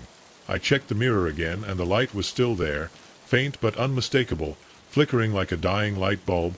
My heart began to race again. What the hell is that? I hadn't seen any other car since I left the rest stop. How there could be lights behind me now? I pressed the throttle, increasing speed, hoping to leave behind whatever was following me. But the light didn't go away. It stayed there, floating in the rearview mirror like a ghost, always out of reach. My palms sweated as I gripped the steering wheel. Tensed, I tried to focus on the road, but I couldn't, avoiding looking in the rearview mirror. The flickering light was still there, more and more erratic, as if it was trying to tell me something. Then suddenly it disappeared. My heart still flickered. It still hammered in my chest. I looked at the mirror again, hoping to see it come back, but the road behind me was completely empty. I let out a trembling sigh, trying to convince myself that it had all been an illusion, a reflection of some distant light, tiredness, playing a bad tricks. But no matter how hard I tried to rationalize the feeling of being watched, it was still stuck to me like a shadow. The rest of the way was a blur. I didn't stop. I didn't slow down. I just kept driving with my eyes fixed on the road and fear beating in my chest. When I finally got home, the sun was starting to rise, bathing the world in a warm and golden light. But even in the light of day, I couldn't shake the memory of that night, the flickering light in the rearview mirror, the man in the bathroom door, his cold, expressionless eyes. Those moments still haunt me every time I stop at a rest station, late at night. There's something unsettling about those places that I can't explain. And now every time I park in one, I always make sure to check the locks, because sometimes what makes us feel uncomfortable at night is not just in our heads. Sometimes it's real. There is something about camping that makes you feel both connected to nature and vulnerable. Being alone in the woods, far from civilization, surrounded by darkness and the sounds of wildlife, is an experience that can be peaceful or scary. I have camped many times, but that night I discovered sometimes it's not the animals or the weather that you need to fear. It was a late summer weekend and I decided to go on a solo camping trip. I needed to clear my mind after a stressful few weeks at work. I found a site in a remote state park, an area I'd never been to before. The place was perfect, secluded, with no one around for miles. Just me, the trees, and tranquility. I arrived at the site in the afternoon, just as the sun was beginning to descend behind the trees. I had enough light to pitch my tent by the river, with the water flowing gently a few feet away. It was Pacific for the first time in weeks. I felt I could breathe. I lit a campfire when night fell. I prepared my dinner and sat down to enjoy the silence. The sound of Los Grillos and the rustling of the leaves in the night breeze created a relaxing atmosphere. I sat by the fire feeling its warmth on my face as the stars appeared in the sky. But then I noticed it, a movement, just a blink at the edge of the light of the campfire. At first I thought it was a reflection, a play of lights and shadows dancing with the flames, but there was something in that bra that felt different. It was too solid, too still. I stood squinting into the darkness. "Hello," I called in a firm voice. Nothing. Just the crackle of the fire and the murmur of the river. I grabbed my flashlight and pointed the ace of light towards the edge of the camp. The lightning lit up the trees, but there was nothing there, or at least nothing I could see. I let out a sigh and sat down again, saying to myself I was just tired, but restlessness didn't leave me. The forest was too quiet, the crickets, the frogs, everything had stopped ringing. I forced myself to ignore it, adding fuel to the fire and trying to distract myself. But every few minutes I felt the need to look at the edge of the forest as if something was there, waiting. I finally decided to go to sleep. I put out the campfire, went into the tent and zipped the zipper. A small space felt comforting, a barrier between me and the darkness of the forest. But when I lay down I couldn't relax. I felt that presence. I heard every rustling of Rama, every little whisper of the wind through the trees, and then I heard it, slow, deliberate footsteps approaching. I stood completely still. The footsteps were soft, careful, as if whoever gave them didn't want to be heard. They weren't the erratic movements of an animal, they were methodical. Humans were. They stopped right outside my tent. My heart was pounding so hard I feared the sound would give me away. The tent was thin. If anyone was out there, they could see my silhouette against the T with the moonlight. I pressed the flashlight in my hand, debating whether to turn it on or stay in the dark. The silence dragged on. I held my breath, listening for any hint of movement. Then something scratched. The tent fabric wasn't a hard scratch. It was slow, deliberate, as if someone was sliding their nails smoothly along the material. Panic hit me hard. I wanted to run away, but fear kept me paralyzed. The scratch moved around the tent, first on one side, then the other, as if they were exploring, trying to see what my mind would do. It was clouded with terrifying images. Who was there outside, what they wanted, and most importantly, why didn't they say anything? I forced myself to breathe slowly. If they came in I would have to react quickly. But before I could decide what to do, the sound stopped again. Absolute silence. I was listening to every tense muscle. Seconds passed, then minutes, nothing. I don't know how long. I stayed awake waiting for the sound to come back, but it never did. It somehow, at some point in the early morning, the exhaustion overcame fear and I fell asleep. When I woke up, the light of dawn filled the tent. I lay there for a moment trying to process the night before had been real. I knew it, but I needed to see evidence. I walked out of the tent and checked the ground around it. The leaves and dirt were scrambled, and there in the soft, damp earth I saw the footprints. But they were not human. They were not completely elongated, with deep marks on the tip like claws. Followed a pattern surrounding my tent before disappearing into the woods. My stomach churned. Something had been there, something I didn't want me to see. I didn't stay to find out what it was. I put my things away as fast as I could and walked to my car without stopping, without looking back. I didn't go back to camp alone after that, and every time I hear something move in the darkness, I remember that Night, I remember the sound of nails against the fabric, and I wonder what would have happened if I had dared to look outside. There is an unwritten rule when you go camping: when the fire goes out and the stars appear, the forest changes, the trees seem to lock themselves around you. Every little sound is amplified in the stillness of the night. It is at that moment when the forest begins to breathe with you, and suddenly you're aware of how lonely you are. I always liked that feeling until the night one of my friends disappeared without a trace. It was a simple camping trip, 5 of us. My girlfriend Amanda, my best friend Nick and his girlfriend Jess, and Ryan, another close friend. Just a weekend in nature to get away from the city. The place was perfect, a remote clearing deep in the woods, miles from the nearest town, no cell service, no distractions, just us, the trees, and a campfire on the first day. It was amazing. We hiked hidden trails, swam in a crystal clear lake, set up camp in a space surrounded by tall pine trees. When the sun started to go down, we gathered around the fire, chatted, laughed, told scary stories. It was the perfect night. But then Ryan got up. He stretched out, shaking his arms. "I'm going for a walk." The flames of the campfire lit up his face as he spoke. Nick frowned. "Where are you going?" "Just to walk a little," Ryan replied with a shrug. "The night is too pretty to sit still." No one gave it any importance. Ryan was like this, always disappearing on night walks, getting lost in nature to clear his mind. "Don't get lost." Amanda, Ryan smiled. She took her flashlight and went into the woods. We saw her light pop among the trees for a few seconds. Then she disappeared. At first we continued with the talk, but after an hour we began to worry. "It hasn't taken too long to ask." Jess restlessly. Nick shrugged his shoulders. He must be enjoying the walk, but something in his voice betrayed his trust. We waited another 30 minutes. Nothing. The forest was in complete silence. Amanda hugged herself. Nick and I took flashlights and went into the woods, calling his name. Ryan, nothing. The ace of light lit up the dense undergrowth. The trees seemed to get taller, the shadows darker. We kept moving on, but there were no traces of him. No footsteps, no broken branches, as if he'd never been there. "Maybe he's back to camp," Nick said, although his voice trembled a little. We turned around. On the way back it felt different, as if the forest had changed while we were inside. When we arrived at the camp, Amanda and Jay were standing by the fire, their faces lit up by the orange glow. Amanda stepped forward and I shook my head. "It's not there." Jess put a hand to her mouth. "Where is it then?" Silence. The wind blew softly through the trees, and for the first time I felt that something was looking at us. We decided to separate and search the surrounding area. Amanda and I took one side of the camp, Nick and Jay the other. We called his name over and over again, but there was no response, only the rustling of dry leaves under our feet, only the distant murmur of the wind, only the forest watching us. After what seemed like an eternity, we met again. No one had found him, no trace, nothing. "We have to go to the village," Amanda said, her voice tense. "We need help." We didn't argue. We picked up what we could carry and made our way back. 2 hours of walking in the dark, 2 hours of tension at every step. Every shadow seemed to move.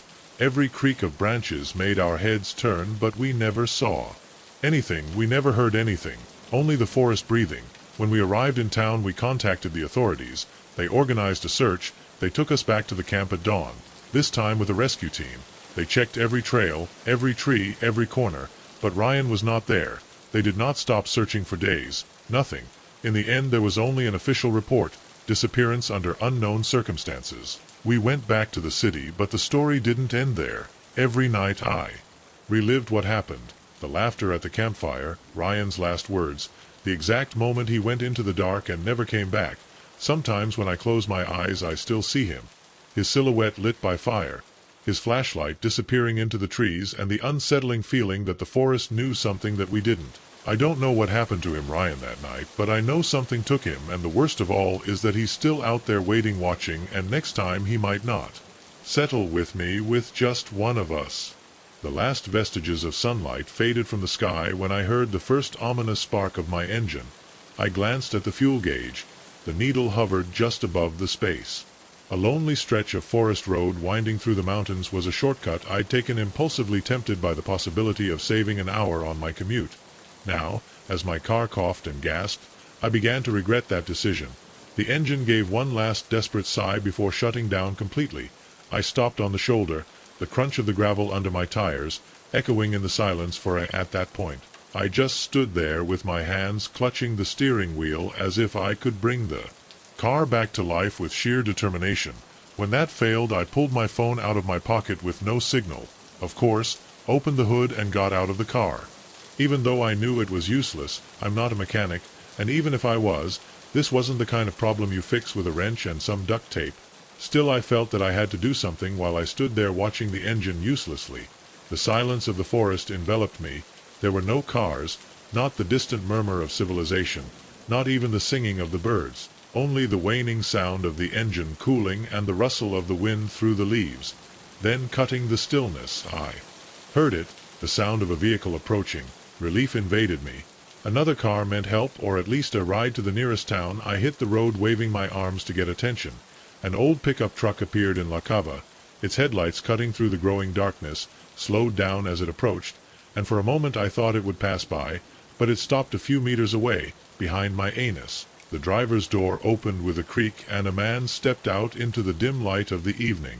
I could stocky build and a face partially obscured by a thick beard. He approached slowly, his hands stuffed into the pockets of his worn-out jacket. Trouble with the car? He asked in a deep voice to match his truck. I nodded, pointing helplessly at the hood open. If I think I ran out of gas, you won't have something to spare. He shook his head. No, I don't have extra gas, but I can take you to the nearest station. Yes, it's about 20 kilometers from here. 20 kilometers farther away than I had thought. I hesitated, weighing my options. On the one hand, getting into a stranger's car on a deserted road wasn't exactly a smart decision. On the other hand, I didn't have many alternatives. It was getting dark fast, and the idea of spending the night alone in the middle of the forest didn't appeal to me at all. The man must have noticed my hesitation. Look, he said, I know that this isn't ideal, but I can't leave you here alone with a clear conscience. It's not certain. Something in the way he said those last words made me shudder, not sure what. Before I could give it too much thought, he went on, I tell you, if you prefer, you can sit in the back of the van like this. You won't be stuck in the cab with me. It was a reasonable offer, and somehow it made me feel a little safer. It's okay. Yes, that would be okay. Thank you. He helped me pick up the essentials from my car, and then I climbed into the back of the truck as we drove down the road. I couldn't get rid of an annoying feeling of unease. Maybe it was just the strange situation or the growing darkness around us, but something didn't feel right. We drove quietly for a while, the wind whipping my hair. While it had taken us 20 kilometers, I noticed that we were slowing down. The truck swerved into a narrow dirt road, barely more than a trail. My heart rate accelerated. This was definitely not a gas station. Hey, I screamed, banging on the rear window of the cab. Where are we going? There was no response. The truck kept moving forward, the branches scratching its sides. As we went deeper into the woods, I considered jumping, but at the speed we were going, I would probably get hurt, and then what would be even more lost than before? I would be even more lost than before. Just as panic was beginning to take hold of me, we stepped out from the trees into a small clearing. In the center was a dark and silent cabin. The van stopped in front of it, the driver's door opened, and the man stepped down into the light of the trees. Headlights. I could see his face with clarity for the first time. His expression was gloomy, his eyes nervously sweeping the clearing as if looking for something. I'm sorry, he said without looking at me. He couldn't take you to town. It's not safe there. I stood in the back of the truck, anger overcoming my fear of what the hell are you talking about? Where are we? He raised his hands in a soothing gesture. I know this seems bad, but I swear I'm trying to help you. There's something weird in these woods in the villages. People are changing. Great. I was stuck in the middle of nowhere with a paranoid conspiracy theorist. Look, I said, trying to stay calm, I appreciate you trying to help, but I really need a phone. Coming. My family will be worried. A shadow of something. Sorrow. Fear crossed your face. Your family. When was the last time you spoke to them? The question took me by surprise. What? I don't know. This morning. What that has to do with nothing. He shook his head. A lot can change in a day. He paused before add, come in. I'll explain everything. Every instinct in my body was screaming at me to run, but curiosity and lack of better options kept me in my place. I slowly got out of the van and followed him towards the cabin. The cabin was simple but clean. A generator was buzzing outside, powering a single light bulb that cast a dim light over a small living room. The man who finally introduced himself as Jim made me a small one to sit at a small table while he made coffee.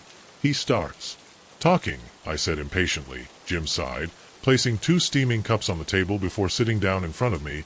It all started a week ago. The people started to act differently. At first it was subtle. They forgot things. They looked confused. But then it got worse. And paused, taking a sip of their coffee. I noticed that their hands were shaking slightly. They became violent, not all at once, but one by one. It was as if something was taking them, transforming them into something else, something that was not human. I stared at him, waiting for the punchline of the joke, but his roast remained completely serious. "That's crazy," I said, finally. "You're telling me there's some kind of zombie apocalypse or alien invasion that doesn't happen in real life?" "I know what it sounds like," Jim replied, "but I've seen it with my own eyes, my own wife." Her voice trailing off and a shadow of pain crossed her face. A shiver ran down my spine. Part of me still wanted to dismiss this as the ravings of a lunatic, but there was something raw and genuine in its suffering. "Is fine," I said slowly. "Let's suppose for a moment that I believe you. Why not bring me here? Why not just warn me and let me go?" Jim leaned forward, his voice coming down to a whisper. "Because it's spreading fast. The towns, the cities are not safe anymore. This is one of the few places that haven't reached yet. I could leave you out there to become one of them." Before he could answer, a sound from outside made us freeze. Noah's footsteps crunching on the gravel, then a voice, "Hello, there's someone there. My car broke down and I need help."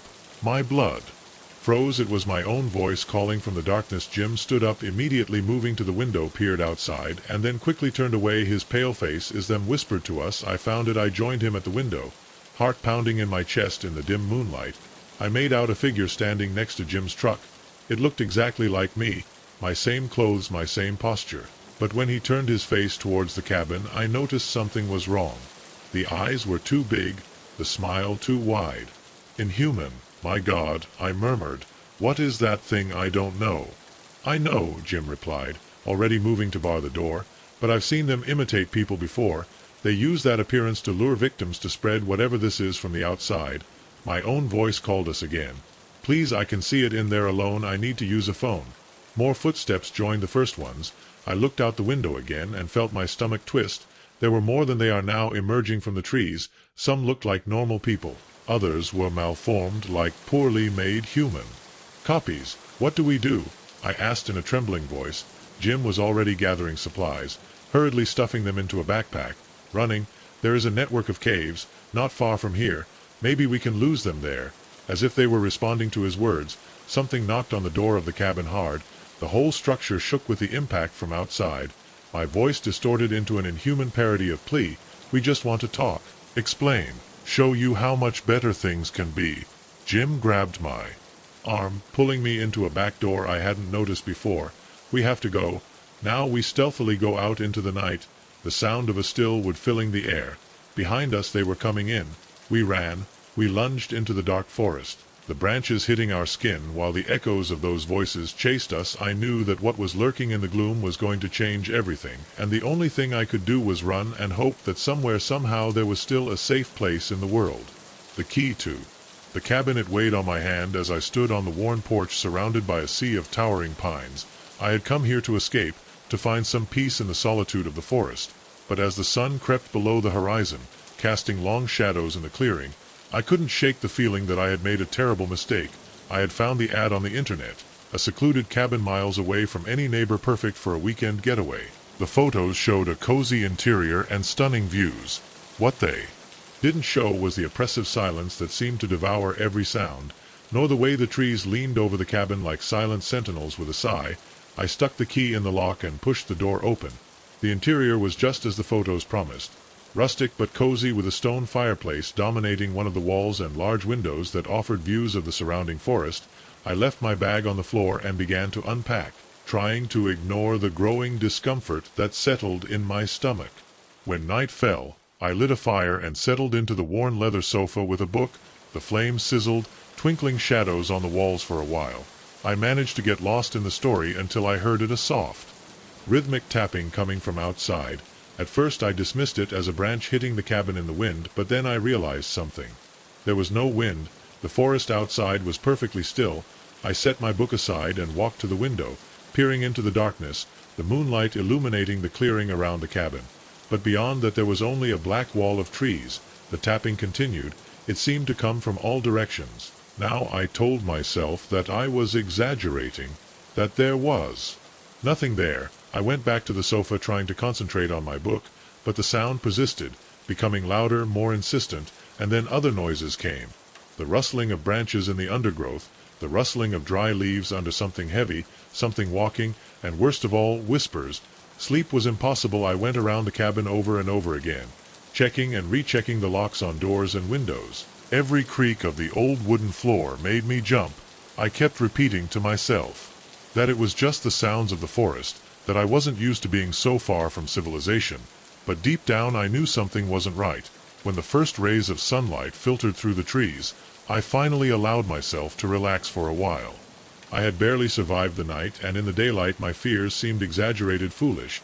I brewed a cup of strong coffee and went out onto the porch, determined to enjoy the day and shake off the feeling of unease. It was then that I saw them scattered all over the clearing in meticulous patterns. Small mounds of stones had not been there the day before, I was sure.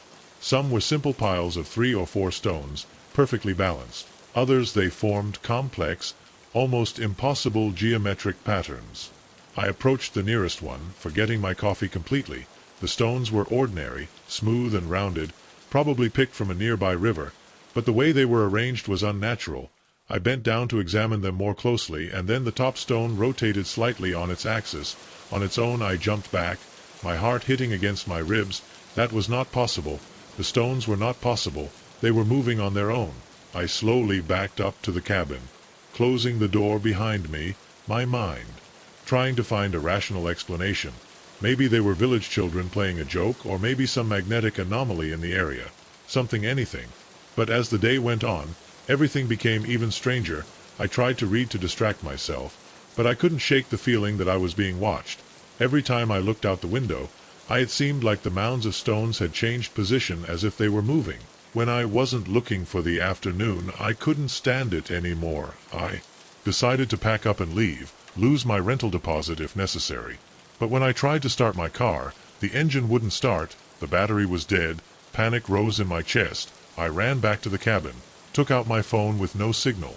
Just like the rental ad I had warned, I was trapped. When night fell, the noises came back louder this time. The knocking was no longer coming from outside now, it was coming from within the walls. I curled up on the couch with a kitchen knife in my hand, trembling. Shadows seemed to move in the corners of the room. Something scratched the door long and slow, then 3 sharp knocks echoing in the empty cabin. Who's there? My voice sounded broken, weak. There was no response.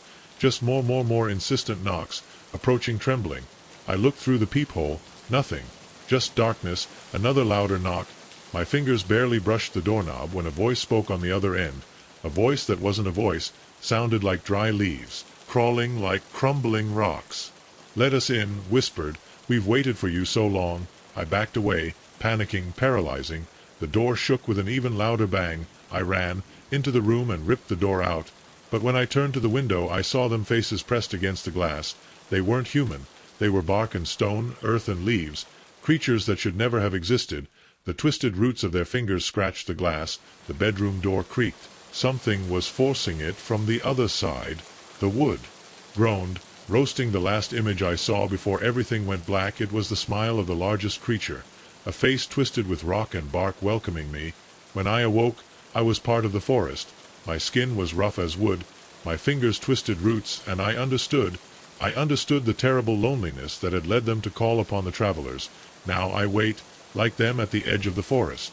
One day another will come in search of solitude, and when he does, we will greet him with open arms, because the forest is always hungry for new stories, new lives to absorb, and I've become very good at arranging stones. The rustling of the leaves under my boots was the only sound that broke the silence of the forest. I had been walking for days alone, enjoying the solitude and the fresh air of autumn. But when I turned around a bend in the path, the hairs on the back of my neck stood on end. A little no, I was fine. I saw them before they saw me. A group of 4 people, 2 men and 2 women, huddled near the trailhead. They looked out of place, too clean and well-groomed to be real hikers. One of them saw me and greeted me with a smile too wide. "Hi, friend," he called in a friendly voice. "How is the hike going?" I hesitated for a moment and then nodded politely. "Well, thanks." The man who had greeted took a step forward, extending his hand. "I'm Ray. Where are you going?" I shook his hand, noticing that his grip was firm. But I kept the answer vague. "I just follow the path unhurriedly." Ray's eyes shone with enthusiasm. "Oh, then a big surprise awaits you. We know a place just off the trail that will take your breath away. It has the best view of the valley, and almost no one knows it. The others nodded enthusiastically, but there was something in their looks that made me too insistent. Thank you, I said, but I think it's better that I stay on the main road. Ray's smile faded for an instant before widening again. Come on, you can't come here and miss the best. We'll show you. It's not far away. I looked at the others. They were all staring at me, their unchanging smiles. My instinct told me to keep walking, but a part of me thought maybe I was overreacting. Maybe they were just friendly locals, excited to share their little secret with a stranger. Against my better judgment, I nodded. It's okay, why not? Ray patted me on the shoulder, his grip a little stronger than necessary. That's the spirit, you won't regret it. We walked off the main trail with Ray leading the way and the others following me closely. The trail soon faded into the undergrowth. We had to negotiate fallen bushes and logs. I tried to memorize the route, but after so many twists and turns, I was already completely disoriented as we walked. Ray and the others bombarded me with questions from where it was, why I had come. I was waiting for someone. With each answer I felt more exposed, more vulnerable. The forest around us seemed to close, the trees growing denser, blocking the sky more and more. The birdsong had disappeared, leaving only an eerie silence. Finally I spoke. How much is missing? Ray turned to me with the same smile fixed on his face. We almost reached just over the hill, but when we reached the top there was no sight, there was no clearing, just more endless and gloomy forest. My heart began to beat hard. I stopped. I think it's better that come back. It's getting late and I need to set up my camp before nightfall. King slowly turned, his smile disappearing completely. The others also stopped, forming a semicircle around me. Come on, Ray said in a low, cold voice. You can't leave now. A chill ran down my spine. I let go of my backpack and prepared to run. One of the men lunged at me. I ducked just in time and shot out in the opposite direction. The branches scratched my face as I ran blindly, the sound of footsteps chasing me. I could hear their voices calling me, whispering my name. Come back, you don't have to run. I didn't dare look back. I ran until my legs failed me, falling behind a fallen log. My breath was too hard. I tried to calm down, hear silence, but then a crunch very close. Come on, friend, said Ray's voice. Too close, you know that you can't hide forever. I stayed motionless, holding my breath. Another crunch. They were approaching. I looked over the trunk and saw them. Ray was about 50 yards away with his back to me. The others had scattered, searching methodically through the trees. I couldn't stay there. Gliding silently, I began to walk away, using the trunk as cover. Each rustle of the leaves under my feet made me shudder, but they didn't seem to notice. When I was far enough away, I squatted down and started moving faster. I had no idea where I was going. I just wanted to get away. The forest was getting dark with the arrival of night. Every shadow seemed to hide a danger. I was about to give up when I heard a sound, water running a stream. I remembered that the main trail crossed a stream. If I found it, I could find my way back with renewed energy. I ran towards the sound. The water shone faintly under the moonlight, but my relief was short-lived. On the other side of the creek was Ray. We stood still looking at each other. His face turned into a smile too wide. I found you. I took a step back, but I tripped over a root and fell. Ray advanced towards me. My mind screamed to run in desperation. I took a rock and threw it with all my might, hit his shoulder, and made him stagger. It was my only chance. I got up and ran, following the creek behind me. I could hear their voices getting more and more distant. Then I saw the bridge. The main trail. I ran until I reached it without daring to look back. I didn't stop until I saw the lights of the park ranger post. When I ran in, the park ranger looked at me, alarmed between gasps. I tried to explain what happened. He called the police. They would look for Ray and the others, but I knew that they wouldn't find anything. King and his group would have gone waiting for their next victim while they waited for the police to arrive. I couldn't get their gaze out of my head. Their smile. I never knew who they were or what they wanted. But one thing remained, Clara. The real monsters don't always hide in the dark. Sometimes they smile and invite you to follow them. The moment I tasted the stew, I knew something was terribly bad. The taste was strange. It wasn't exactly spoiled, but it was deeply unsettling. I looked around the dining room where my new neighbors were watching me with expectant smiles. A chill ran down my spine. What the heck had just put in my mouth? I had come to the neighborhood a month ago, attracted by its quiet streets and affordable homes. It was a small, tight-knit community. The kind of place where everyone knew each other's business. At first I appreciated the friendliness, neighbors bringing me welcome baskets, offering to mow my lawn, inviting me to local events. It was a nice change after the anonymity of city life. So when Sarah, the unofficial leader of the neighborhood, invited me to the monthly dinner, I accepted without hesitation. It seemed like the perfect opportunity to get to know them better. The evening started normally. I arrived at Sarah's house with my contribution, a salad of simple pasta, and was greeted warmly. The room was full of neighbors chatting animatedly with plates overflowing with food. "Try the meatloaf," insisted one, "and make sure you try Bill's chili," added another. I filled my plate, noticing that almost all the dishes contained meat in some form. Even the desserts, they had a suspicious reddish hue, the peculiar ailments of the town, and I found a place to sit. Was then when I tried the stew. The flavor was indescribable, rich and complex, but with an underlying aftertaste that set off all my alarms. I tried to hide my reaction, but Sarah must have noticed. "Something is wrong with the stew of March?" she asked with apparent concern. Although her eyes said otherwise, I forced a smile. "No, it's not interesting. I'd never tasted something like this." Sarah smiled radiantly. "That's what we like to hear."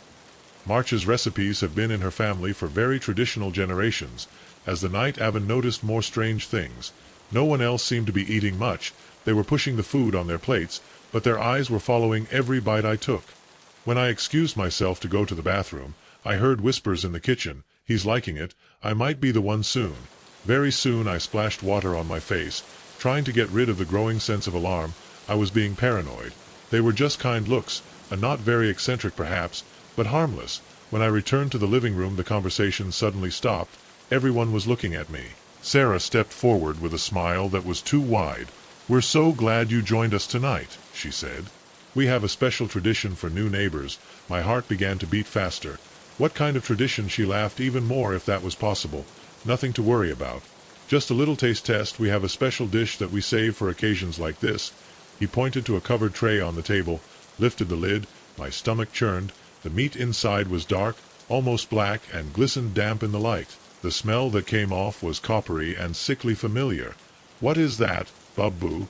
"Just a local delicacy," Sarah replied softly.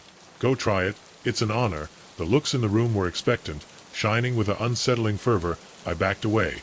"I'm not hungry. Maybe another time." Sarah's smile hesitated for a moment. "Oh, but we insist. It's tradition, and she won't want to be rude." The way she pronounced rude made my blood run cold. I understood it suddenly. Clarity. This wasn't a simple dinner. It was a trap, and I had fallen straight into it. My pulse really quickened. "I should go," I said, stepping toward the door. "Tomorrow I have a busy day. You know how it is." I tried to sound casual, but the stiffness of the faces around me made it clear that they knew something wasn't right. I reached for the doorknob before I could turn it. I felt a heavy hand on my shoulder. I turned and saw Bill, the burly neighbor of the house around the corner, blocking my path. Now," he said in a low voice and threatening. "You don't mean to be rude, true?" The air became thick. The silence of the room weighed like a sentence. I didn't wait. I ducked under Bill's arm and pulled the door with all my might. I threw myself outside, running blindly into the night. Behind me I heard screams and hurried footsteps. "Come back. Don't fight. It will be easier if you don't fight." My legs were burning, but fear was driving me. The streets from the neighborhood, once charming and quaint, they had been transformed into an oppressive labyrinth. I ran between houses, jumping fences, tearing up gardens. Carefully, the sound of roaring engines made my head turn. The lights of several cars came on, illuminating the street as if they were organizing a hunt. Then a figure appeared out of nowhere. Old Mrs. Jenkins, the one who always swept her porch with a sweet smile, was at the wheel of a dark sedan, and that sweetness was gone. "Come on, darling." He knocked out the window with a tense laugh. "Come back to the party." The car stopped abruptly, blocking my path. I turned on my heels and threw myself into a thorny hedge, ignoring the pain. When the branches scratched at my skin, I could hear the noise of car doors opening. They were looking for me. They needed me alive. Why did I get into a tool shed in an unknown backyard? Closing the door carefully, I grabbed a rake like a weapon, forcing me to breathe as quietly as possible. Outside, the footsteps passed close. "It has to be around here. Remember, we need it whole." Every muscle in my body tensed. I waited. The silence fell slowly, cruel. When I finally dared to peek out, the neighborhood was empty. It was as if nothing had happened. I ran towards the main road, my lungs burning. The lights of a car appeared in the distance with tears in my eyes. I raised my arms to stop it. The driver, an older man with a worried expression, braked abruptly. "Holy God, you're fine." Between gasps I managed to let go. "Please take me to the police station." I didn't care if they believed me or not. I knew what I saw. I knew what they tried to do to me, and worst of all, I knew they would try again. The closure of my store, it got stuck as I frantically tried to open it, my heart beating like a caged bird outside. In the blackness of the forest, something was moving, something that shouldn't be there. I had come alone, looking for a break from the constant noise of the city. The first 2 days had been perfect, just me, my thoughts, and the serene beauty of nature. But when night fell on the third day, everything changed. It all started with a feeling, just a tingling in the back of my neck, as if someone or something was watching me. At first, I dismissed it. Maybe my mind played tricks on me after so many campfire stories. But as the sunlight faded and I huddled in my tent, the feeling only intensified. I tried to sleep, twirling, opening my eyes suddenly, until finally, sometime in the early morning, I heard it, footsteps and deliberate circling my tent. At first I froze, barely daring.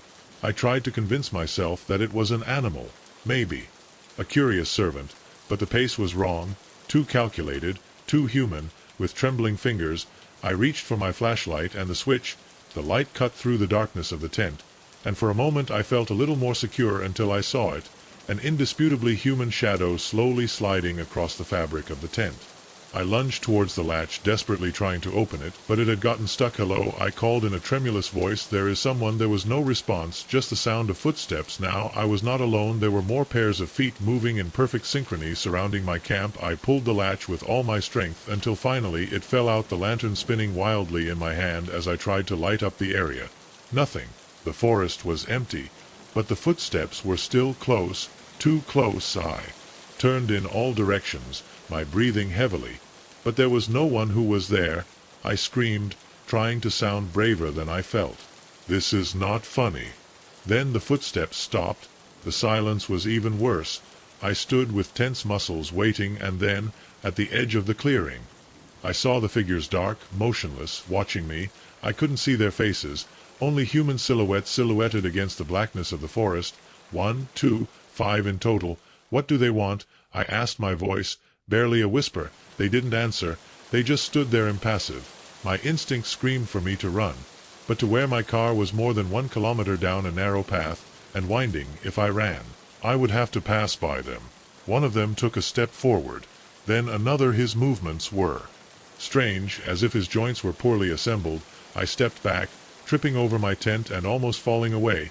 "Move away," I said, brandishing my flashlight like a weapon. The nearest being tilted his head unnaturally, then slowly raised an arm and pointed at me as if it were a signal. The others began to move too, advancing in synchrony towards me. I ran. I went into the forest without thinking, without worrying about the trees that I was scratching my skin or the roots that threatened to make me fall behind me. The steps continued perfectly synchronized. They didn't need to hurry.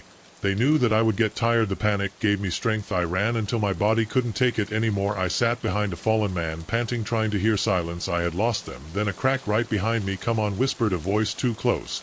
"We know you're there." I bit myself, the lip forcing her over the trunk. I saw them just a few meters away. But something was wrong.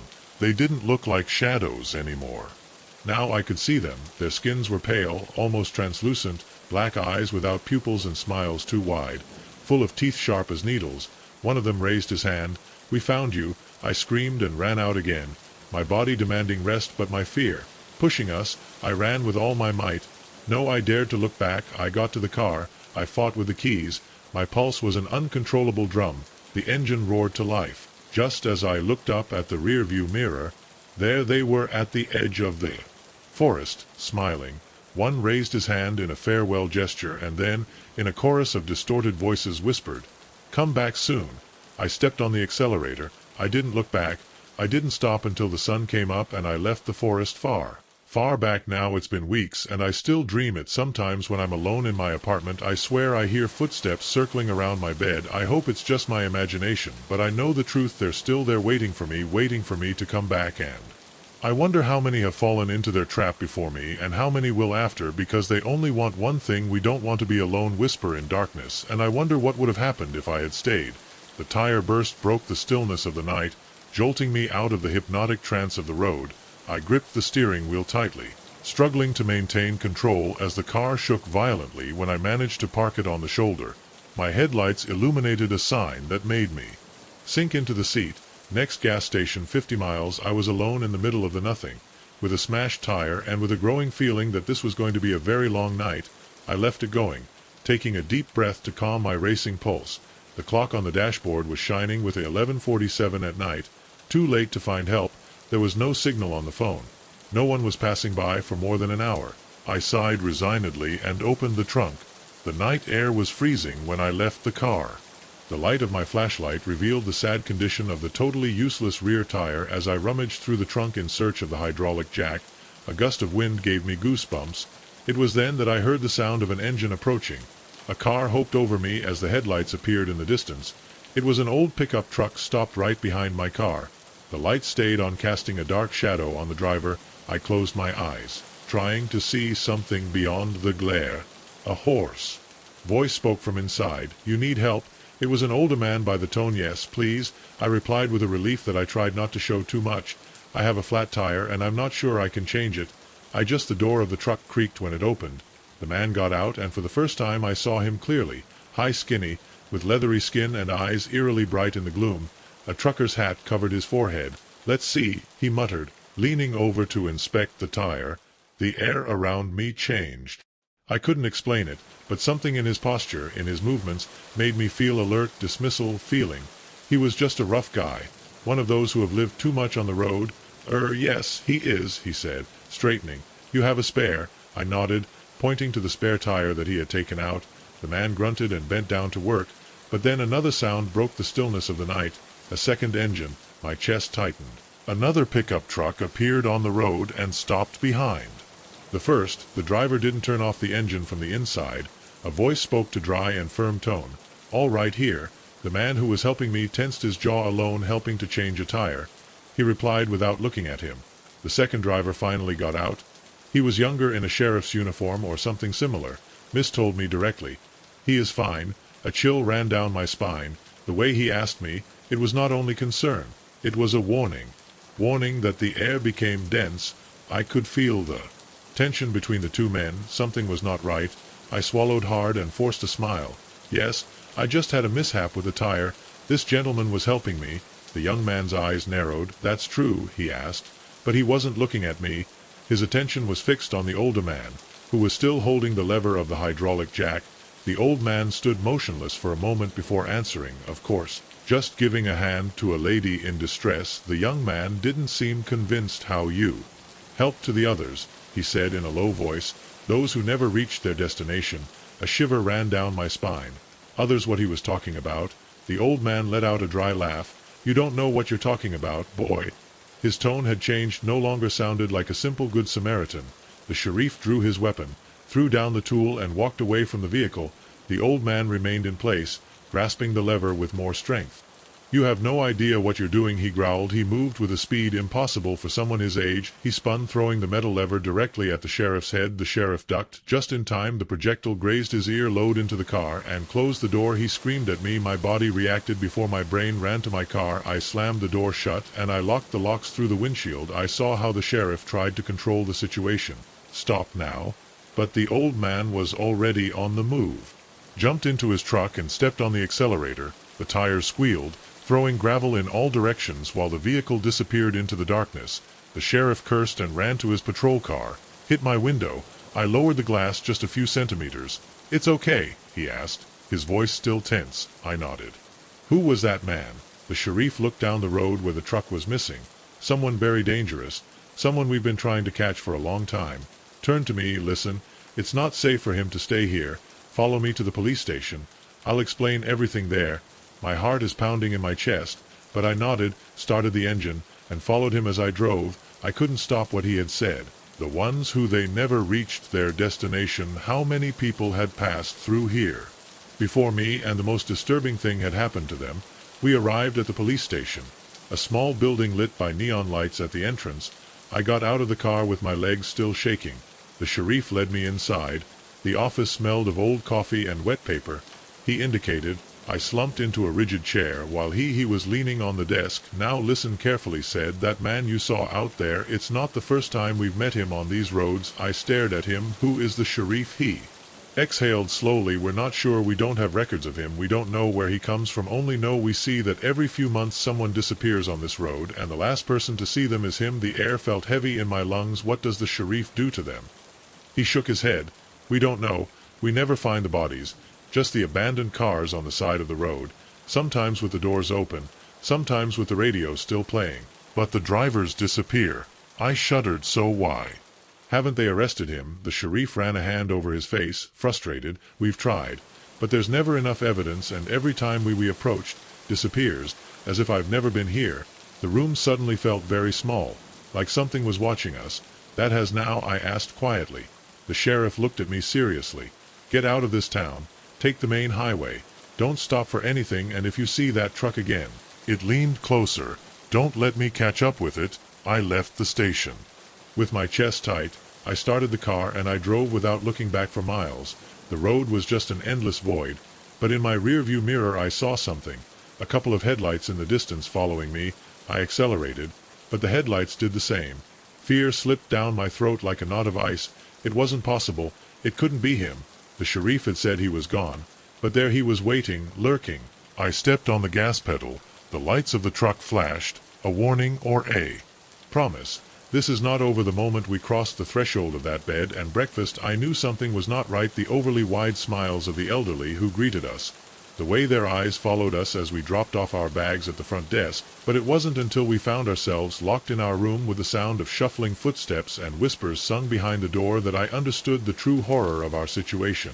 My girlfriend Lisa and I had planned this trip for months. We were both overwhelmed with work and needed a when we found the advert for the Willow Creek bed and breakfast. It sounded perfect. A cozy country retreat, a beautiful Victorian mansion with history, warm personalized service. The place had great reviews and an affordable price, so without a second thought we made the booking. The drive to the village was relaxing. With rolling hills and farms scattered along the way, Willow Creek was small, a place you could get through in 5 minutes without realizing.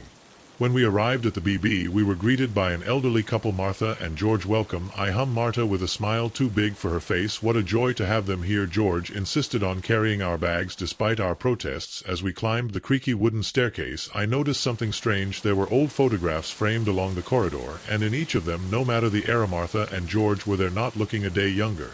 I tried to ignore it.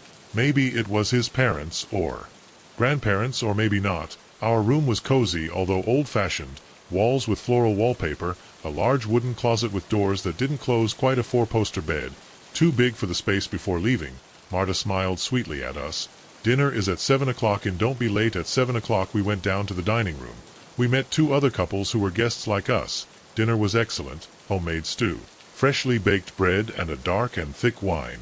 But the conversation was strange. How are they enjoying their stay? Asked one of the couples, smiling too much. It's a very quiet place, he said. Oh yes, it's always quiet here, replied the woman. Too quiet, the husband added. Here he never changes anything. They looked at us with an intensity that made my nerves stand on end, and when George got up with his glass held high, everything got worse. A toast announced to our new friends. Everyone raised their glasses. Come in here. What you are looking for, Marta said with her frozen smile, and stay with us for a long time. That night I woke up suddenly. Something was not right. I looked at the door and saw that the knob was moving. Someone was trying. Lisa was sleeping soundly. I approached cautiously, holding my breath, and then I heard the whisper, a low lilting voice singing. I didn't understand the words, but the tone filled me with terror.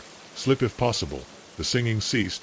A dense silence filled the air, and then 3 slow strokes, measured at the time, whispered Martha's voice on the other side. I didn't answer. The footsteps moved away. But I knew they would come back the next morning. We tried to leave. But when we went down, Martha and George were waiting for us. What a hurry they are, Martha said in a sweet voice. They won't want to miss breakfast, George added, blocking the smooth exit door, and I exchanged glances. Something was very wrong. That's when I saw the old clock on the wall. The numbers were messy, and instead of 6 is 7, 8 it read. Stay, stay, stay. My blood froze. Lisa also saw it. We need to go, she said, her firm voice.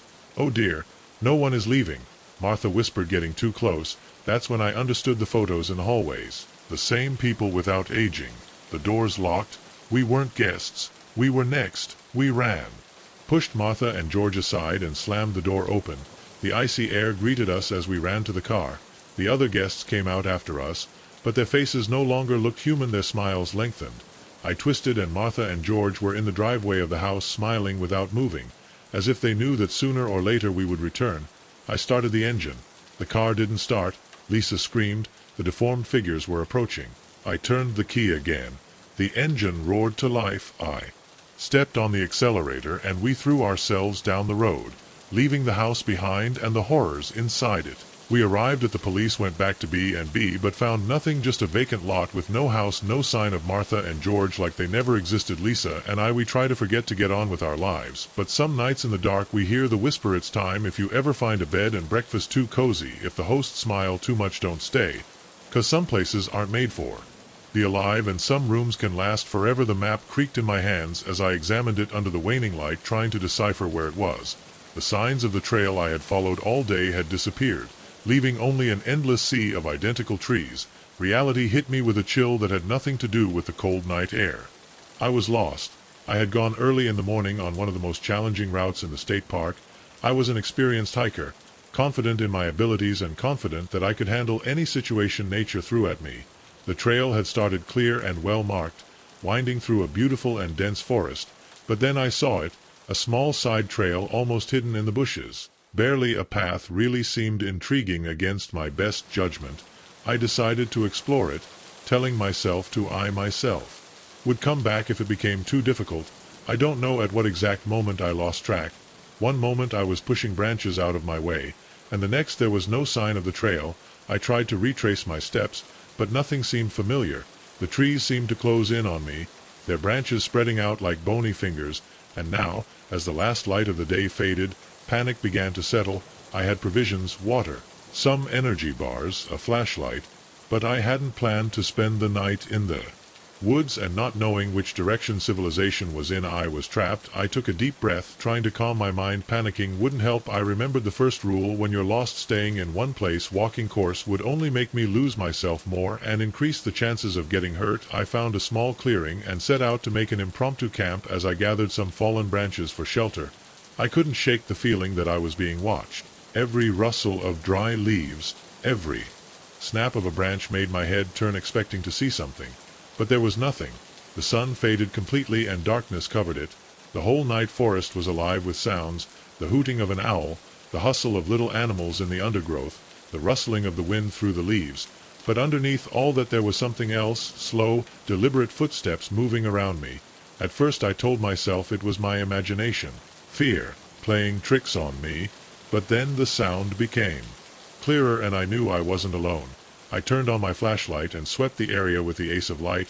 Nothing, just trees and shadows. But the footsteps didn't stop. "Hello." My voice sounded fragile in the vast darkness. "There's someone there." Silence, then another crack, and then a whisper too low to understand the words, but unmistakable. A shiver, "Hello," ran down my spine. I wanted to believe it was the wind. I wanted to believe it with all my being. But deep down I knew the truth. I wasn't alone. I huddled in my makeshift shelter, the flashlight trembling in my hand. The whispers continued to surround me. Sometimes they seemed to come from all directions, other times they were so close that I could feel a chill run through my skin, but I could never see anything. I don't know at what point I fell asleep. I just remember waking up suddenly with the feeling that someone or something was right next to me. I turned on the flashlight immediately and directed it around me. Nothing, but my instinct was screaming at me that something was wrong. Then I realized there were marks on the ground around where I slept. Footprints weren't mine. I jumped to my feet, my breath short. I had to get out of there. I had to find my way back. I didn't care what the rules of survival said. I put on my backpack and chose a random direction and ran. The whispers rose, following me through the trees. The footsteps came back, and this time they weren't slow anymore. They were running with me. Not how long I was running away. The minutes felt like hours. The forest seemed endless, each log the same as the last. And then I heard it, a different sound: water, a stream. I remembered that the main trail crossed a stream. If I found it, maybe I could find my way back. I ran towards the sound without worrying about what I left behind. When I finally saw the water, a glimmer of hope flashed in my chest. But on the other side of the creek there were the whispers. The steps stopped. The steps stopped. Dark figures standing among the trees watching me. They didn't move. They were just there waiting. One of them raised an arm and pointed towards me. I didn't wait to see what they would do. Then I jumped into the water, splashing as I crossed to the other side. The cold bit my skin, but I didn't stop. When I reached the other shore, I jumped in again to run, and then I saw a sign for the park. The main trail had turned back, the forest behind me. I was in complete silence. I dared to look back. The figures were gone, but I felt that they were still there, waiting. I ran without stopping until I reached the ranger station. I walked on the floor of the guard hut, with heavy breathing. I tried to explain what had happened. The ranger looked at me with a mixture of skepticism and worry. "The woods can play tricks in the mind," he said.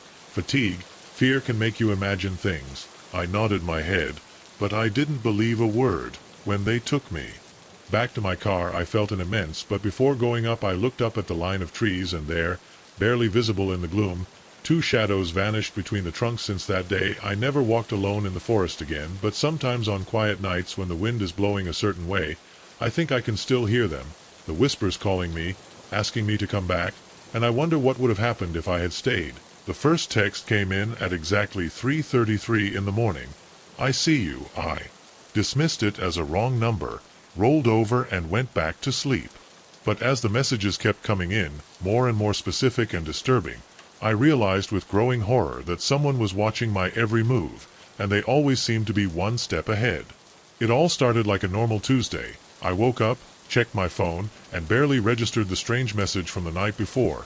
Probably a drunk misspelling a number. I thought I got ready for work, stopped by my regular coffee shop, and arrived at the office without incident. It wasn't until lunchtime I noticed the second message. "Turkey sandwich again. You should try something new." I froze, my sandwich halfway through my mouth. How the hell could they know what I was eating? I looked around in the crowded cafeteria, suddenly paranoid they were watching me at that moment. I shook off the feeling of discomfort. Maybe it was a joke from a coworker. But throughout the day the messages saw coming in, each one revealed disturbing knowledge of my activities. "That red shirt brings out the color of your eyes. Your boss didn't seem happy in that meeting, right? You should clean those crumbs from your desk." By the time I got off work I was a bundle of nerves. I took a different route home, constantly checking if anyone was following me, but I didn't see anything unusual, just the usual passers-by. Afternoon traffic, nothing out of the ordinary. That night I closed all my doors and windows with double security. I stuck duct tape on my laptop camera. I even turned off my phone, convinced that I was being hacked.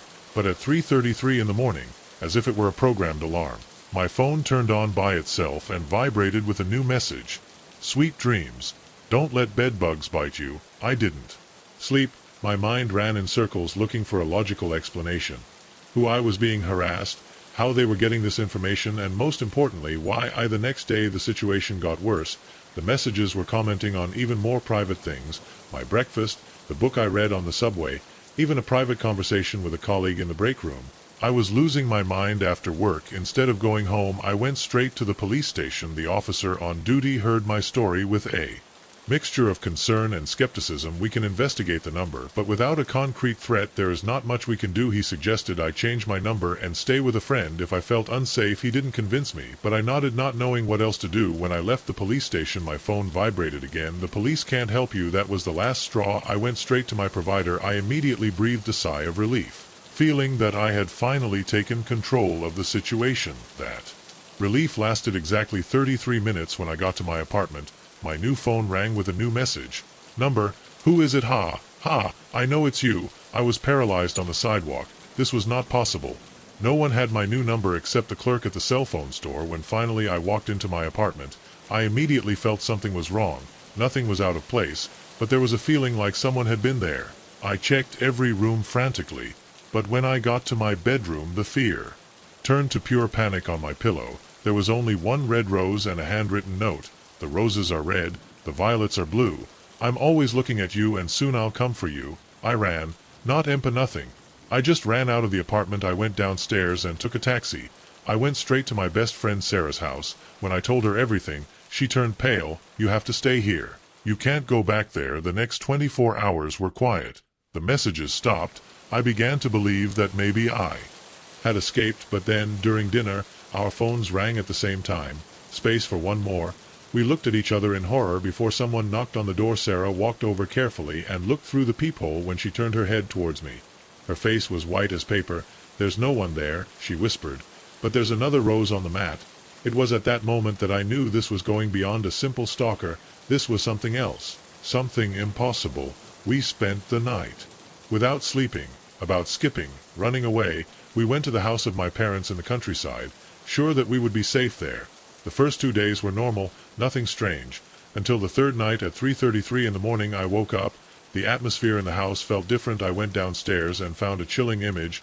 My parents and Sarah were sitting in the living room, in the dark, their eyes fixed on the television, showing a single message in "You thought you could escape from me." I tried to wake them up, but they didn't react. When they finally turned to look at me, I felt the purest terror of my life. Their eyes were completely black, their mouths they opened into wide, inhuman smiles, and in unison, "There, he's here." I ran aimlessly, without thinking, just running away in the darkness of the countryside. Then my phone rang. With shaky hands I looked at the screen. "We're going to finish this game. Turn around." Every fiber of my being screamed not to, but I knew running was useless, so I turned. There was a tall, slender figure with long limbs for humans, standing at the edge of the field. His face, or whatever it was, that was a featureless blank canvas, save for a luminous smile, non-threatening, not cruel, just mocking. As if this were a game, raised a bony hand and waved it, a playful gesture, as if she was having fun with me. My phone vibrated again. I knew what before I saw it. "You carry it." When I looked up again, it was gone, but deep down I knew this wasn't over. I knew I was part of this. Now I'm writing this as a warning. Check your phone, watch people, well, your surroundings, because you never know when you might be the next player in this macabre game of cat and mouse. And if you ever start receiving messages from an unknown number, run as fast as you can. But remember this: no matter where you go, no matter what you do, at 3:33 in the morning your phone will vibrate, and the game will start again. The dry burst of the blown tire broke the calm night. I pulled myself out of the hypnotic trance of the road. I squeezed the steering wheel tightly, struggling to maintain control, while my car shook dangerously on the asphalt. I managed to guide the vehicle to the shoulder and turned off the engine. The headlights illuminated a sign on the side of the road: "Next gas station 50 miles." I sighed. I was alone in the middle of nowhere, with a useless tire and no signal on the phone. I looked at the dashboard clock. 11:47 p.m. Too late to wait for help. With a resigned sigh, I opened the door and went out. The night air was icy and silence enveloped the road like a heavy blanket. I took the flashlight out of the glove compartment and headed for the trunk. The rear tire was completely destroyed. I looked for the spare tire and the hydraulic jack, when a sound in the distance made me look up. An engine, a car approaching. For the first time in hours I felt a flash of hope. Lights appeared in the distance, and a couple of seconds later an old pickup truck pulled up right behind my car. The high beam stayed on. When I could barely make out a silhouette behind the wheel, the driver's door opened with a screech of darkness. A tall man emerged in worn-out clothes and a trucker's hat lowered on top of the car. "The eyes problems with the car?" he asked in a harsh voice. "Yes," I answered, trying to sound calm. "I blew a tire." The man walked to the back of my car and looked at the shattered wheel. "Yes, it's fucked up." His tone was strange, almost funny. A chill ran down my spine. "I have a spare," I said, forcing a smile. "I just need to change it." The man nodded slowly. "Let me help him." Crouched down and took the lever of the hydraulic jack. His grip on the tool was too firm, as if I was expecting something. A bad feeling settled in my stomach. My instinct told me to run, but before I could make anything, another sound broke the silence of the night. Another engine, another pickup truck, this time a police cruiser. Red and blue lights lit up the road as the vehicle pulled up behind the man's truck. The officer descended calmly. He was young, with a serious expression. "All right here?" he asked, looking at the man first, and then at me. The man in the cap seemed to tense up. "Just helping to change a tire," replied. The officer nodded, but didn't seem convinced. "He needs help, miss." His gaze fell on me, and in his tone there was a warning. "I'm fine," I said slowly. "Only a tire blew out." The officer kept his gaze on the man. "That's true." The man didn't respond immediately. Then, with a tense smile, he left the lever on the ground. Of course, yes, he was just helping. The officer relaxed a little. "Good. How lucky I was here. I can help her." The man in the cap was silent for a moment. Then, without saying anything else, he turned around and walked to his truck, got into the driver's seat and started the engine. But before he left, he rolled down the window and muttered something barely audible. "Maybe next time," and with that he disappeared into the darkness. The officer stayed with me while we changed the tire. When we were done, sighed and looked at me seriously. "He knows who that man was." I shook my head. The officer exhaled slowly. "We've been getting reports about him for years. He always shows up on deserted roads offering help to stranded drivers." He leaned closer. "But most of those drivers never make it to their destination." A chill ran through my body. They never find them. The officer shook his head. Only the cars. Open doors keys still in the ignition, but no sign of the drivers. I looked in the direction where the van had disappeared. He had chosen me, but this time his plan didn't work. I turned to the officer. Why don't they catch him? The young man clenched his jaw. We've tried, but he always disappears, as if I've never been here. I started my car with shaky hands before getting in. The officer looked at me seriously. Get out of here. Take the highway. Don't stop until you reach the city. I nodded. I drove without looking back. Fear still clung to my chest, but as I made my way down the road, a terrifying idea settled in my mind. How many more have encountered it on the road? And how many never managed to escape? The neon sign flickered faintly in the darkness, casting an eerie red glow over the empty parking lot. Last chance for gasoline, 24 hours, so proclaimed. Although the dilapidated state of the building made me wonder if that was still true. I glanced at the fuel gauge. The needle hovered dangerously close to the vacuum mark. I didn't have much choice. I had been driving on back roads for hours to avoid highway traffic. It was supposed to be a shortcut, but somehow I had strayed from the road. Now past midnight, I was in the middle from nothing. No signal on my phone and with a useless GPS. When I approached the pump, the fluorescent lights of the station suddenly came on. I jumped out of the car, the cold night air biting my skin, and I started to refuel. The pump went out earlier than expected. I tried again, but it didn't work. It didn't dispense any more great gas. Just enough to go a little further, but not even close to getting to the next town. I headed inside to pay for a small bell jingle as I pushed the door open. The interior was dimly lit and cluttered, with shelves full of dusty snacks and random auto supplies behind the counter. A man as old and worn as the station itself was standing.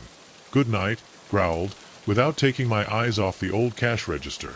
"Hello," I replied, approaching the counter. "The bomb outside, it went out early. There's something wrong with it." Finally looked up. Her eyes glazed over. "Squint, no problem. It's all that's left." Blink, confused. "All that's left, but the sign outside says 24 hours. The old man shrugged. "The sign is old.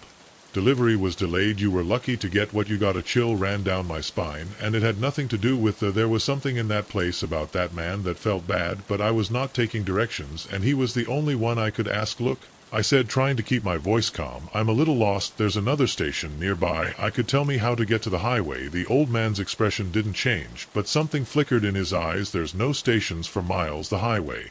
It's an hour over there." He pointed vaguely to the left. "But I wouldn't go around if I were you. Not tonight." Why didn't I ask? A knot started to form in my stomach. Leaned towards me. His breath smelled of stale coffee and cigarettes. "There's stuff out there. Things that come out after dark. Things that marry." I took a step back, forcing a laugh. "Of course. Well, thanks for the gas. I'll leave right away." When I turned to leave, the old man called, "Wait." I stopped with my hand at the door. "If you're really leaving," he said, "at least take this away." He put his hand under the counter and pulled out an old flashlight. "The batteries are fine.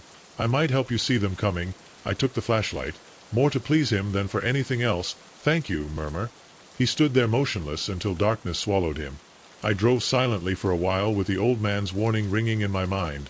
The rational part of me I knew was silly, probably just a local legend to scare the tourists. But as the miles passed and the darkness enveloped me, doubt began to seep in. The road stretched endlessly in front of me, empty and silent. No other cars, no houses, not even road signs. Just an endless ribbon of asphalt cutting through the night. After about 20 minutes I saw some headlights in the rearview mirror. A relief flooded me. Another car meant I wasn't completely alone. But when the vehicle got closer, the quiet turned into restlessness. It was an old truck. It was moving fast, too fast, and was coming straight at me. I accelerated, but the truck matched my pace, sticking to my bumper. Its high beams came on, flooding my car with a mower light.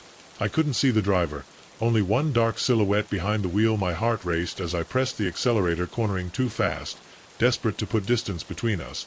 But no matter how fast I was, the truck was still there, as if it was strapped to my bumper. Suddenly the truck swerved into the opposite lane and accelerated. It got next to me. I risked a glance, trying to see the driver, but the windows were completely tinted without warning. The truck, he turned sharply towards me. I turned the steering wheel, avoiding the collision. My tires squealed as I struggled to control the car. The truck was delayed and then charged at me again. It was on purpose, trying to get me off the road. Panic took over me.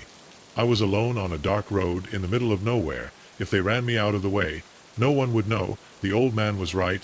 Things that hunt I searched for you, groped my phone, desperate to call someone. But there was no signal. I was on my own. Ahead, I saw a detour without thinking. I turned sharply, skidding on the asphalt. The truck passed by. Unable to follow my sudden turn, I turned off the headlights and stopped, holding my breath in the distance. The truck's engine roared as it came back looking for me. I stood in the dark, my heart pounding so hard I was sure that would give me away.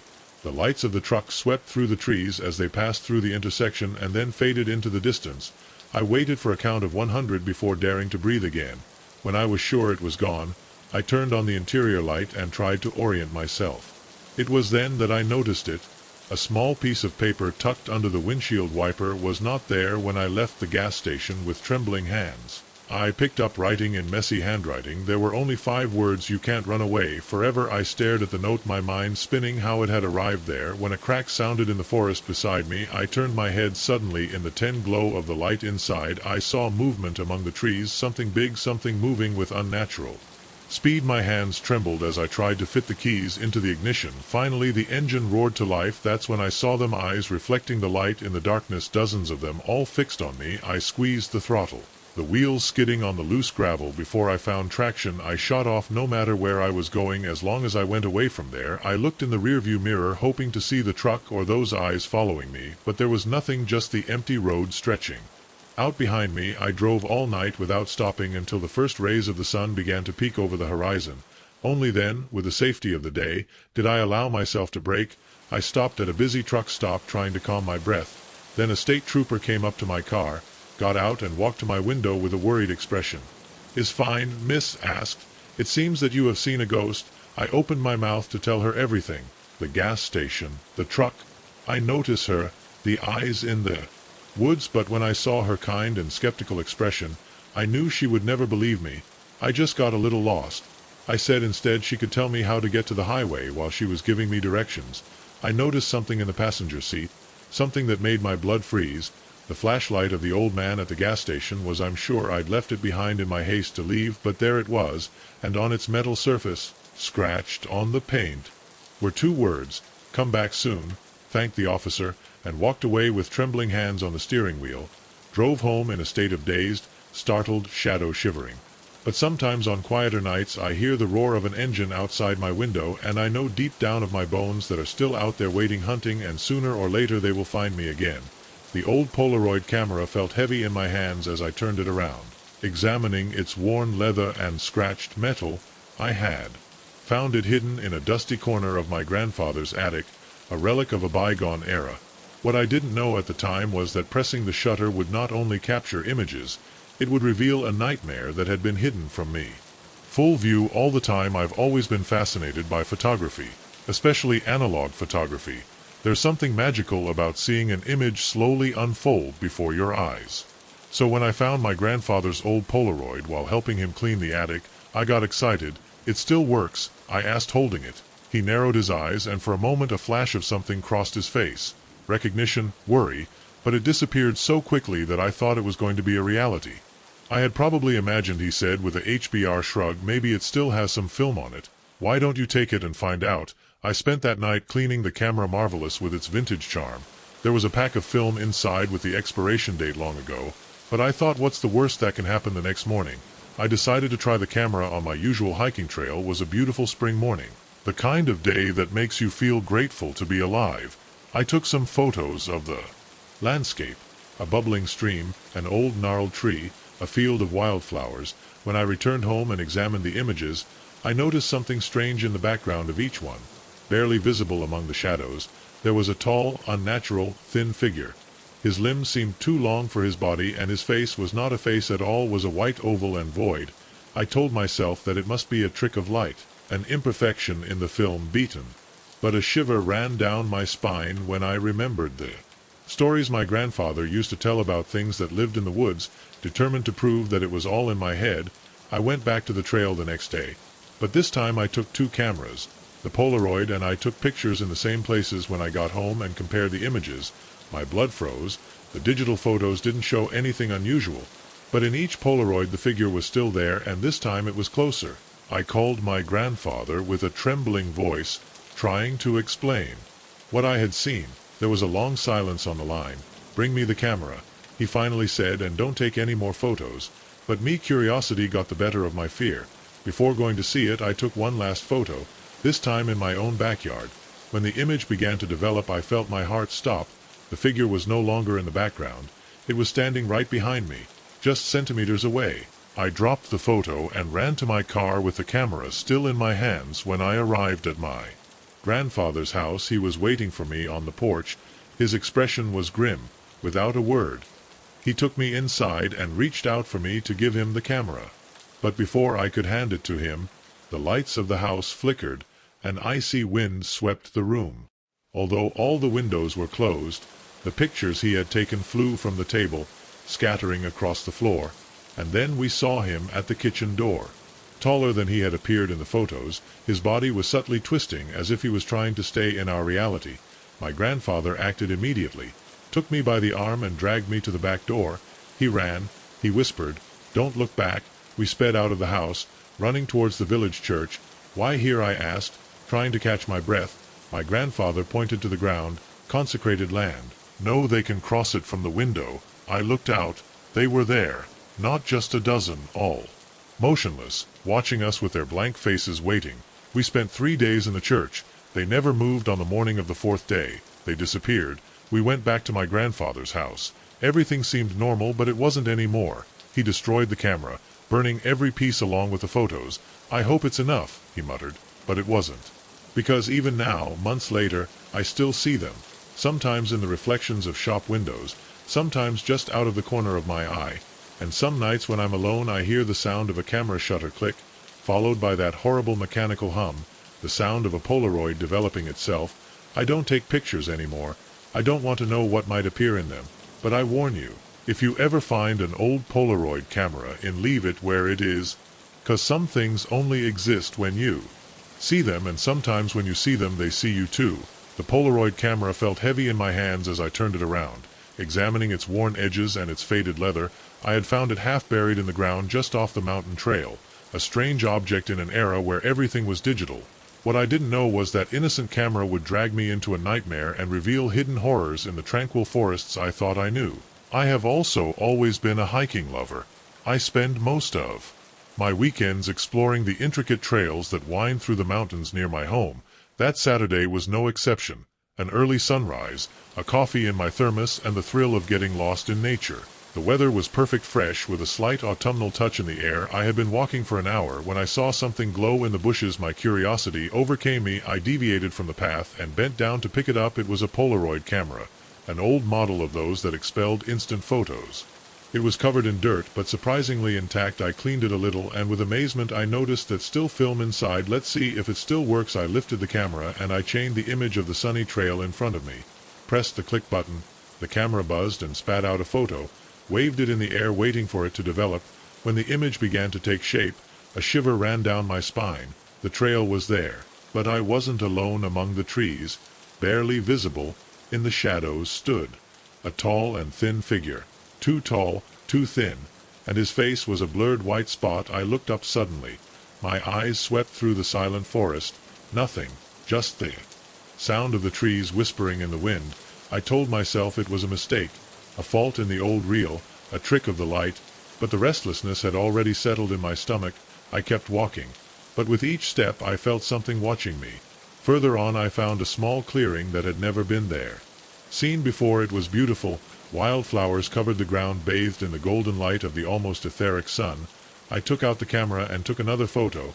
I waited for it to be developed, and then the cold returned. The image of the clearing was completely different from the scene in front of me.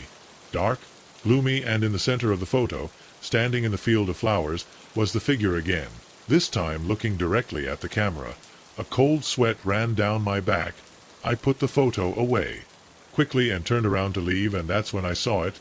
A white flash through the trees, too fast, almost like a mistake on the peripheral. My instinct screamed, "Run," and obeyed. Ran down the trail without looking back. Every rustle of leaves, every broken branch made me tremble with fear. My car was only a few miles away. If I could get there, I would be safe. But then, just as I stopped to catch my breath, I heard it, the sound of a camera clicking. My heart stopped. I slowly spun, and thereon the ground was a fresh photo. I picked it up with trembling hands. The image showed my back running, and right behind me, the figure with its impossibly long arms reaching out towards me. I ran this time without stopping. When I finally got to my car, I threw myself inside and closed the doors, started the engine with painful hands, and walked away from there as fast as I could. In the rearview mirror there was nothing, but fear did not abandon me. Back at home, I spread the photos on the table. Under the artificial light they looked almost normal.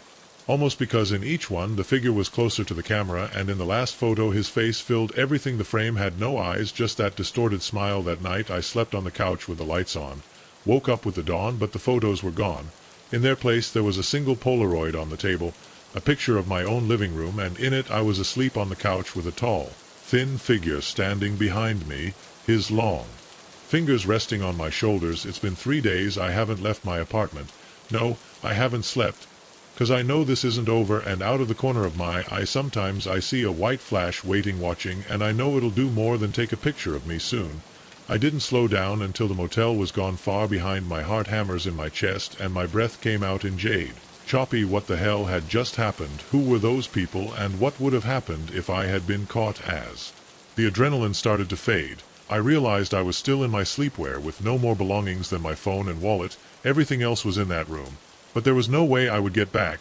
I would rather lose some clothes and items of Asio than my life. I drove all night over envelopes, skipping. Probably just a few guys playing a joke, he said, trying to sound reassuring. Or maybe you had a nightmare and got confused. It happens in unknown places.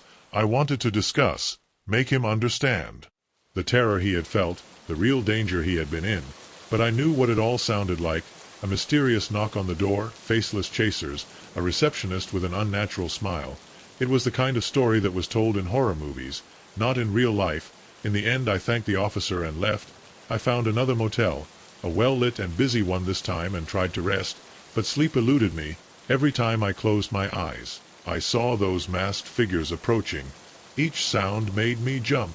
Convinced that somehow I had returned the next morning, still with my stomach churning with fear, I decided to call Pinewood Motel. Kind of hoped the number was disconnected, or that some innocent and confused owner would answer. Instead, I heard the same bored voice from the receptionist, as if nothing had happened. When I asked about the incident, about the people trying to enter my room, his answer gave me goose bumps. Sorry, sir, but nothing like that happened here last night. You're sure you have the right motel? I hung up. My hands were shaking. I was going crazy. It had been all a scary dream. But then I looked down at my knuckles, still bruised from the blow I had given to one of the attackers, and I knew the truth. It had been real. It had all been real. I don't know what was really going on at the Pinewood Motel that night. I don't know who those people were or what they wanted from me, but I do know one thing. I'll never stay in a motel in Pinewood Motel again. If I ever hear a knock on my door in the middle of the night, no matter who claims to be on the other side, I won't open it. Because sometimes the real monsters aren't hiding under the bed or in the closet.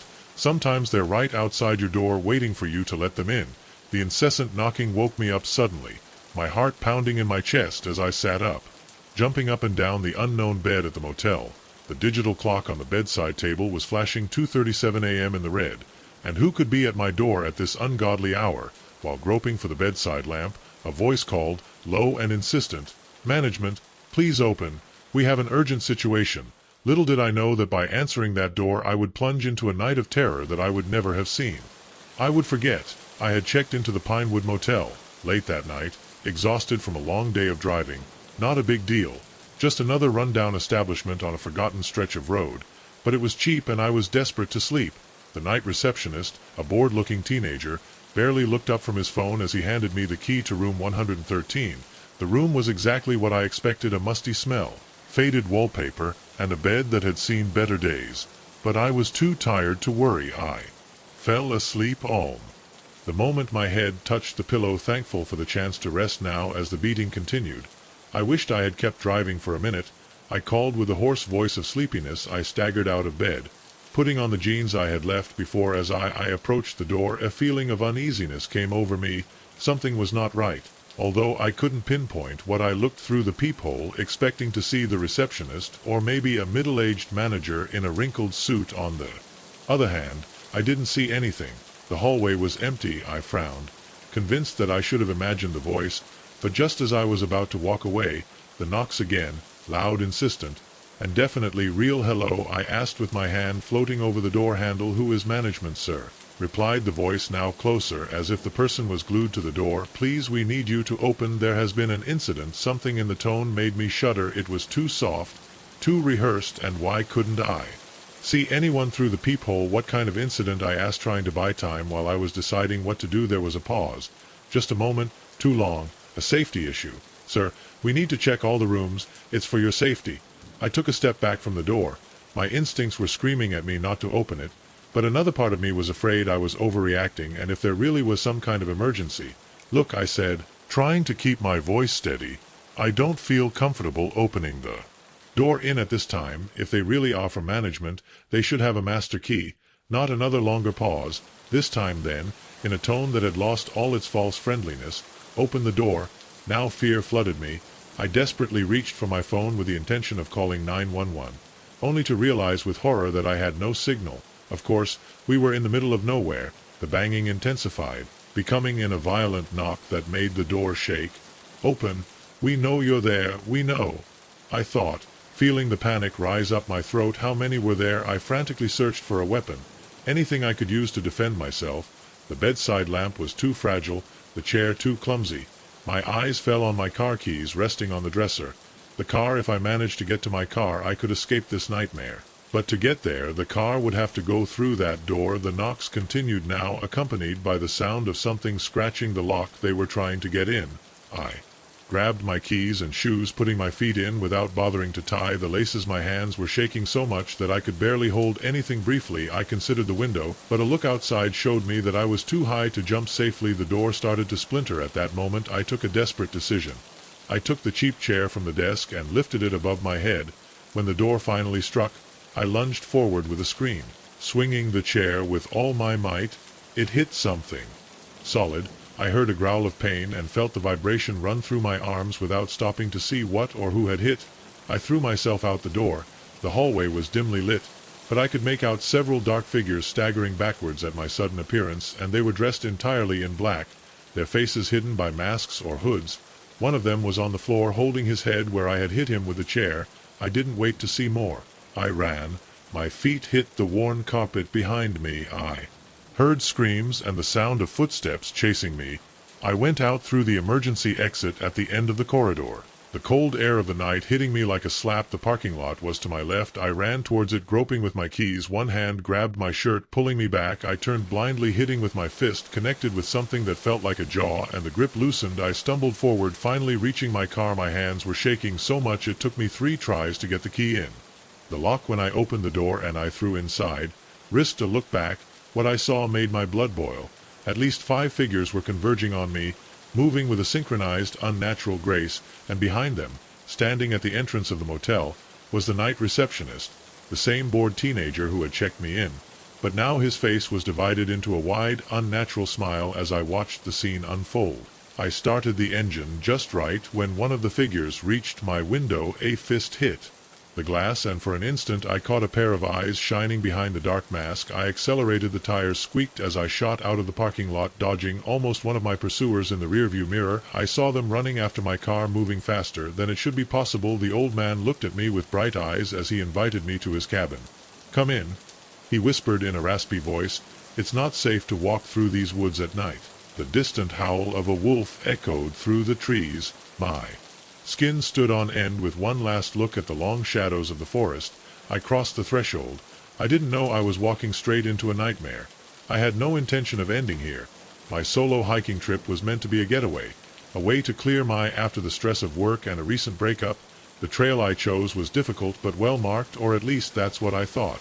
At some point I took a wrong detour. By the time I realized the sun was already setting, anxiety took over me. I tried to retrace my steps, but every tree, every rock looked the same. It was then that I saw the old and beat-up cabin with smoke coming out of the chimney.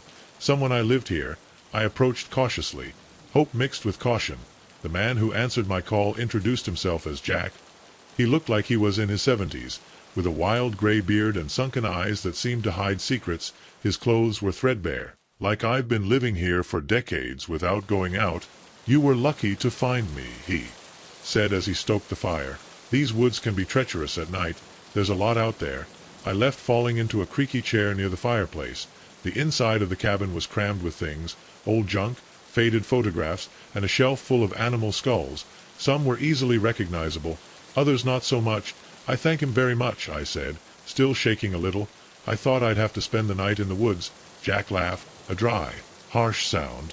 It would have been a mistake. There are things in the woods you wouldn't want to find after dark. His tone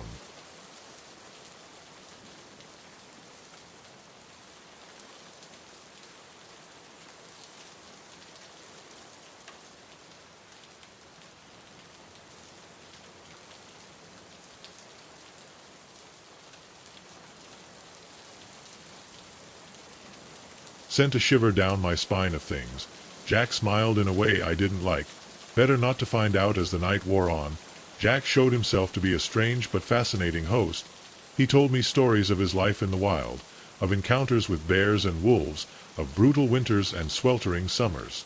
But there was something in his words, something that he avoided telling me. Finally himself brought it up. You've heard of disappearances in these woods. I shook my head, though my stomach was already feeling heavy. Jack squinted and leaned over to me. Every so often, hikers disappear. No one knows how or why. They search and search, but they never find anything. It's like the forest swallows them whole. I swallowed hard. That's unsettling. He nodded slowly. It is, but it's not the forest that takes them. My skin bristles. So what is Jack? Just smiled. The fire crepe between us. Why don't you eat something? You must be hungry. Went to the small kitchen and came back with a steaming bowl. The soup smelled good, too good. I hesitated for a moment, but after a whole day walking without food, hunger got the better of me. I took a spoonful. The meat was tender, juicy, the taste exquisite. It's amazing, I said between bites. What kind of meat is Jack? He smiled again. That too wide smile. Something I caught in the woods. I stopped. The taste was peculiar, almost familiar, but in an unsettling way. My stomach churned suddenly. What did you say it was, Jack? He just looked at me. The air in the cabin seemed to get thicker. Then I felt a sudden dizziness. My limbs became heavy. Oh no, what did you do to me? I whispered. Jack got up slowly, and as he did it he changed. His back straightened up. His eyes took on an unearthly glow. His skin seemed to move. I warned you, he muttered, his voice now deeper, deeper. The forest is not what you need to fear. He leaned over and looked out the window. The night was absolute. What's in here is so much worse. My vision began to darken. The shadows seemed to creep along the walls. The last thing I saw before losing consciousness was the Jack's face changing, writhing into something inhuman. When I woke up I was no longer in the cabin. The floor was cold and damp under my cheek. The air reeked of dampness and decay. I flickered until my vision cleared. I was in a cave. The walls glistened with moisture. Fear took hold of me as I saw around me bones, hundreds of them, some old and yellowish, others still with traces of flesh. My stomach churned as my mere Ada fell on a pile of backpacks in the corner. Hikers like me. My breathing became erratic. I tried to move, but my limbs were still numb. Then I heard it, a rhythmic sound. Tactic, tactic, tactic. Something was approaching. From the entrance of the cave, a tall, twisted figure appeared. It was Jack, or what Jack once was. Now his body was a mixture of human and beast. Long, thin bones protruded from his skin and sharp horns emerged from his head when he spoke. His voice was a guttural growl. Ah, you've already awakened. My heart hammers against my chest. Jack tilted his head, studying himself. Too sharp. Makes the hunt more fun. He came a step closer. I crawled back until my hand hit something hard, a bone. I grabbed it without thinking. A sharp tibia at one end. Jack lunged at me. I lifted the bone and stuck it with all my might into his chest. An inhuman scream echoed through the whole cave. I didn't wait. I got up and ran, stumbling between the bones. Jack's howl turned into a roar. I didn't look back. I ran until I felt the fresh air hitting my face. I ran until I saw the road. I ran until someone found me. The police never found the cabin or the cave or Jack, but I know the truth. I know what I saw. I know what's in those woods. Sometimes on the quietest nights, I swear I can hear a howl in the distance, and I wonder how many more will be lost before someone warns them. The moment I saw his thumb stick out on the side of the road, I knew I should have kept driving. Something about the man's posture, the way his eyes glistened in my headlights, set off all the alarms in my mind. But it was late. The road was empty, and a lifetime of Midwestern courtesy overrode my instincts. I stopped, not knowing I was about to embark on the scariest journey of my life. I had been driving for hours. Returning home after visiting my sister in the neighboring state, the road stretched out before me like a black ribbon. Cutting through the darkness, I was tired. The monotony of the road made my eyelids feel heavy. Maybe that's why I didn't trust my first instinctive reaction. When I slowed to a stop, the man ran. To my passenger window, he was older, probably in his 50s, with a weather-beaten face and clothes I'd seen better days. I rolled down the window a little slit. "Where are you going?" I asked, trying to keep my voice casual. He smiled, but the smile didn't reach his eyes. "Wherever you go, you're fine for me. Only I need to get off this road." Against my better judgment, I unlocked the doors. "Get in," I said. "I'm going to Cedar Rapids." Slid into the passenger seat, leaving behind a musty smell as I took a look at the road. I took a look at him out of the corner of his eye. Up close, there was something strange about his appearance. His clothes were out of style, like they were from the 70s, and there was a strange stillness about him, like he was barely breathing. "Thank you for the hitchhiking," he said in a low voice, "and he snores. Not many people stop these days." "No problem," I replied, keeping my eyes on the road. "What brings you around here so late?" He was silent for a moment, and when I looked out of the corner of my eye, I found him staring at me. "Oh, you know how it is," he finally said. "Sometimes a man just needs to wander an awkward stillness." He fell on the car, stretched out his hand to turn on the radio, hoping that some music would lighten the tension. "Leave it off," he said sharply. Then in a softer tone, "If you don't mind the silence." I withdrew my hand, feeling a chill run down my spine. Something was very wrong, but I was trapped in a moving vehicle with no easy way out. Then I said, desperate to break the silence of "Where you're originally laughing dryly." A sound that reminded me of dead leaves crawling across the pavement. "Oh, from everywhere and nowhere, you could say." I nodded, not knowing how to respond to that. As the miles went by, her presence seemed to fill the car, oppressive and suffocating. I found myself gripping the steering wheel tighter, my knuckles turning white. "Have you ever wondered," he said suddenly, "what it would be like to just disappear?" I swallowed hard. "What do you mean?" He turned completely to look at me, and in the brief lighting of a street lamp I would swear that his eyes were shining. "Fading without a trace, escaping your life and becoming someone or something completely different." My heart was pounding, the blood buzzing in my ears. "I can't say that I have." I thought I managed to answer. He nodded slowly. "I don't suppose no, you're not like me yet. Not anyway." I was about to ask him what that meant, when something in the rearview mirror caught my attention. A pair of headlights were rapidly approaching from behind. I was relieved to see another car on the road, but as I watched, the headlights seemed to flicker and distort, lengthening and twisting in impossible ways.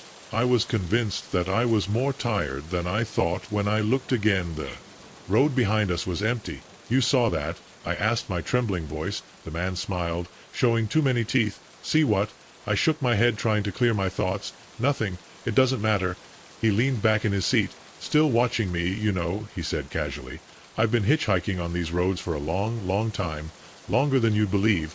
Something in his tone did my skin crawling. "Oh yes." I tried to keep my voice steady. He nodded. "Oh yes. I've seen things out here in the dark. Things that would make your hair white." Paused, and then added with a chuckle, "If you live to tell the tale."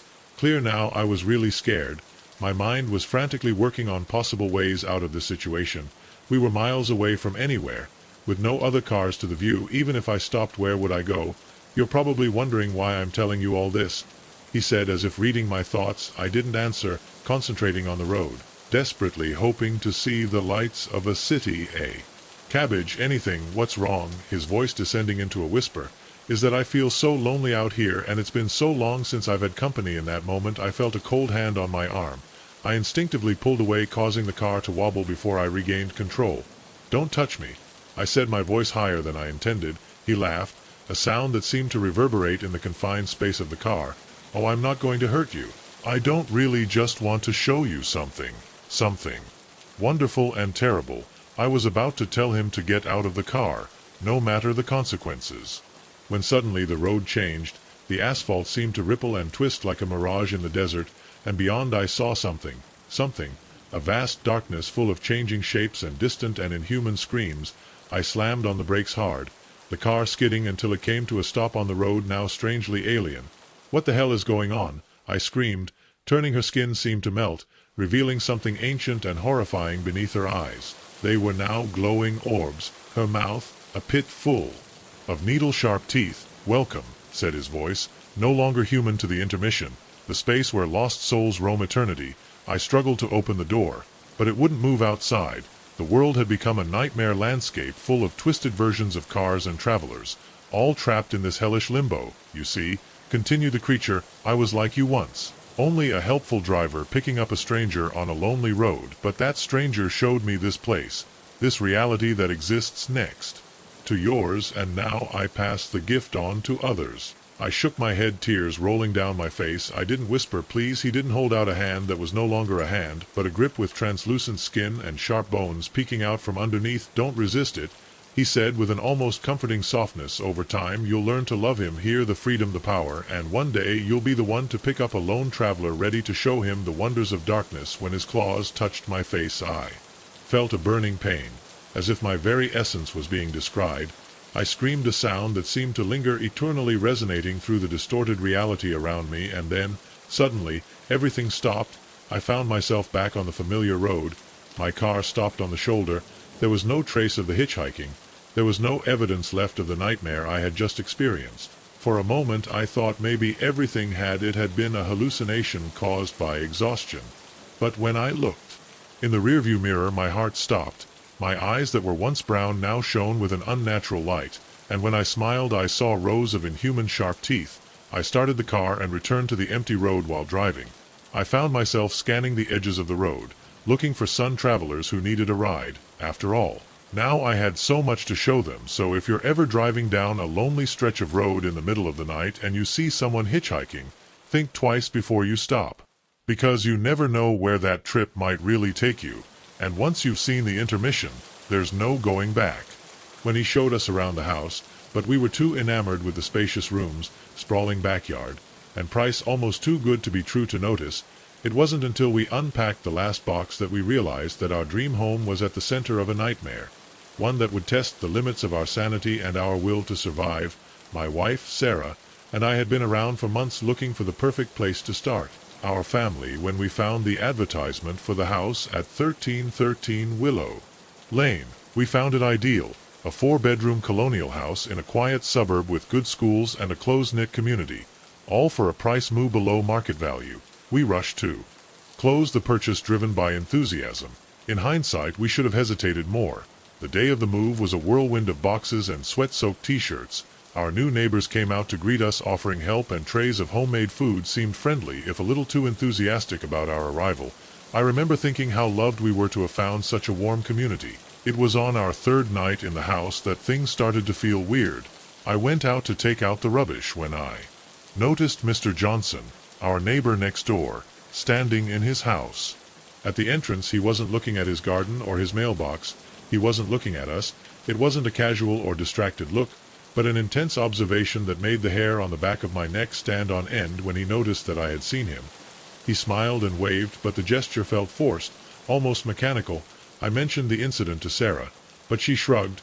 "Surely he's just curious about the new neighbors," he said. "Don't be paranoid." But as the days went by, I couldn't shake the feeling that we were constantly being watched. Every time I looked out the window or went out into the garden, it seemed like there was always someone casually walking their dog or mowing the lawn with their eyes fixed on our house. A week after we moved in, we decided to organize a barbecue to get to know our neighbors better. We invited everyone, and to our surprise, everyone attended. The atmosphere was cheerful, laughter, lively conversations, shared dishes, but there was something else, an underlying tension, a silent expectation. It was only later, while cleaning the dishes, when I heard a fragment of conversation that made my blood rise. "They seem pleasant," whispered Mrs. Peterson, our neighbor across the street. "You think they will be adequate? The time will say," Mr. Johnson replied in a deep voice. "We believed that the previous ones would be, but they were interrupted when they noticed my presence, quickly directed me those overly wide smiles, with eyes that didn't reflect anything." That night I couldn't sleep. My mind was spinning with proper questions for what happened to the previous ones. The next morning I tried to search for information about the former owners. I didn't find anything. It was as if it had never existed. When I casually asked Mr. Johnson while picking up the mail, his expression became strangely serious. "Oh, they moved suddenly," she said in a tone that was too light. "A family emergency. I think it's better not to think too much about the past, don't you? Think. The weeks passed, and the feeling of strangeness only grew. The constant stalking became more brazen. They appeared to us unannounced, borrowing sugar or asking about the temperature of our thermostat. They were too interested in our habits, our routines, even in our health. Sarah also began to notice it. She came from the work and find things slightly out of place, as if someone had been in the house. Nothing was stolen, only upset. When she mentioned it to Mrs. Peterson, the old lady just laughed sweetly. Oh dear, houses take time to settle down. Sure, it's nothing, but it was something. We changed the locks, installed security cameras. Nothing helped, until one night everything came to a head. We were having dinner when the doorbell rang. When I opened the door, we saw all our neighbors on the porch with solemn expressions. It's time, Mr. Johnson said, his voice deep. We have made a decision. Before we could react, they forced their way into our house. They held us with strong hands. There were no more fake smiles, just cold and ruthless determination. What are they doing? I screamed, struggling to free myself. Mrs. Peterson stepped forward with an almost compassionate expression. We are the guardians, he said with a ritual intonation. For generations, we've protected this neighborhood from the darkness that lurks beyond our world, and for generations we've required sacrifices. My mind refused to comprehend this. It couldn't be happening. Not in an ordinary American suburb. The house they live in, Johnson continued, is built on a point of intersection, a place where the veil between the worlds is thin. The rooms seem to get dark every few years. We must appease the forces that reside beyond, said Mr. Peterson, to keep them contained, to protect our families. Sarah, we are Saba begging to let us go, but they were not going to give in. We hoped that you would be adequate, continued the old woman, that you understood the importance of what we do, but we have watched you and you have failed the test. Terror hit me with all its force. They are going to kill us, I whispered. Mr. Johnson shook his head. Not to kill, offer. There is a difference. And then they began to sing. The air vibrated with a guttural and primitive sound. The lights pop. An icy wind swept through the house. Although all the windows were closed, in desperation I managed to free an arm and hit Mr. Johnson on the head with a lamp. The singing was interrupted for a second. It was our only chance. Sarah and I broke free, and we ran after us. Neighbors screamed furiously. Neighborhood limits, all will be lost. We ran with all our might. The world seemed to crumble around us, the air charged with dark energy. When we crossed the sign leaving Willow Creek States, I heard deafening thunder. A burning pain ran down my back and everything went black. I woke up in a TR hospital bed days later. The white light and momentarily blinded me. My body ached like I'd been hit by a truck. I tried to move, but a twinge of pain ran down my back. A familiar sound made me turn my head. Sarah was in the next room. She was awake, with bandages on her arms and tears in her eyes. When she saw me, "Oh my God," she whispered, "I thought I'd lost you. I didn't understand anything." The last thing I remembered was running down the street, the air charged with electricity, the voices of the neighbors chasing us, and then the darkness. The doctors told us that we had been victims of a robbery with violence in our house. The police had no suspects or evidence to support our version of the events. We tried to explain to them what had happened, the neighbors, the ritual, the sacrifice. But as expected, no one believed us. The official records showed that there were no previous complaints about the neighborhood. There were no reports of disappearances or strange activities, even the history of the house. It was a mystery. They surely suffered a hallucination from the trauma, the detective told us, condescending. But we knew the truth, and we knew that we could not return. We stayed at Sarah's parents' house. While we did, we agreed to sell the house without setting foot in it again, leaving Willow Creek States behind forever. But the nightmare did not end there. Months later, when at last we were beginning to feel safe, I saw them in line at the supermarket, at a gas station on the other side of the state, watching us, Mr. Johnson, Mrs. Peterson, other faces of the neighborhood hidden in the crowd, always with their same smiles, always too wide, always watching. And then the dreams began. In them I was back in the house, feeling like a dark presence, pressing against the fabric of reality, trying to break it. Sometimes in those moments, nightmares, I see what would have happened if we hadn't escaped. I see what they brought into the world through of those offerings. We're planning to move across the country, start over, but deep down I wonder it'll be enough. Or maybe in other cities there are other neighborhoods with other houses built on spots where the veil is thin, maybe other guardians. I only know one thing: never again will I trust a neighborhood where the smiles are too wide and the neighbors too interested in my life. And if I ever love you, if you find a house with a price too good to be true, Run because there are secrets that are better left buried and doors that should never be opened. The first footprint of mud appeared on the immaculate white carpet of the guest room, a contrast so stark that it left me paralyzed. I lived alone here miles from the nearest neighbor, and I hadn't brought mud into the house. While I stood there, I heard a loud noise downstairs. Panic took hold of me. Someone or something had been in the house while I was sleeping, and because of the dampness in the footprints, I could still be here. I had taken the job of housekeeper with the intention of escaping the hustle and bustle of the city. I needed peace and quiet to write my novel, and this house seemed perfect. My friend Jake had inherited it from a distant relative and needed someone to watch over her while she sorted out the affairs of the property. It was a Victorian mansion in the middle of the woods, with no neighbors for miles. It sounded ideal. The first few days were a dream. Quiet mornings writing on the porch, cozy nights by the fireplace. The house creaked at night, but I assumed it was normal in such an old construction, until the fourth night, until I heard the footsteps on the floor. Upstairs I was in the living room at the time, and I knew for sure that there was no one else in the house. Yet the sound of footsteps swept through the second-floor hallway. I took the poker from the fireplace and cautiously climbed up, my heart beating against my ribs. When I got upstairs there was no one open, no broken window, nothing out of place. I checked each room twice before I was convinced that I could have imagined the sound. The next morning when I went down to the kitchen, all the cabinet doors were open. Each one was open. Doctor, a shiver ran down my spine. I knew I hadn't left them like this, one by one, listening sincerely. Any sound in the house? Nothing. I called Jake that afternoon, trying to sound casual. Have they ever tried to enter the house? Some robbery? Jake laughed in the middle of nowhere. I doubt anyone will bother. You're more likely to run into a bear than a thief. I didn't tell him about the cabinets or the steps. I didn't want him to think he was losing his mind. But I did ask him about the history of the house.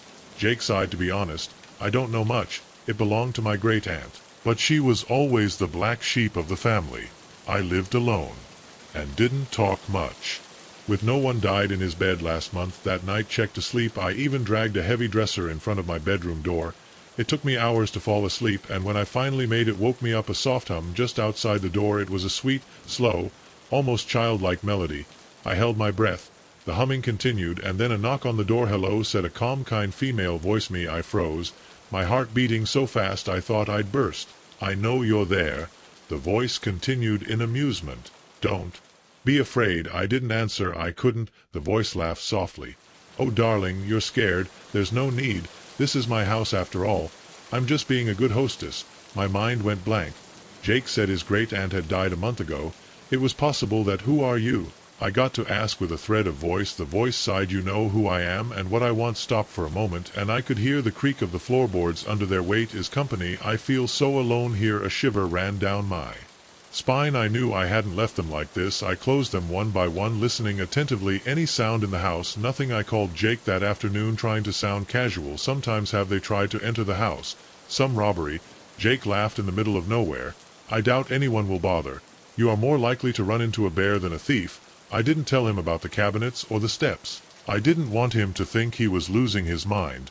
But I did ask him about the history of the house. Jake sighed. To be honest, I don't know much. It belonged to my great-aunt, but she was always the black sheep of the family. She lived alone and didn't talk much to anyone. She died in her bed last month. That night, checked to sleep. I even dragged a heavy dresser in front of my bedroom door. It took me hours to fall asleep, and when I finally made it, I was awakened by a soft hum just outside the door. It was a sweet, slow, almost childlike melody.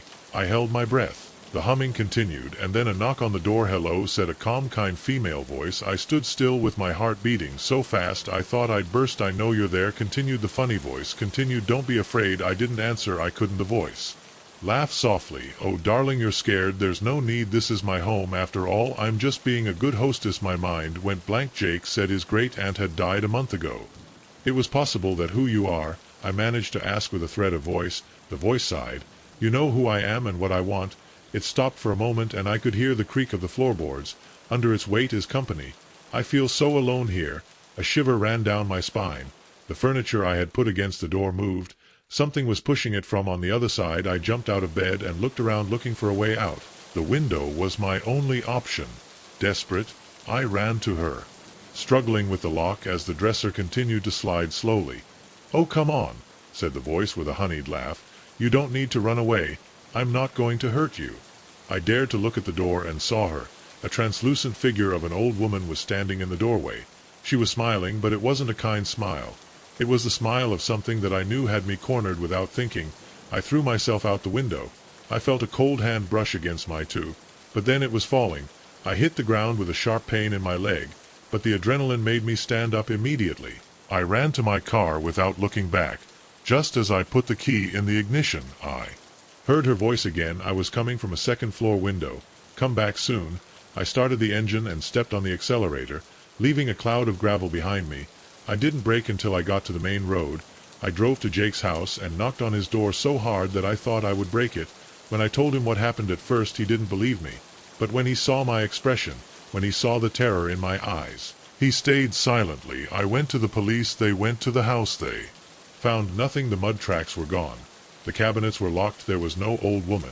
They told me it must have been the stress, that my imagination had played tricks on me. Jake said he would look into the history of the house, but I already knew the truth, and I knew I would never go back there. I write this from a motel 2 states away. I can't stand being alone in isolated places anymore, and the worst thing is that it's not over. Sometimes in the wee hours of the morning I hear a hum, that same soft and creepy melody, and when I check my phone there's always a missed call from an unknown number. I don't answer it because I'm afraid of what I might hear if I do so. If you're ever asked to take care of a house in the middle of nowhere, think about it, because some homes are never really empty and some residents don't tolerate intruders well. The moment our car stopped with a last mechanical gasp outside Millbrook, I knew we were in trouble. What I didn't imagine was that this quaint little town, with its postcard-perfect main street and friendly faces, would become our prison. A prison from which escape seemed impossible, and where the smiles from locals were endless secrets darker than I could have ever imagined. My girlfriend Sarah and I had been on a road trip across the country with no fixed destination. It was supposed to be an adventure, one last great journey before we settled into our races. We had been on the road for 3 weeks, stopping in small towns and out of the way places, until our old Subaru decided he couldn't take it anymore. The sun was beginning to set as we slowly rolled towards Millbrook. Population 2,187, according to the welcome sign. The main street looked like something out of a Norman Rockwell painting. Old shops, a small park with a gazebo, even an old-school soda fountain. Under other circumstances perhaps we would have found it charming. "Because this is great," Sarah sighed as I opened the hood of the car, as if we knew something about mechanics before we could answer. An animated voice called "Problems with the car, friends." We turned to see a man in his 50s with hair between Kano and a friendly smile introduced himself as Tom, owner of the hardware store right in front of where we had been stranded. To this now, the mechanic has already closed, he said, checking his Dosu watch. "But don't worry, I will tell him to check it tomorrow first thing." His offer sounded genuinely friendly, and we were tired and hungry, so we accepted, picked up our bags and followed Tom down the street. But as we walked, a strange feeling began to settle in my chest. They were watching our faces. They were appearing in the windows, curtains subtly moving as 2 strangers passed. I told myself it was just a curiosity of small town. The Thousand Brucken. It was a Victorian house converted into a bed and breakfast. Martha, the owner, was an elderly woman with a maternal appearance who received us with an unsettling warmth, treated us as if we were lost family, insisting the food was excellent and the room she assigned us was cozy and clean. While we settled to sleep, I allowed myself to relax. Of course, the breakdown was a nuisance, but at least we had found a good place to spend the night. That relief did not last long. The next morning we headed to the P workshop following Mara's directions. A burly man with grease stains took a look at our car and shook his head. "I'm going to need to order some parts," he said. "It might take a few days to arrive." Sarah and I exchanged glances. A few days, they weren't ideal, but we had no choice. We accepted, and we went back to the inn to extend our stay. It was on the way back when I noticed something strange. The villagers who had stopped us the day before were so friendly. Now they were watching us suspiciously. Conversation stopped when we passed. The doors closed.